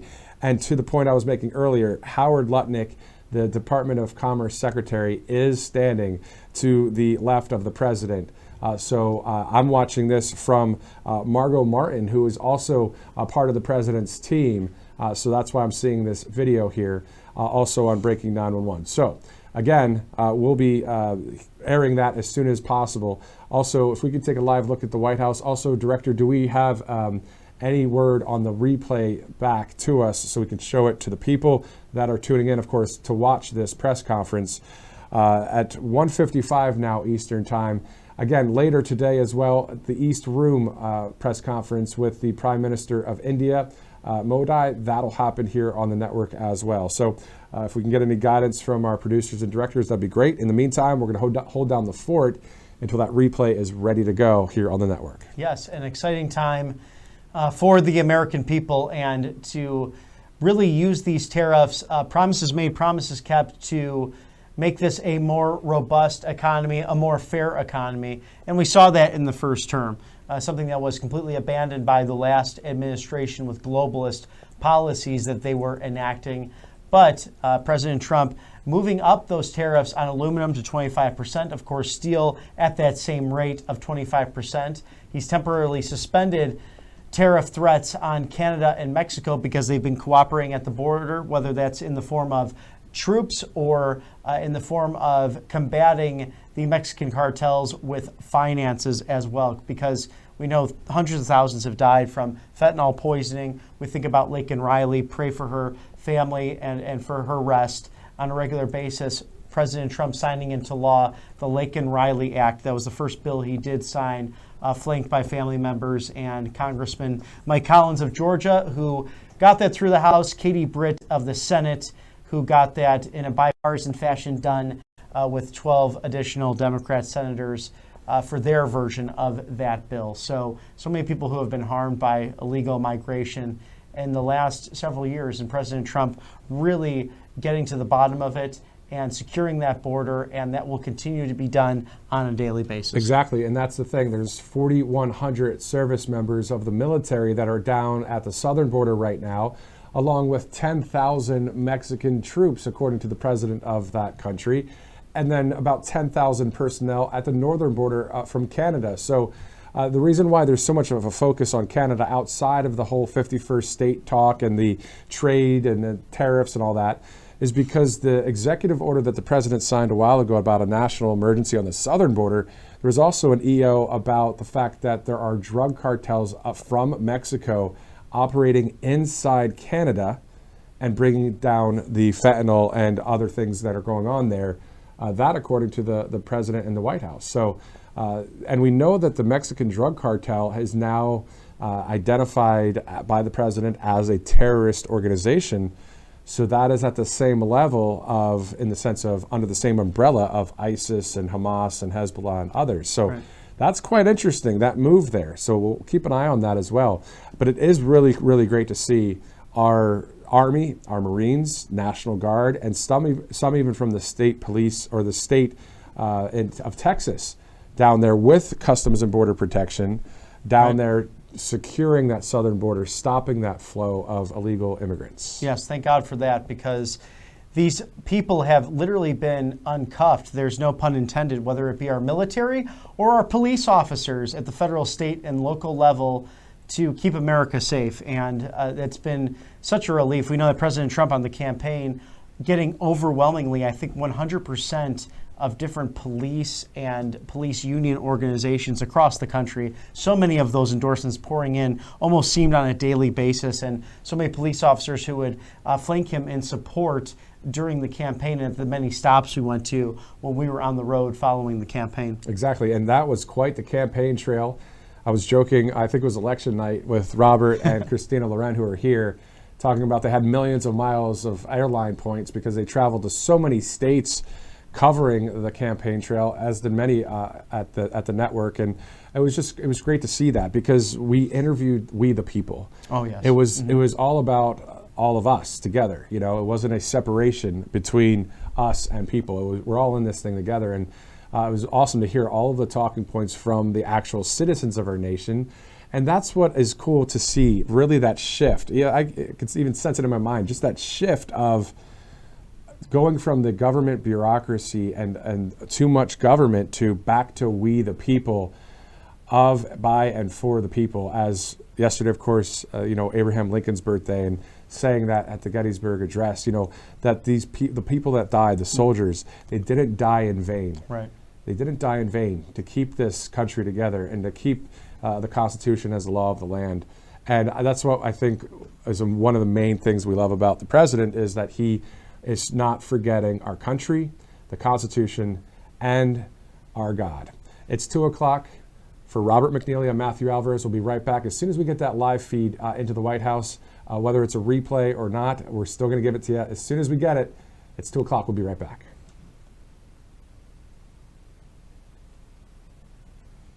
Hey y'all, it's Silk from the Diamond and Silk Chit Chat live show. Look, don't forget to check me out right here on RSBN Network. Be sure to watch the show on Right Side Broadcasting Network, and I want you to support Right Side Broadcasting Network. Yes, it's imperative that you do so, okay? I look to see y'all soon. Bye-bye. I'm excited to announce that we're having our first ever mega sale on overstock clearance and brand new products. For example, save over 50% on this season's flannel sheets. Queen size only $59.98. Kings only $69.98. They sell out fast every year, so order now. Save 20% on our brand new My Crosses. They're designed in the likeness of the one I've worn every day for over 20 years. They come in men's and women's, and they're made right here in the USA.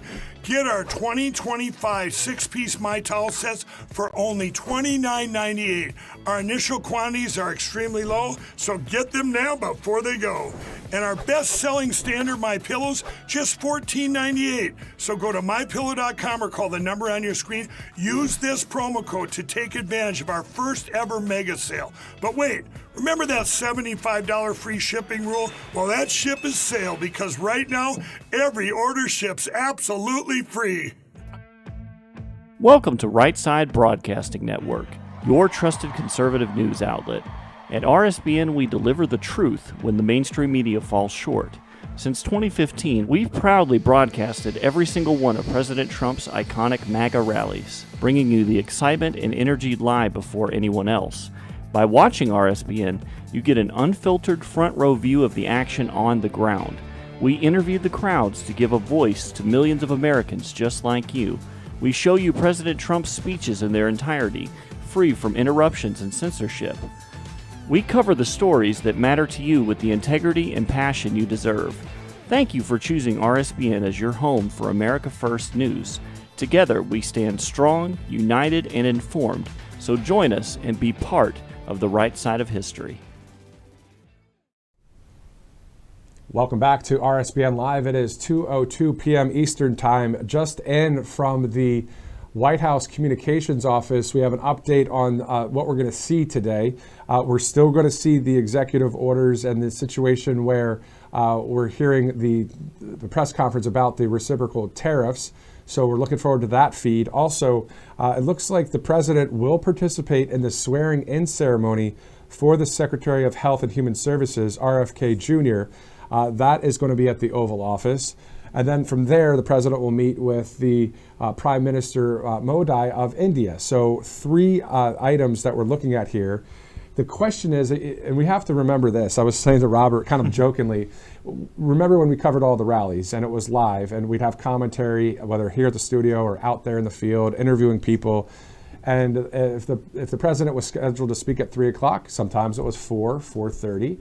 So it's similar to that, what we're seeing right now, just covering the president over the past 3 weeks straight here at the network, is sometimes it is later than the time that is announced. So it's just all of us have to stay patient together as we cover the White House, because at the end of the day, he's not going to cater to us at the time of whatever time it is that it's supposed to happen. If he's got something to take care of, whether it's talking to cabinet members, talking to staff, at the end of the day, we have to just obviously wait until it actually happens. So thanks for your patience. Trust me, I want to be at that press conference just like you do too, but it's not there yet. And we'll send it to you as soon as we get it. But also, how cool will it be when we see RFK Jr. being sworn in? President Trump will participate in that. And then we'll also be able to have the footage of the Prime Minister of India in that press conference. And also when they talk in the Oval Office. So we have a lot of coverage, a lot of live coverage, and some recorded. Because that's just the way it's fed in as you take a live look at the U.S. Capitol building right now. Which so much has happened there today. The Brooke Rollins vote to head the USDA, of course, RFK Jr. to head DHS, and Howard Lutnick, who we saw some of the video coming in from the White House. He is with President Trump in the Oval currently, and there will be a cloture vote for his nomination to go to that final vote to the floor, and also for Kelly Loeffler.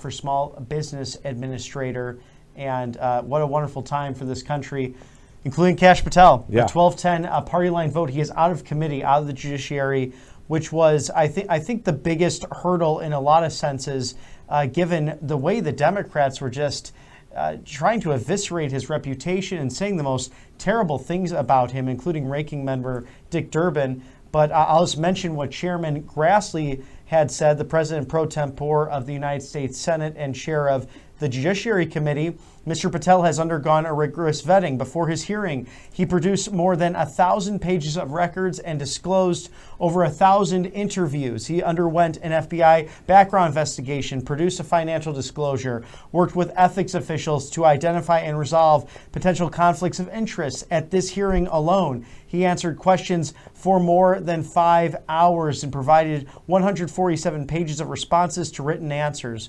We've examined every detail of his life, and he's been subjected to relentless attack on his character the whole time, something these Democrats seem to enjoy doing. I remember Senator Kamala Harris back in 2018 trying to destroy the reputation of now Supreme Court Justice Brett Kavanaugh right in front of his family. It was so egregious and rude, and the badgering of the witness, this kind of line of questioning has to stop. On top of that, Senator Grassley just mentioning the amazing experience and the resume that Kash Patel has. If he was not working with then Congressman Devin Nunes, the CEO of True Social, we would not have known about Crossfire Hurricane, the Russia hoax, and the Steele dossier. They revealed it. You might have read Lee Smith's book, The Plot Against the President.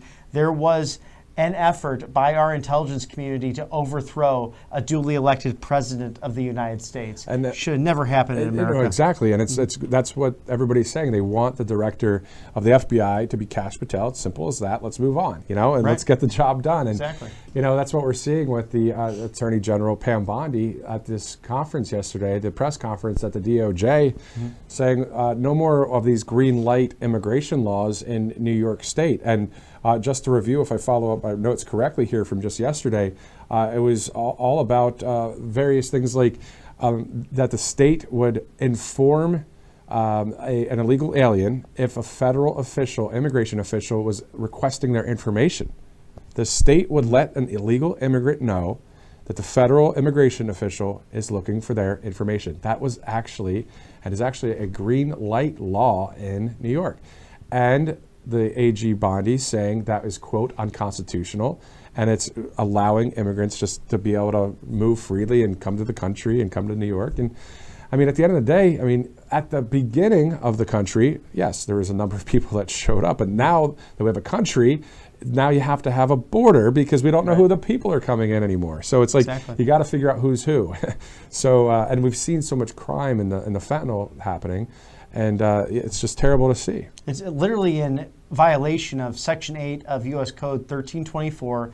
You cannot harbor an illegal alien. It's a felony, punishable of up to 1 year in prison, if not more, pending a case before a jury of your peers or a judge. And then at the same time, Bill Clinton on the campaign trail in Georgia wearing his camouflage Harris Waltz hat, which was kind of laughable in and of itself that they were actually sportsmen of the word, because we know how anti-Second Amendment both candidates were. But President Clinton mentioning that if they would have vetted the person who raped and killed, murdered Laken Riley, this wouldn't even be a talking point. I mean, the preventable crime that took place over the course of the last 4 years, so sad that these families are reeling from this because they don't have their loved ones at the table because of fentanyl or because of the actions of very violent migrants. And many of them are now gone, thanks be to God, in Guantanamo Bay or to their country of origin. Exactly, and some countries taking them back. And to your point, you've said before, these are preventable crimes. Right, 100% they are.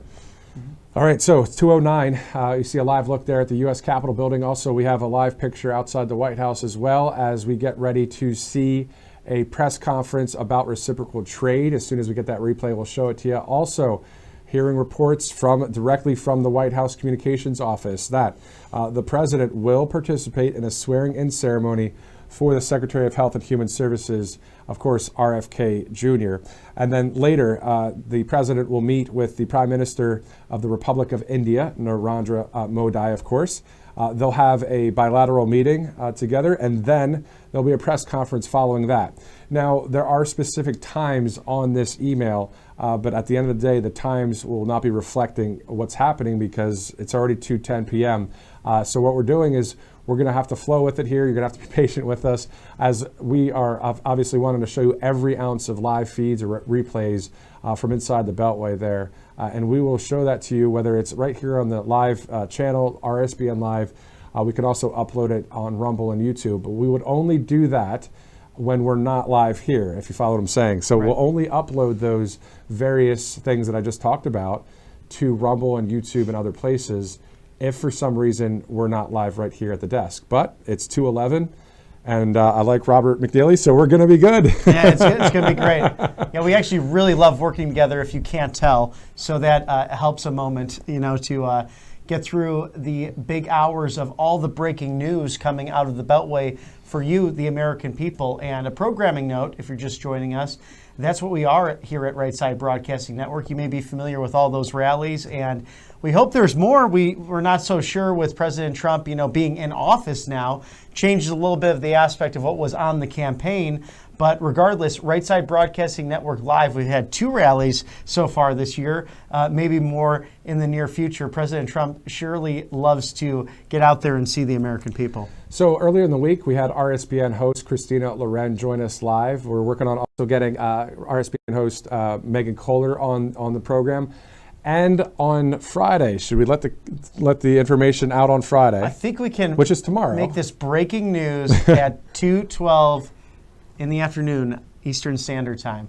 We'll have the one you've been waiting for. She'll be at CPAC. It's been a little bit of time away, but we're excited to have, again, Ashley Brassfield live from the Gulf of America. Looking forward to her coverage, and she'll talk a little bit about what she's excited about regarding CPAC coming up. Exactly. So that's tomorrow on RSBN Live. We'll be going to the Gulf of America.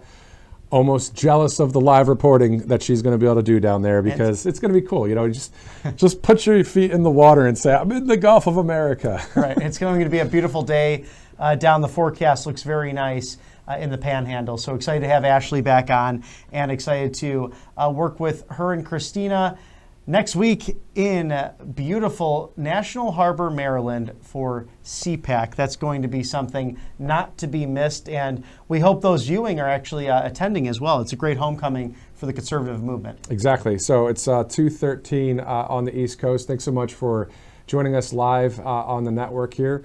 We might be able to get Carla Sands or John Strand on the line here, as we are extending coverage at this point, because we know that the press conference was slated for some time ago, but at the end of the day, the president doesn't run by RSBN's programming.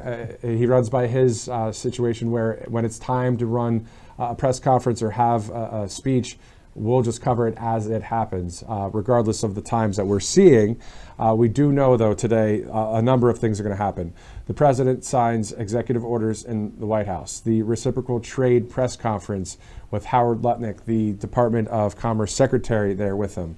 He'll also participate in a swearing-in ceremony for RFK Jr., and then the president will meet the Prime Minister of the Prime Minister of India, Narendra Modi, and then there will be a press conference a bit later in the East Room of the White House. So all of those items of live coverage and replays we're going to have as much as we can right here on RSBN Live, and if not for some reason, we will also post it on Rumble, on YouTube, so you can definitely check it out, and sometimes on Truth Social and on X. So there's a lot of ways to catch up with us, and our app as well, the RSBN app. So a lot going on there, and you know, making a mistake there saying the Prime Minister of Israel. It's because there's been so many world leaders visiting the White House. I mean, 4 of them so far in about a week and a half. And very crucial people. We have the Prime Minister Ishiba of Japan, of course, the Prime Minister of Israel, Benjamin Netanyahu, and of course His Majesty King Abdullah II here this week as well. And now with the Prime Minister of India, it will be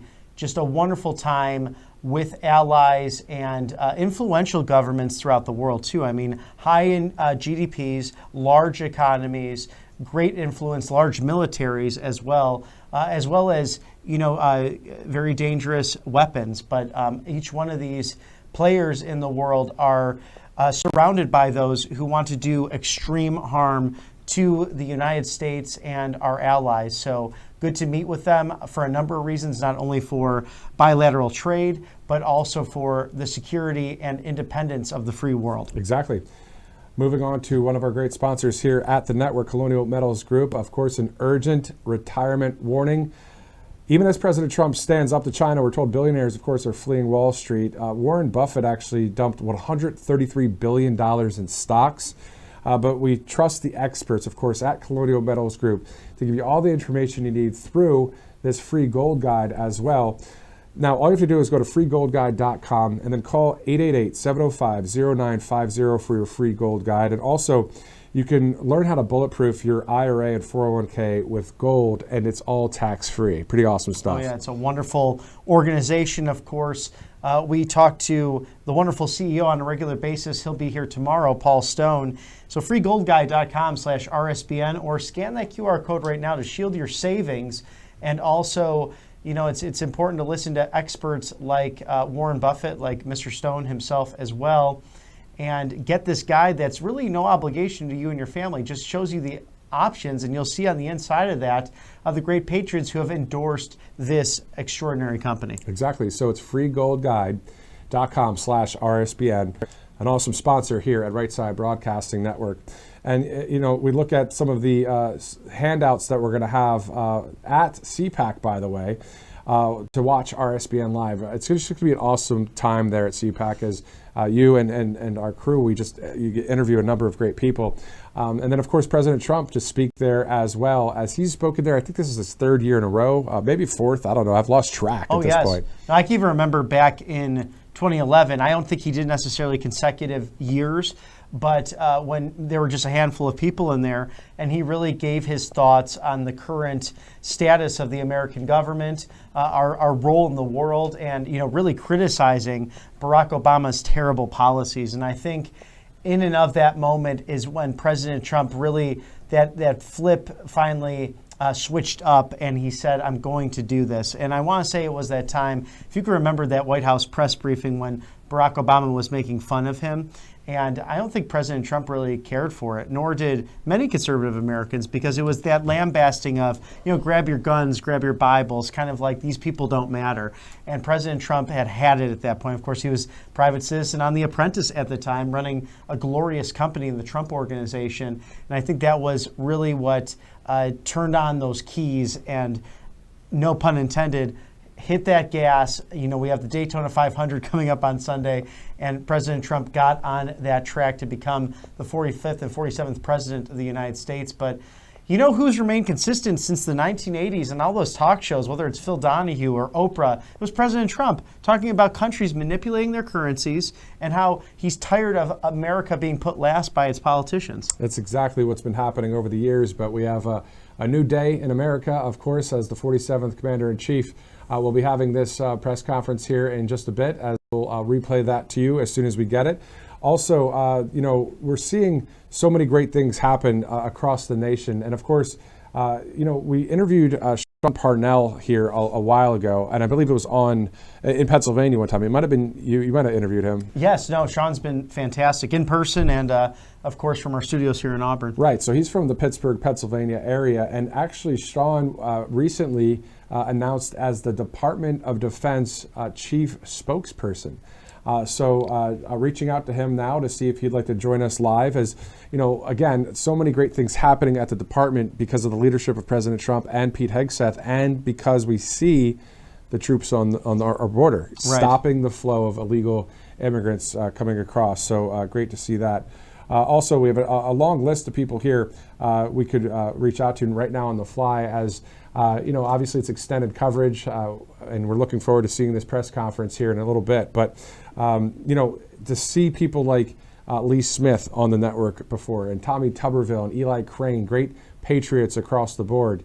At the end of the day, it's keeping that true narrative going. And I think that's one thing that the left-wing mainstream media, they always like to keep the truth hidden. Right. They don't want to share with the common sense Americans of what's going on out there. And that's not what you're going to see here at this network. We're going to always be able to bring you what is common sense, true, and based in the Constitution. And it's great to have that opportunity to do that, because on the left wing, we've had years and years and years, decades of the great looking set or anchor or whatever, but then they'd be spewing, they'd be lying to you. They'd just be lying to you left and right. So it's good to be on the other side of history, the right side of history, here on Right Side Broadcasting Network. Yes, it really is. And there's a live shot for you, the White House, a beautiful day in Washington, D.C. Looks like that snow has melted. A couple of nights ago when Mark Fogel returned home, that was a beautiful sight on the South Lawn, where Marine One comes and goes to pick up and drop off the president. But of course, Steve Witkoff coming back from Russia with Mr. Fogel, and what a successful moment that was, and great coverage by you, Matthew, in and of the moment. Special, very emotional to see 11 hostages now returned from various countries because of President Trump's leadership. No, it's been great. That was awesome seeing Mark Fogel return here, and that live coverage from the other night, seeing that moment where the American detainee sentenced to 14 years, something that's not even close to what would happen here. It's barely a misdemeanor. anyway, so he embraces President Trump, and what a great moment to see that here live on the network as well. And that's the thing, we'll have those live various moments that happen where you don't hear our voices, you kind of just hear what's going on there. And I think that a lot of you are appreciating that kind of coverage. There are times for commentary when needed, but you know, we're not, we don't need to talk over President Trump. We don't need to talk over anybody, especially in those kind of moments too. Right. You know, somebody reached out to me the other day and said that one of the other networks on mainstream side, the host kept talking during the moment of when President Trump and Mark Fogel were together, and it's like, guys, just stop. Right. Oh, that's a special moment. I mean, they cracked open a beer for him. He had the American flag wrapped around his shoulders. 3.5 years in a Russian prison, and they gave us a slight glimpse of what took place. President Trump really did not go into detail about what was spoken with President Putin, but Mark Fogel, very gracious, saying that thank you to President Putin for allowing this release as well, very diplomatic, but saying he was in this Russian hospital where experiments happened. He had 400 injections himself over the course of time. You know, it gives me goosebumps thinking, what did they inject an American citizen with? Those natural questions that come about, but he looked good, and President Trump saying, you look great, you know, considering a stressful, you know, few years. And of course, he has a 95-year-old mother who was going to speak at J13th, the attempted assassination on President Trump. Of course, that was cut short because of what took place that day. So we didn't hear from her directly, but President Trump met with her on several occasions and said, sir, please, if you get into office, please get my son back. And this is a man, a middle school teacher, I believe, and someone who teaches the classics. So he went around the world, actually, many times, teaching American history and the English language, among other subjects, abroad and locally. Someone from Minnesota, so Mr. Mike Lindell's neck of the woods. And I mean, extraordinarily jovial. Nice to see Secretary of State Marco Rubio, who was there with Steve Witkoff. They were probably the two most essential in the negotiations outside of President Trump. Speaker Mike Johnson, of course, Senator McCormick from the Commonwealth of Pennsylvania, and Chairman Brian Mast, who you saw earlier today, Congressman from Florida, also in attendance to welcome them. Sadly, no Democrats were in the diplomatic room to say hello. It would have been nice to have that, but I'm sure they were busier doing other things. Yeah, like exactly. Complaining. Yeah, complaining and yelling outside at various press conferences that Doge is this and that, and President Trump and Elon Musk, and that ship has sailed. The people are not really listening. Even Democrat, and liberals across the country that are not woke and radical, like some of these leaders are on the left wing of the Democrat Party, who keep trying to call out that what Elon's doing is not right. Like, you have to cut down on the fraud and the waste and the abuse there when it comes to money, our tax dollars. Everybody that's watching this right now, your tax dollars getting sent to other countries to pay for policies or agendas or meetings all about woke, this and that. We need to just keep our dollars to where is America first at the end of the day. So Linda McMahon also on Breaking 911 earlier saying it's not working. The Department of Education was set up in 1980, and since that time, we have spent almost $1 trillion, and we have watched our performance scores continue to go down. Linda McMahon, the former small business administrator, now a Department of Education secretary, all of these people, again, this is like the all-star team that President Trump, as the captain of the team, you know how in hockey or in football there's that C on there? Well, commander-in-chief captain is the C that President Trump's wearing, and he's bringing in an all-star cast that are people that are really not woke and with it and are common sense leaders. It's great to see it. Oh, it really is wonderful. Nice to have the family there, too. Paul Levesque, you might know him better as Triple H, the great wrestler. He actually married Stephanie McMahon, so Linda's daughter, so he's the son-in-law. They're there together right over her left shoulder, and then her son as well to her right, Shane McMahon as well. So a family business, the WWE, if you're a wrestling fan, as we are. I mean, you got to see the legendary Hulk Hogan. That's true, and I wish we can replay that video. I know, guys, we'd have to go into the archives, and we have a lot of live streams today, so it might not be today to do that. But Hulk Hogan, yeah, it was awesome to meet that's him. American icon. He was in Alabama, and he was talking about the Real American Beer, his product that he's selling. But it was great to run into Hulk and to have him say great things about President Trump and also Right Side Broadcasting Network, saying that we are not going with the mainstream narrative, the false narrative of what's happening. Right. And it was great to see that. So if you really want to see that video, you're going to have to go all the way to @MatthewAlvarez on the Truth Social page.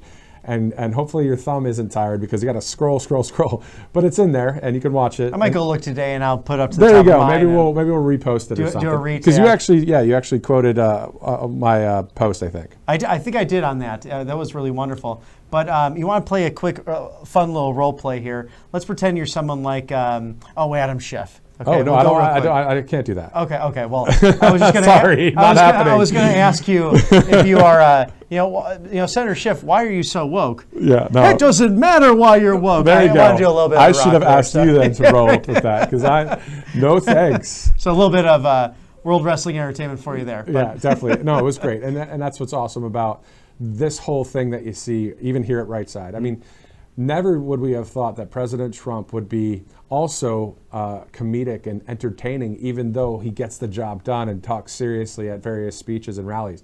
Never would you have laughed so much at a political event before. So he's got the skills. I mean, that's what's happening. But it's great in mainstream media in the sense of they are always so stuffy and this is the news. Those days are gone. Those days are gone. We are going to be as real as we can with you guys because that's what I believe you guys want is a genuine people like us. But also that's why you voted for President Trump, an outsider, not somebody that was always the establishment. So we're totally going against that false narrative. So it's kind of fun to do that. And it's also fun to talk about MyPillow.com. So let's talk about MyPillow. Yes, and talk about a real guy with a mega sale. Mr. Mike Lindell out of Minnesota selling some great items, over 2,000 that can nearly go for 80% off of that website if you haven't been. Highly recommend the My Pillows, the My Slippers, also the My Coffee in the morning to get your day started right. He has these Giza Dream Sheets that are incredible from the Mediterranean Sea. So a gentleman who has really mastered getting a good night's rest, and I think that's really the motivation and the fuel behind the great energy that he has to fight for this movement. 800-836-7566 or mypillow.com/RSBN. You get the replica of my cross. How fantastic is that? The same cross that Mr. Lindell wears every day. Save 30% on that, or the My Towels for $29.98 for a 6-pack. Or the flannel sheets, how about $44.98 for that? But always a great deal at this site, mypillow.com/RSBN.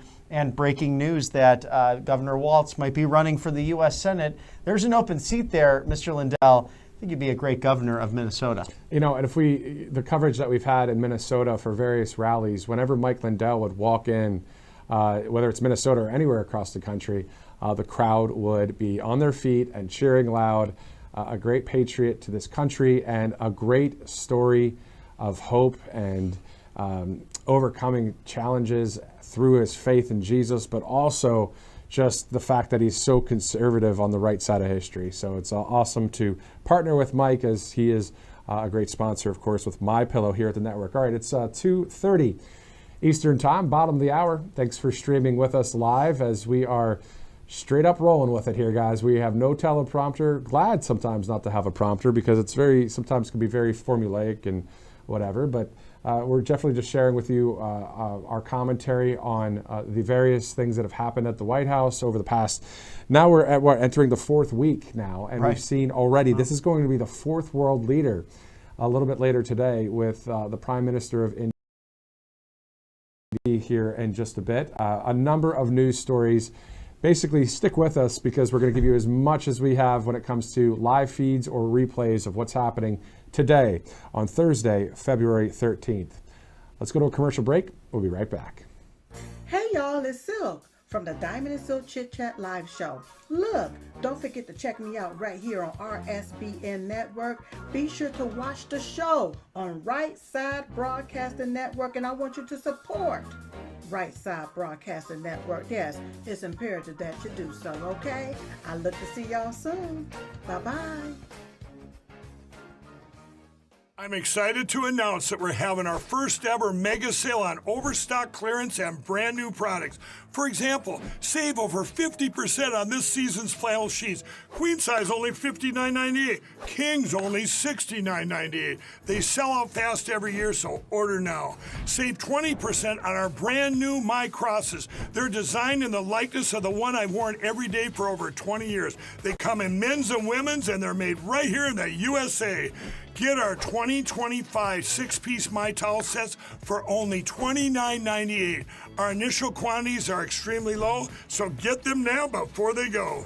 And our best-selling standard My Pillows, just $14.98. So go to MyPillow.com or call the number on your screen. Use this promo code to take advantage of our first ever mega sale. But wait, remember that $75 free shipping rule? Well, that ship is sailed because right now, every order ships absolutely free.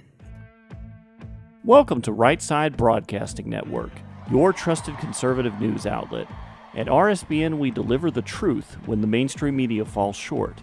Since 2015, we've proudly broadcasted every single one of President Trump's iconic MAGA rallies, bringing you the excitement and energy live before anyone else. By watching RSBN, you get an unfiltered front row view of the action on the ground. We interview the crowds to give a voice to millions of Americans just like you.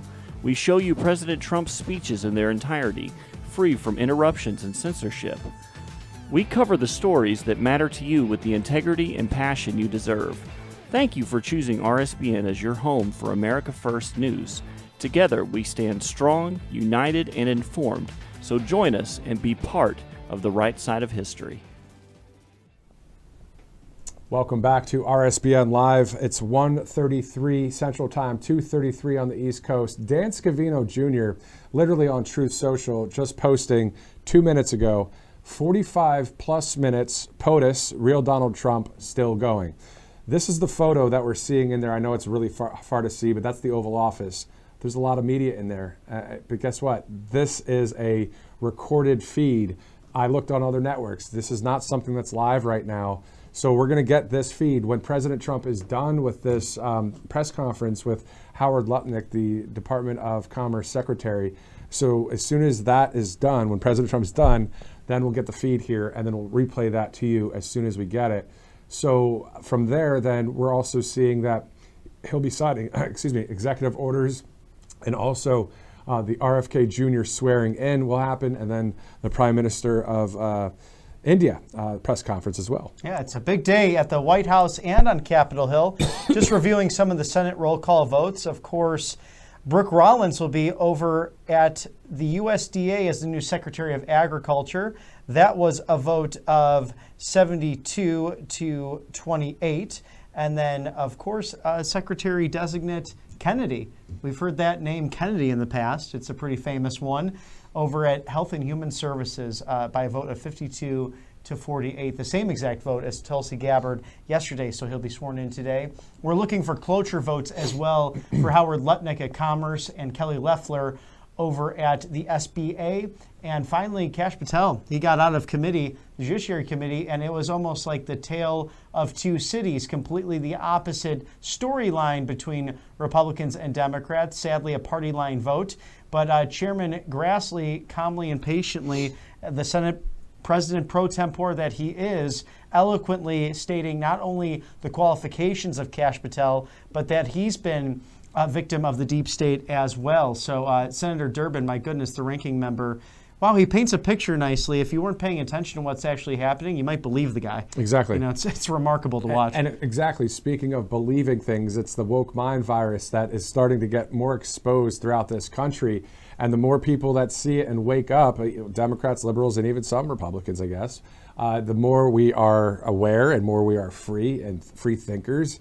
And the more we realize the common sense agenda that President Trump has is for the good of the American people. So, and indirectly good for the world. So we're seeing, again, I always name Viktor Orban and, Javier Milei and also Jair Bolsonaro, even though he's not leading Brazil right now, as to other people that are leading the free world in a way too. I know President Trump is the leader of the free world, but it's great to see people around the world that are on that team of the people. So again, so it's 2:36. Looking forward to seeing the president again here in just a minute.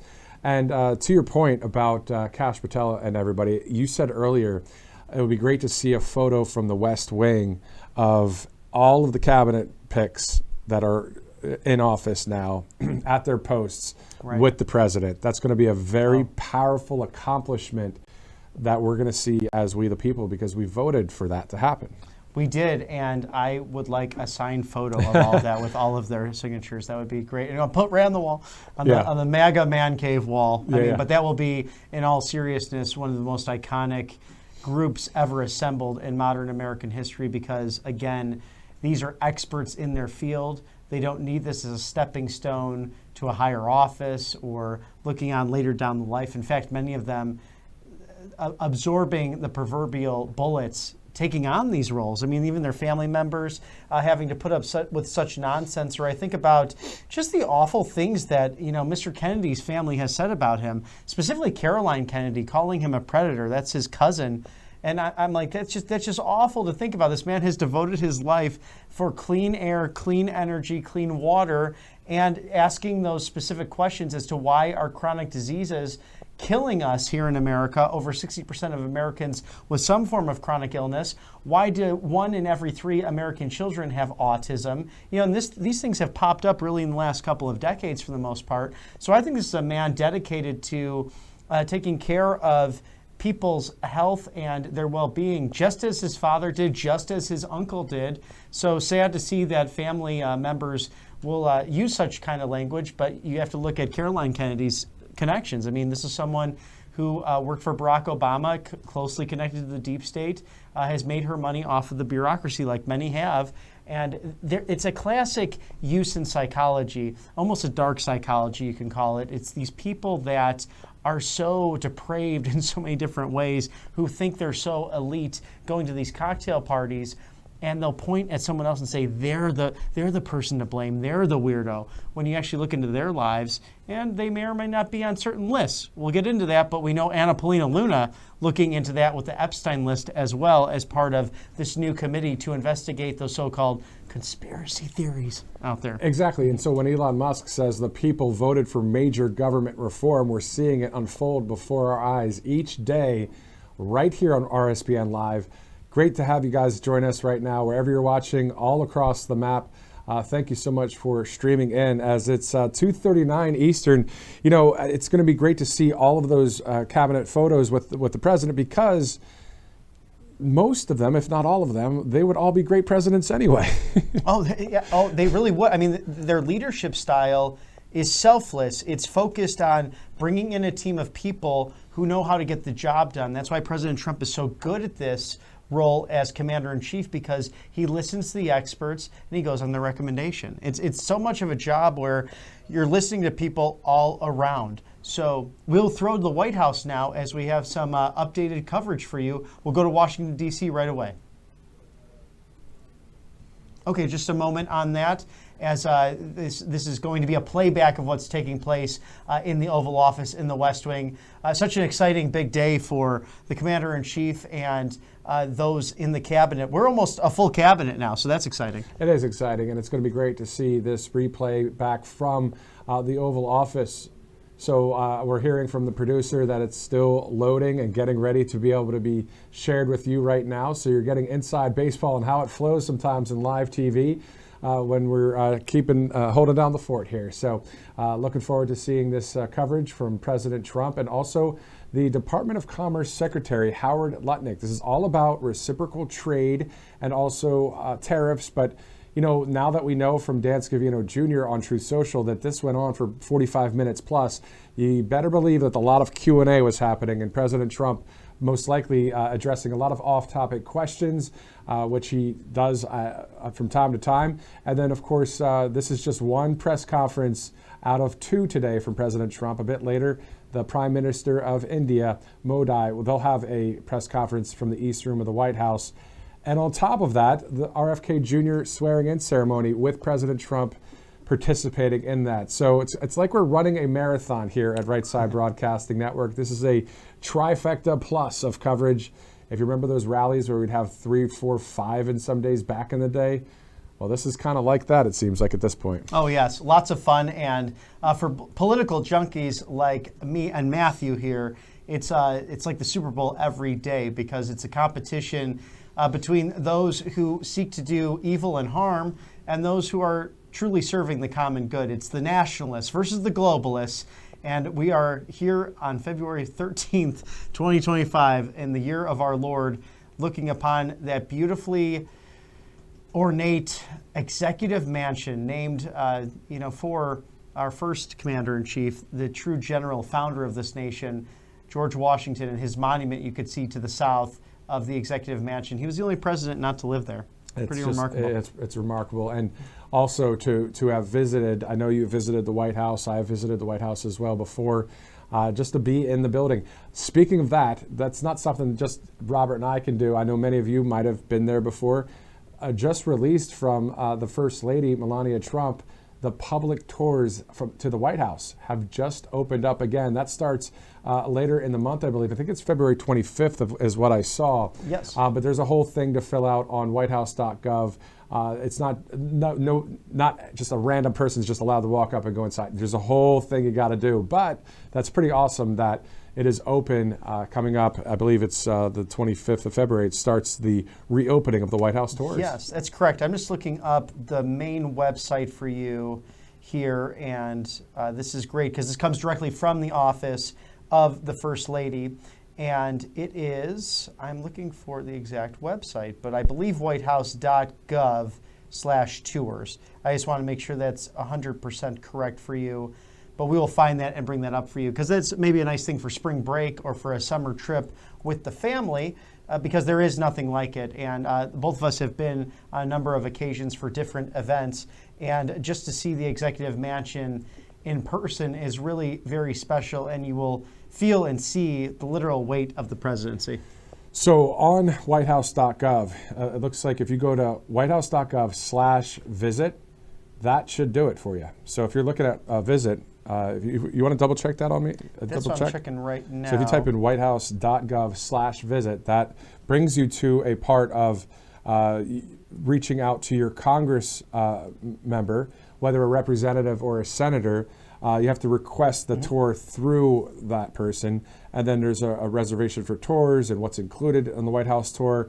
What we're told is the tours of the White House include the public rooms in the East Wing and the residence, which include the Vermeil Room, the library, the China Room, the Blue, Red, Green Room, also the State Dining Room, and a view of the White House Kennedy Garden.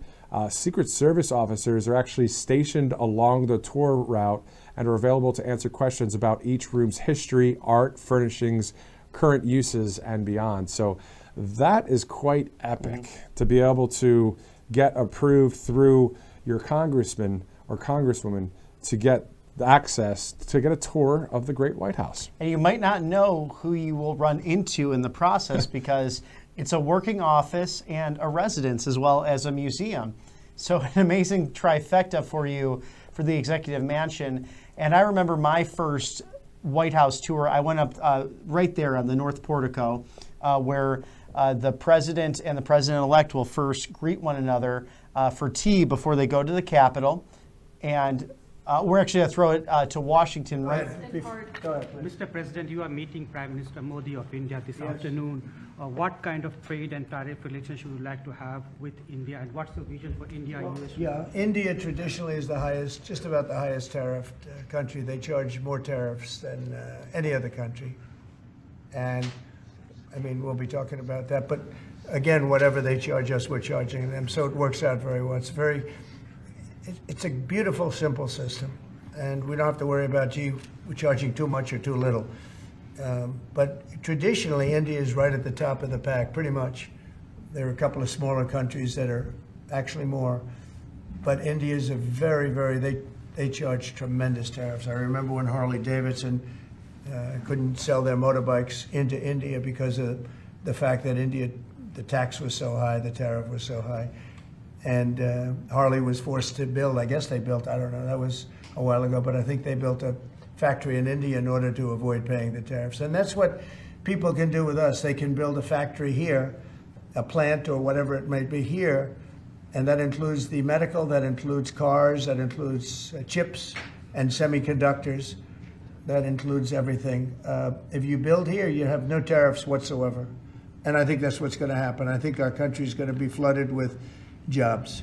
What should consumers expect? Are prices going to go up short-term, Well, long-term? not necessarily. I mean, not necessarily, but I'll tell you what will go up is jobs.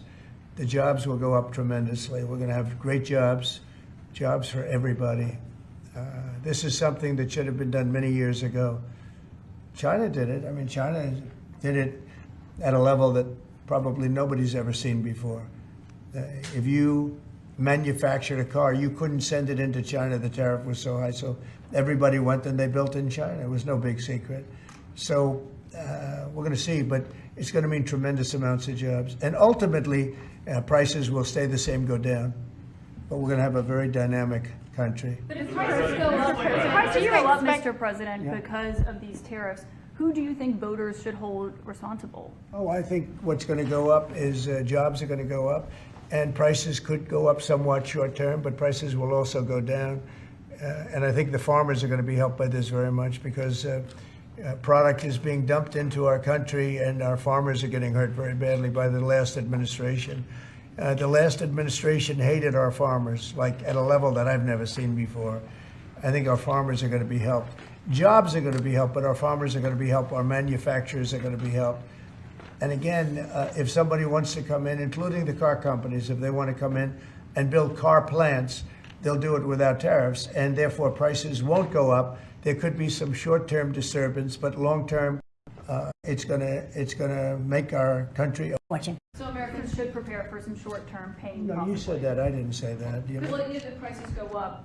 Let's see what happens. Nobody really knows what is going to happen, other than we know that jobs are going to be produced at levels that we haven't seen before. We know that we think interest rates are going to ultimately be coming down because of things that happen, and they go hand in hand with the tariffs. But we think that the prices for some things, many things, it could be all things, will go down. Ultimately, will go down. Mr. President, can you explain the timeline here, sir? There's a period of time for a review, a report, 180 days. What's the earliest date that you think tariffs will actually be implemented and executed? Well, I would say maybe I'll ask Howard to answer that because he's going to be the one that's implementing. What do you think? Our studies should be all complete by April 1st. So we'll hand the president the opportunity to start on April 2nd if he wants. So I think we'll be ready to go on April 1st, and we'll hand it to the president, and he'll make his decisions. But remember, if they drop their tariffs, prices for Americans are coming down. Our production's going up, and our costs are going down. Remember, it's a two-way street. That's why it's called reciprocal. Have you spoken to any American CEOs directly about this? Are they calling you and asking for I've spoken to exemptions, many, for example? and many love it. And they say this is going to be the thing that makes our country really prosperous again. And this is going to be what pays down to $36 trillion in debt and all the other things. And this is going to be, this is an amazing day.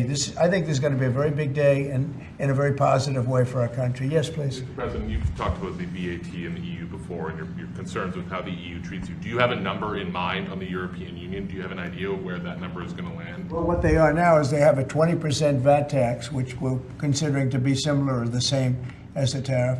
Plus, they charge lots of fees, and you know they're doing something else. European Union's been very tough on our companies. They sued Apple, they sued Google, they sued Facebook, they sued many other companies, and they're American companies, and the kind of numbers are staggering. And the court system over there is not very good to our companies. If you know that Apple had to pay, I think, $16 billion in a penalty. A court case that was really shocking because most people thought they would have won that court case, people that watched it. So they've been very tough. Airlines have called me up and they said, could you help us with Europe because they're charging us so many different fees. I got a call from the head of American, United, and other airlines saying every time we land a plane, we get just absolutely killed by the European Union. And so they haven't been treated as good. You know, we think European Union is wonderful. We all love Europe, love the countries in Europe. But European Union has been absolutely brutal on trade. Canada has been very bad to us on trade, but now Canada is going to have to start paying up. And Canada has been tough on the military because they have a very low military cost. They think we're going to, protect them with our military, which is unfair. So Canada is going to be a very interesting situation because, we just don't need their product. And yet they survive off the fact that we do 95% of what they do. And Canada is just absolutely, I say it, and sometimes people smile and sometimes they say, great idea, but Canada, their taxes would come down greatly. Their security would go up greatly. Amazing things happen to Canada. And really Canada in this particular, why would we pay $200 billion a year in subsidies to Canada when they're not a state? You do that for a state, but you don't do that for somebody else's country. So I think Canada is going to be a very serious contender to be our 51st state. Mr. President, how are negotiations going with Canada? There was obviously a delay in implementing those tariffs. I spoke to Governor Trudeau on numerous occasions, and we'll see what happens. But it just sets up so good for them. Look, the people would pay much less tax than they're paying right now. They'd have perfect military protection. They don't have any military protection because and you take a look at what's going on out there. You have Russian ships, you have China ships, you have Chinese ships, you have a lot of ships out there, and people are in danger. This is a different world today. It's a different world. They need our protection. Yes. You just mentioned Elon Musk and the efforts that he's undertaking with your authority. You granted him new authority this week. Will he secure any new government contracts while he is working on DOGE? No, not if there's a conflict. If there's no conflict, I guess what difference does it make? But we won't let him do anything having to do with the conflict. Are you personally checking to make sure there's no conflicts of interest? Yeah, I am. He answers to you. Sure, he does. First of all, he wouldn't do it, and second of all, we're not going to let him do anything where there's a conflict of interest. Mr. President, your negotiations with the EU are there's discussions ongoing already. How quickly do you expect that you'll hear back from them about any of these other measures? I can't tell you. Yeah, the EU's been it's just been, they haven't treated us properly. Look, we were great to them on NATO. Essentially, it's a similar group of countries. When I came in, my first term, I raised their fees. I mean, they were not paying. We were paying for, in my opinion, almost all of NATO. And now, I had the bad moment with the press where the press said, well, does this mean you won't protect them? And I said, I won't protect them if they're not paying. But because I said that, the Secretary General, as you know, said it was the greatest thing he's ever seen because the money came pouring in. But they don't treat us right on trade. They don't treat us right on the military either. I mean, if you look at Ukraine, we're in for probably $200 billion more than Europe. Why are we in for more than Europe? We're in for more than Europe. I mean, think of it, or NATO. I mean, let's call it NATO because Canada's in. By the way, Canada is just about the lowest payer. Also, they shouldn't be. They are just about the lowest payer in NATO, in addition to everything else. So Canada's really been taken advantage of. And if they had to pay just something modestly fair, they wouldn't be able to succeed as a country. And that's why I feel they have to become a state. Yes, ma'am. Thank you, Mr. President. Is it your expectation that partners will offer major concessions and that you actually don't end up applying those tariffs? No, I think that a lot of them will stay the same, and whatever they pay, I'll pay. I mean, we'll have a lot of them stay the same. I think some. Look, I heard as an example, EU lowered their tax on cars down to the exact same amount that they were much higher. They were approximately 5 times higher, and they lowered them down to the exact tax that we're charging. That took place like yesterday or the day before. Is that a correct statement? I think so, yeah. Do you expect any exemptions or waivers? I don't expect that, no. This is a simple system. I mean, there wouldn't be any. And in the case of Apple, I gave them a waiver, an exemption in my first term because Samsung was in South Korea. And Samsung didn't have to pay the tax because it was a tax on China. And Apple makes a lot of their product in China. So I did that because it wouldn't have been fair. But now this applies to everybody across the board. This is a much simpler way of doing it, much better way. You had that major call yesterday with President Putin of Yeah. Russia. President Zelensky responded today basically saying any agreements they won't accept unless they're made with Ukraine. Will Ukraine have a seat at that table for those Of negotiations? course they would. I mean, they're part of it. We would have Ukraine, we would have Russia, and we'll have other people involved too. A lot of people, a lot of forks in this game. I'll tell you what, this is a very interesting situation, but the Ukraine war has to end. The young people are being killed at levels that nobody's seen since World War II, and it's a ridiculous war, and it has to end. We had a good talk with President Putin. I had a good talk with President Zelensky, very good talk. And somebody said, oh, I should have called Zelensky first. I don't think so. I mean, we have to find out whether or not Russia wants to make a deal. I know that Zelensky wants to make a deal because he told me that, but I now know that Russia wants to make a deal. Did you ask Secretary Hegseth to walk back his comments yesterday saying Ukraine won't join NATO and won't go back to pre-2014 borders because those are bargaining chips you could use? No, I didn't. Somebody told me to, but I thought his comments were good yesterday, and they're probably good today. They're a little bit softer, perhaps, but I thought his comments yesterday were pretty accurate. I don't see any way that a country in Russia's position could allow them, just in their position, could allow them to join NATO. I don't see that happening. And long before President Putin, Russia was very strong on the fact that, I believe that's the reason the war started, because Biden went out and said that they could join NATO, and he shouldn't have said that. As soon as he said that, I said, you know what? You're going to have a war now, and I was right about that.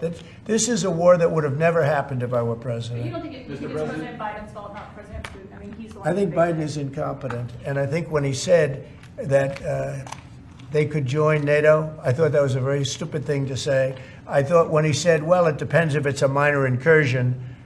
In other words, it's okay if Russia does a minor incursion. I thought that was a very foolish thing to say. The other thing that got it started was how badly Milley and these stupid people, a bad general, how badly they did with Afghanistan. I was going to pull out, but we were pulling out with dignity and strength, and we were going to take our equipment with us and everything else. I mean, what they're doing is, what they did with that, I think Putin looked at that mess and he said, wow, this is a great time, I'm going to go in. But what the Americans said, I'm not blaming Americans, but I will say what they said had a big influence on his deciding to go in. Yeah. When Elon Musk met with Prime Minister Modi earlier today, did he do so as an American CEO or did he do so as a representative of the U.S. government? Are you talking about me? No, Elon Musk. Elon, I don't know. They met, and I assume he wants to do business in India. But India is a very hard place to do business in because of the tariffs. They have the highest tariffs just about in the world, and it's a hard place to do business. No, I would imagine he met possibly because he's running a company. He's doing this as something that he's felt strongly about for a long time because he sees what's happening and he sees how the country is really being hurt badly by all of the fraud, waste, and abuse. Yeah. So how does Modi know whether he's meeting with a CEO or meeting with a representative of your government? Well, he's meeting with me in a little while, so I'm going to ask him that question.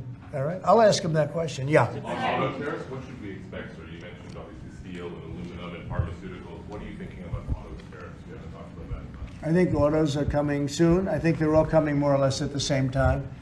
And it's not going to be a big shock to the system. But what it's going to do is it's going to bring pharmaceuticals back to our country. Much more important than the money. It's a lot of money, but it's going to bring pharmaceuticals back to our country. It's going to bring chips back to our country. It's going to bring automobile. We're going to do a lot more automobile manufacturing in our country. When I did this, when I announced this during the campaign, they were going to build the largest car plant in the world in Mexico. It was almost under construction. It was just starting. And when they heard me make that statement, and they thought I was going to win the election, actually, it was a few months before the election itself. China was building the car plant. It was going to be the largest in the world. They immediately stopped construction. You can see the foundations there.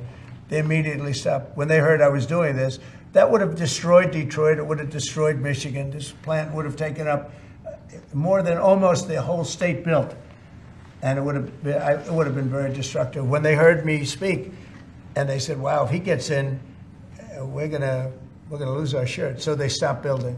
That's the impact that tariffs have. Again, you know, I say it, and I say it loudly. It's the most beautiful word, but now I say religion, love, and a couple of other things are more beautiful, because I got in a lot of problem with the fake news when they said, oh, other things are more important. God is more important, but these are the words.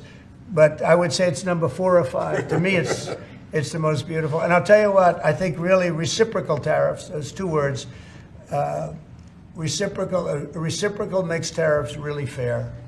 There'd be no exemptions, right? It would be all auto imports? Any exemptions now, because you don't need to. With reciprocal, you don't need to. Mr. President, Gavin Clegg just arrived at the IRS. Fox Radio. Do you have a update on the TikTok negotiations? Yeah, we have a lot of people. Timeline's running out, isn't it? Well, I have 90 days from about 2 weeks ago, right?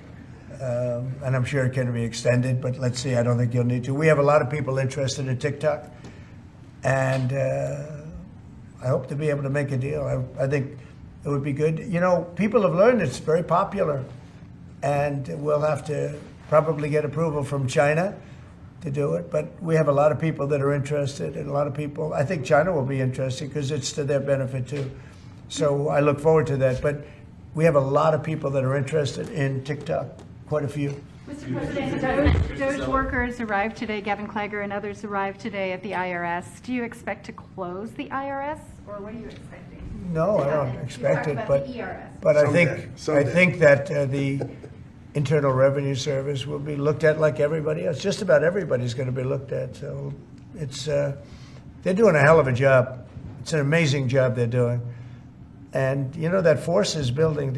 I call it the force of super geniuses, but it's building. And you know, they go up and they talk to some of the people about certain deals, and the people get all tongue-tied. They can't talk because these people get it. They're very smart people. We need smart people. Yes, Brian? On tariffs, sir. Yeah, Brian? Yes, sir. Mr. President, I know that during the campaign, it was huge in Pennsylvania as far as bringing back manufacturing. Have we talked to any CEOs since the tariffs were announced on steel and aluminum? What's the feedback from those? They are in love with it. As you know, in Pennsylvania, U.S. Steel is through the roof. They're all through the roof. That's why I didn't want U.S. Steel to make a deal with Japan or anybody else. I think it's going to do great. But I think maybe more than anybody else, the steel companies and aluminum companies, they're in love with what's happened. And this will eventually be the car companies and chip companies. We have to have chips made in this country. Right now, everything's made in Taiwan practically, almost all of it, a little bit in South Korea. But everything, almost all of it is made in Taiwan. And we want it to be made. We want those companies to come to our country, in all due respect. You know, they took the business away. Taiwan took our chip business away. We had Intel, we had these great companies that did so well, and it was taken from us, and we want that business back. We want it back in the United States. And if they don't bring it back, we're not going to be very happy. You Sir, on mentioned tariffs, pharmaceuticals as well in China. That's national security to bring that back. China and other places. We want to get the pharmaceutical and drug business back into the United States, where it should be. Right? Sir, on tariffs, are you concerned that the countries that would be most affected, like India, would just shift their trading to China? No, I'm not concerned about anything, really. I mean, I'm just doing what's fair. This is a very fair thing. This should have been done a long time ago. I would have done it, but then COVID hit. I was getting ready to do this years ago, and first term we had the most successful economy in history, and then COVID hit, and this was going to be the thing that I was most waiting to do, but it was awfully hard to do this with Italy and France and Spain, and all those people were dying, and then we put tariffs on. I have a big heart. Sir, on Ukraine, when Putin says that he really wants peace, do you believe him? Yeah, I do. I believe he wants peace. I believe that President Putin, when I spoke to him yesterday, I mean, I know him very well. Yeah, I think he wants peace. I think he would tell me if he didn't. I'd like to see peace. Do you trust President Putin? I believe that, I believe that he would like to see something happen. I trust him on this subject. I think he'd like to see something happen. I think it could have happened a long time ago. I think Biden, number one, it shouldn't have started, but it did. And now all those cities are knocked down. like demolition sites. All those beautiful golden towers are knocked down. There's nothing going to replace them. But much more importantly, you lost millions of people. A lot of soldiers, but you lost millions of people. When they knocked down those cities, and they're all laying down on the side, they're laying down just in ashes and all crumbled up concrete. They literally look like a world-class demolition site. And many of them, almost all of them, but many of them, and this should have been done by Biden years ago. This should have never been allowed to happen. I know he's a friend of yours. But couldn't Putin just withdraw his He's a friend of today? CNN. That's why nobody watches CNN anymore, because they have no credibility. Okay, who else? Yes, please. Sir, if you can find a buyer in the United States for TikTok, do you think Xi Jinping will authorize the sale of it, or will he? I'm going to make it worthwhile for China to do it. I think so. I mean, I got to know TikTok because during the election, I ended up with 36% higher than my opponent with youth. Okay, that never happened before. That's always been a Democrat thing, youth. It became a Trump thing. And I think TikTok, I think Joe Rogan was a part of it. Some of the great people that I did interviews with were a part of it. But I think that TikTok was I think it was a big part. Look, as you know, we were up by 36% with youth. The Republican was never up with youth. And I focused on TikTok, and I found it to be amazing, actually, and very fair. And I think the image of TikTok is different than it was before the election. I think people saw it, and they view it as a positive, not a negative. I think it'll be to China's advantage to have the deal be made, yeah. How much money do you think you'll raise from tariffs on an annual basis? That's the most interesting question. I think it'll be a staggering amount. It will be the external, I call it the External Revenue Service. That was a name that was devised by a few of us, but I think it's going to be a staggering amount. We've heard the number 1 trillion floated in meetings with senators. Is that a number you've thought of? I don't know, but already the Senate's saying, well, wait a minute, they're looking at some of the numbers and they're saying, whoa, look, we want to, I say America first, I say make America great again. That's what we're doing. I think it's the most important thing I've signed. I've signed some very important things. Right to try was so important. I mean, a lot of important things. Space Force, the biggest tax cuts in history. This could be one of the most important things that we've ever signed. Do you expect the Russians and President Putin to attend the summit in Saudi Arabia? Eventually, yeah. Not quite yet. It's a little early. They're having a meeting in Munich tomorrow. Russia is going to be there with our people. Ukraine is also invited, by the way. Not sure exactly who's going to be there from any country, but high-level people from Russia, from Ukraine, and from the United States. Do you want to have Russia back to the G7, sir? I'd love to have them back. I think it was a mistake to throw them out. Look, it's not a question of liking Russia or not liking Russia. It was the G8, and I said, what are you doing? You guys, all you talk about is Russia, and they should be sitting at the table. I think Putin would love to be back. Obama and a couple of other people made a mistake and they got Russia out. It's very possible that if that was the G8, you wouldn't have had the problem with Ukraine. And if I was president, you definitely wouldn't have had the problem with Ukraine. Russia would have never attacked Ukraine. But you ask a very good question, the G8. It used to be the G8 and then these people threw them out. And I was arguing with Trudeau and with numerous of the people. Actually, Prime Minister Abe, a great man from Japan, agreed with me 100%, and some of the others did too. But I got there, it was the G7, as you know. They had already been terminated. I think it would have been very helpful, and it still would be helpful to have Russia be a part of that mix. And I think if they were, I don't think you would have had the problem that you have right now. Russia is part of the G20. They kicked them out, of course, because they illegally annexed Crimea.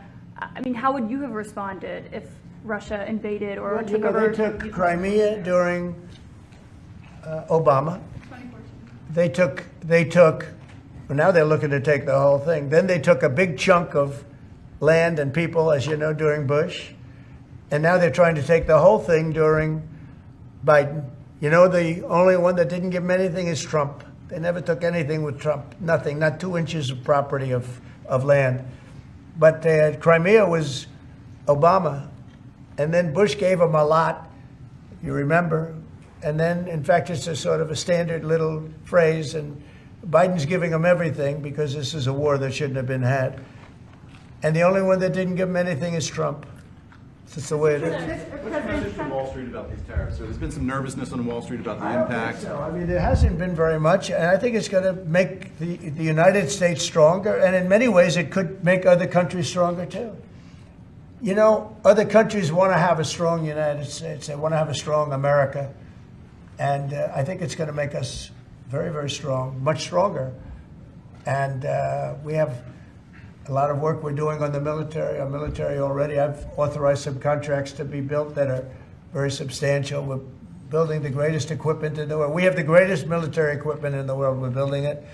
At some point, when things settle down, I'm going to meet with China, and I'm going to meet with Russia in particular, those two, and I'm going to say there's no reason for us to be spending almost $1 trillion on military. There's no reason for you to be spending $400 billion. China's going to be at 400 billion. We're at $1 trillion. We're going to be at close to $1 trillion.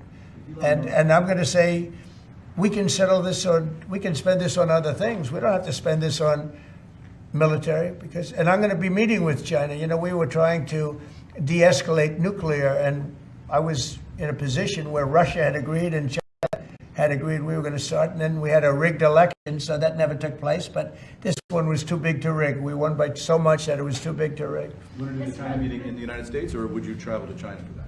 For what? A China meeting. Would you do that here or I there? tell people all the time, you know, the question is who's going to have the first meeting, where are you going to, I say this to Putin, to President Xi, I say to everybody, never bothered me, you know, I'm willing to say I'll go first. It doesn't matter. It's the end result that counts. So it doesn't make any difference. When do you want to have a conversation about global defense spending, you, China, Well, Russia? I'd like to have that, as soon as things settle down, I'm going to have that conference, primarily with China and Russia, because those are the two that really are out there. And we're going to have them spend a lot less money, and we're going to spend a lot less money. And I know they're going to do it. They agreed to it. We were talking about denuclearizing, and President Putin and I agreed that we were going to do it in a very big way. There's no reason for us to be building brand new nuclear weapons. We already have so many. You could destroy the world 50 times over, 100 times over. And here we are building new nuclear weapons, and they're building nuclear weapons, and China's building new nuclear weapons, and China's trying to catch up because, you know, they're very substantially behind, but within 5 or 6 years they'll be even. And we're all spending a lot of money that we could be spending on other things that are actually, hopefully, much more productive. Hopefully, there'll never be a time when we need those weapons. If there's ever a time when we need nuclear weapons, like the kind of weapons that we're building and that Russia has and that China has to a lesser extent, but will have, that's going to be a very sad day. That's going to be probably oblivion. Do you see that as separate conversations, or do you see one giant summit with you, Xi Jinping, and Vladimir Putin? Yeah, I could see that. Let things calm down a little bit. You know, when I left, we had no Middle East problem. We had no Russia going into Ukraine. They never would have done it. Putin never would have done it. And I came back, and we got like the whole world is blowing up. So when we straighten it all out, then I want to have one of the first meetings I want to have is with President Xi of China, President Putin of Russia, and I want to say, let's cut our military budget in half. And we can do that. And I think we'll be able to do it. If Elon Musk identifies wasteful spending in the Defense Department, defense contractors and the like, are you willing to go after that spending as well? We have to go waste, fraud, and abuse. Yeah, and we're doing that. Could we, you know, I'm just wondering about your conversations on defense spending. Would you want to do that as a trilateral, or would you use the existing body that also already includes China and Russia, the G20? No, it's the people. It's President Putin, President Xi. I don't need bodies. I don't need anything. It's people. It's all about people. It's about relationship and people. And, you know, I've had a good relationship with President Putin. I've had a good relationship with President Xi. It's about people. And I think when things straighten out, which I hope will be in the not too distant future, the meeting I want to have first is a meeting with China and a meeting with Russia on slowing down, stopping, and reducing nuclear weapons in particular, and also on not having to spend the kind of money we're all spending on weapons, military weapons generally. I think my question is, would you have those meetings separately with each of those leaders, or would you try to bring them all together? Both. You start off separately, and that's what was happening. I was dealing with President Putin. We had really an understanding where we were going to denuclearize. What a beautiful term that is, right? Denuclearize. What a great thing if we could do that. And we were going to, he really liked the idea, and so did I. And we had then called China, and China was very open to it. And then COVID hit, and then we had a rigged election. But now there was no rigged election. Now we have an election that was too big to rig. That's what my whole theme was, too big to rig. And they tried, but they didn't pull it off. Sir, as part of the reciprocal tariffs, would you also direct agencies to study the impact they would have on prices in the U.S.? No, there's nothing to study. There's nothing to study. It's going to go well. The United States is going to become a very, very strong economically country. Yeah. Mr. President, in the past you have spoken against BRICS. India is part of BRICS. Do you want to dismantle BRICS, or you want to US want to be part of it? I don't care, but BRICS was put there for a bad purpose, and most of those people they don't even want to talk about it now. They're afraid to talk about it because I told them if they want to play games with the dollar, then they're going to be hit with a 100% tariff the day they mention that they want to do it. And they will come back and say, we beg you not to do this. BRICS is dead since I mentioned that. BRICS died the minute I mentioned that. And I remember when Obama and Biden in particular, I guess he said that, they have us over a barrel. They don't have us over a barrel. We have them over a barrel. If BRICS wants to play games, those countries won't trade with us. We won't trade with them. And if any trading gets through, it'll be 100% tariff at least. On your What cabinet, would be You your know what? When they hear that, what do you think they're going to do? They're going to say, look what happened to BRICS. They didn't want to talk about it. They don't even want to admit that they were a member of BRICS. That's what's happened. On your cabinet, sir, we saw Robert F. Kennedy Jr. get confirmed. He's going to come in here and be sworn in. Mitch McConnell has now voted against several of your nominees. He voted against RFK Jr. as the next health secretary, citing conspiracy theories. What's your reaction to that? Well, I feel sorry for Mitch. And I was one of the people that led. He wanted to go to the end, and he wanted to stay leader.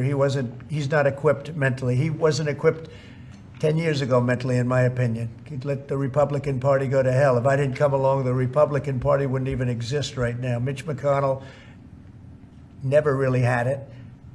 He had an ability to raise money because of his position as leader, which anybody could do. You could do it even, and that's saying a lot.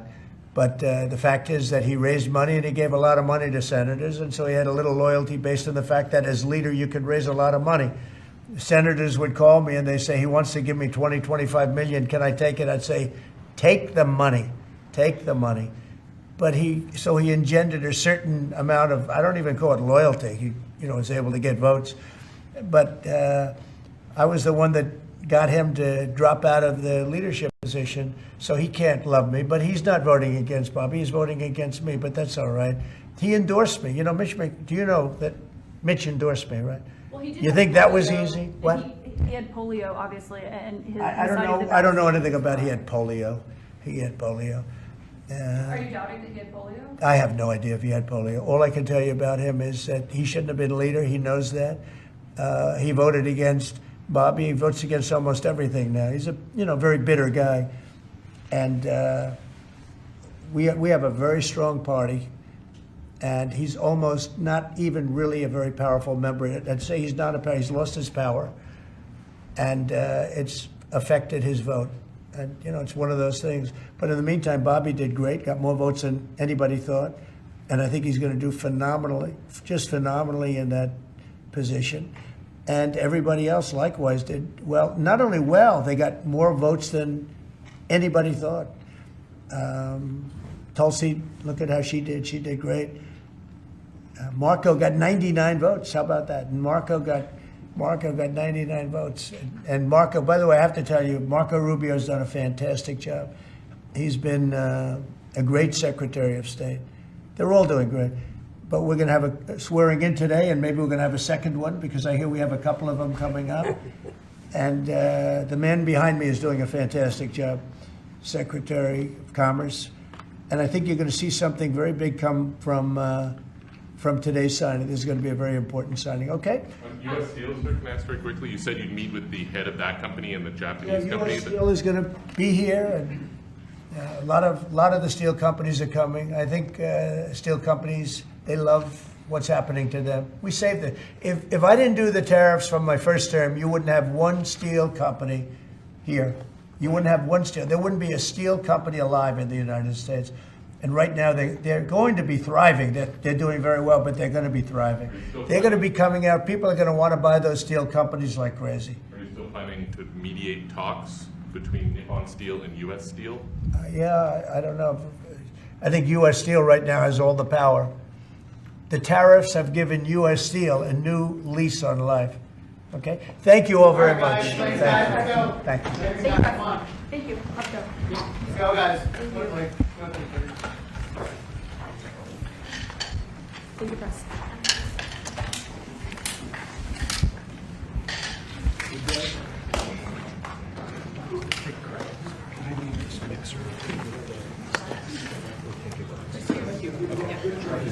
We can leave the stage, right? Okay.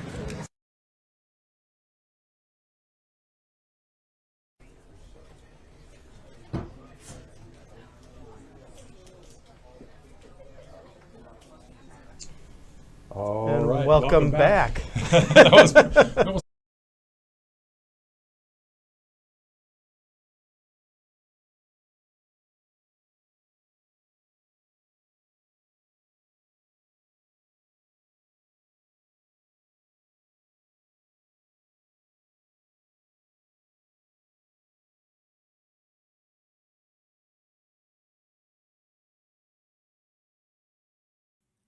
Oh, I think my mic was off. Anybody still around? Man, that was a long wait for a press conference.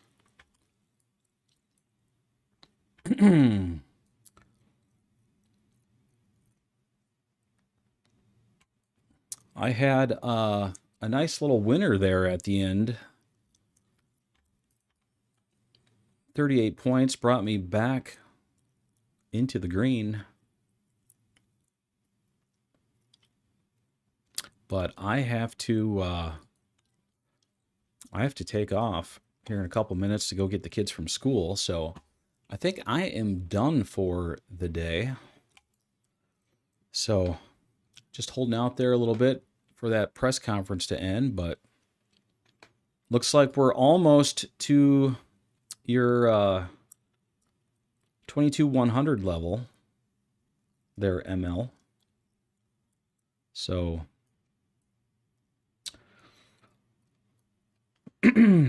not sure if you're in a trade targeting that level or not, but if you are, good luck to you guys. I'm going to head out here, so I will see you tomorrow. Tomorrow is Friday. So, all right, cool. All right, guys, long stream today. I don't know how many hours it's been, but it's been a long time. So we will see you guys tomorrow. All right, take care.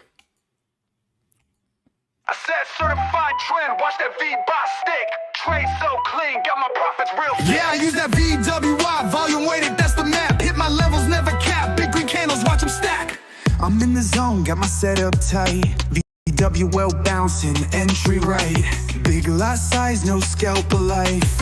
Trend is strong, I hold all night. Market open, watch the tape, liquidity gon' set my fate. If it holds, I let it ride. If it breaks, I cut with pride. Midday chop, I step aside. Wait for trend and not decide. Be drove by magnet, price aligns. Catch that dip, now watch it climb. Yeah, I use that view get, volume weighted, that's the map. Trend confirm, I let it clap. Catch that move, no looking back. The mode is shift, I see it clean. Delta rising, bulls and steam. Volume high, trend is mean. New day high, that's routine. Market's wild, stay composed. Bounce, I double dose. Risk is tight, reward is vast. Let it run, no exit fast. Pre-market plan already set. If it's weak, then short's the bet. Buy is strong, but I'll adapt. Trade what's real, don't get trapped. No emotions, risk defined. Volvo telling me it's time.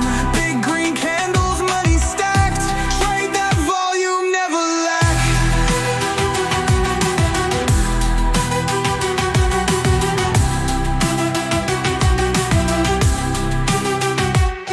Market Market open, watch the tape. Liquidity gon' set my fate.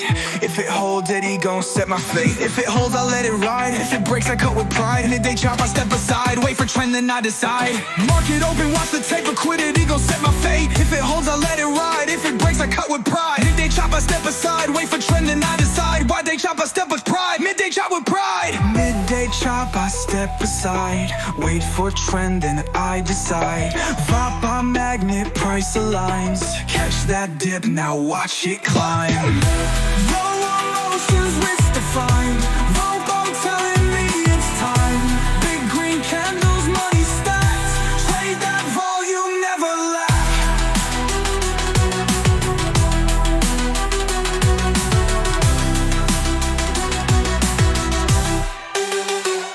Never lack. Whoa, whoa, whoa, whoa. Yeah, yeah. Look hack, momentum shift, I see it clean. Delta rising, bulls in steam. Volume high, trend is mean. New day high, that's routine. Market's wild, stay composed. Vow bounce, I double dose. Risk is tight, reward is vast. Let it run, no exit fast. Pre-market plan, already set. If it's weak, then short's the bet. Buy it strong, but I'll adapt. Trade what's real, don't get trapped. Vibes keeps me sane. Baseline price, it runs the game. Overextended, I refrain. Wait for retest, then I claim. No emotion, hits get fine. Baseline price, it runs the game. Overextended, I refrain. Wait for retest,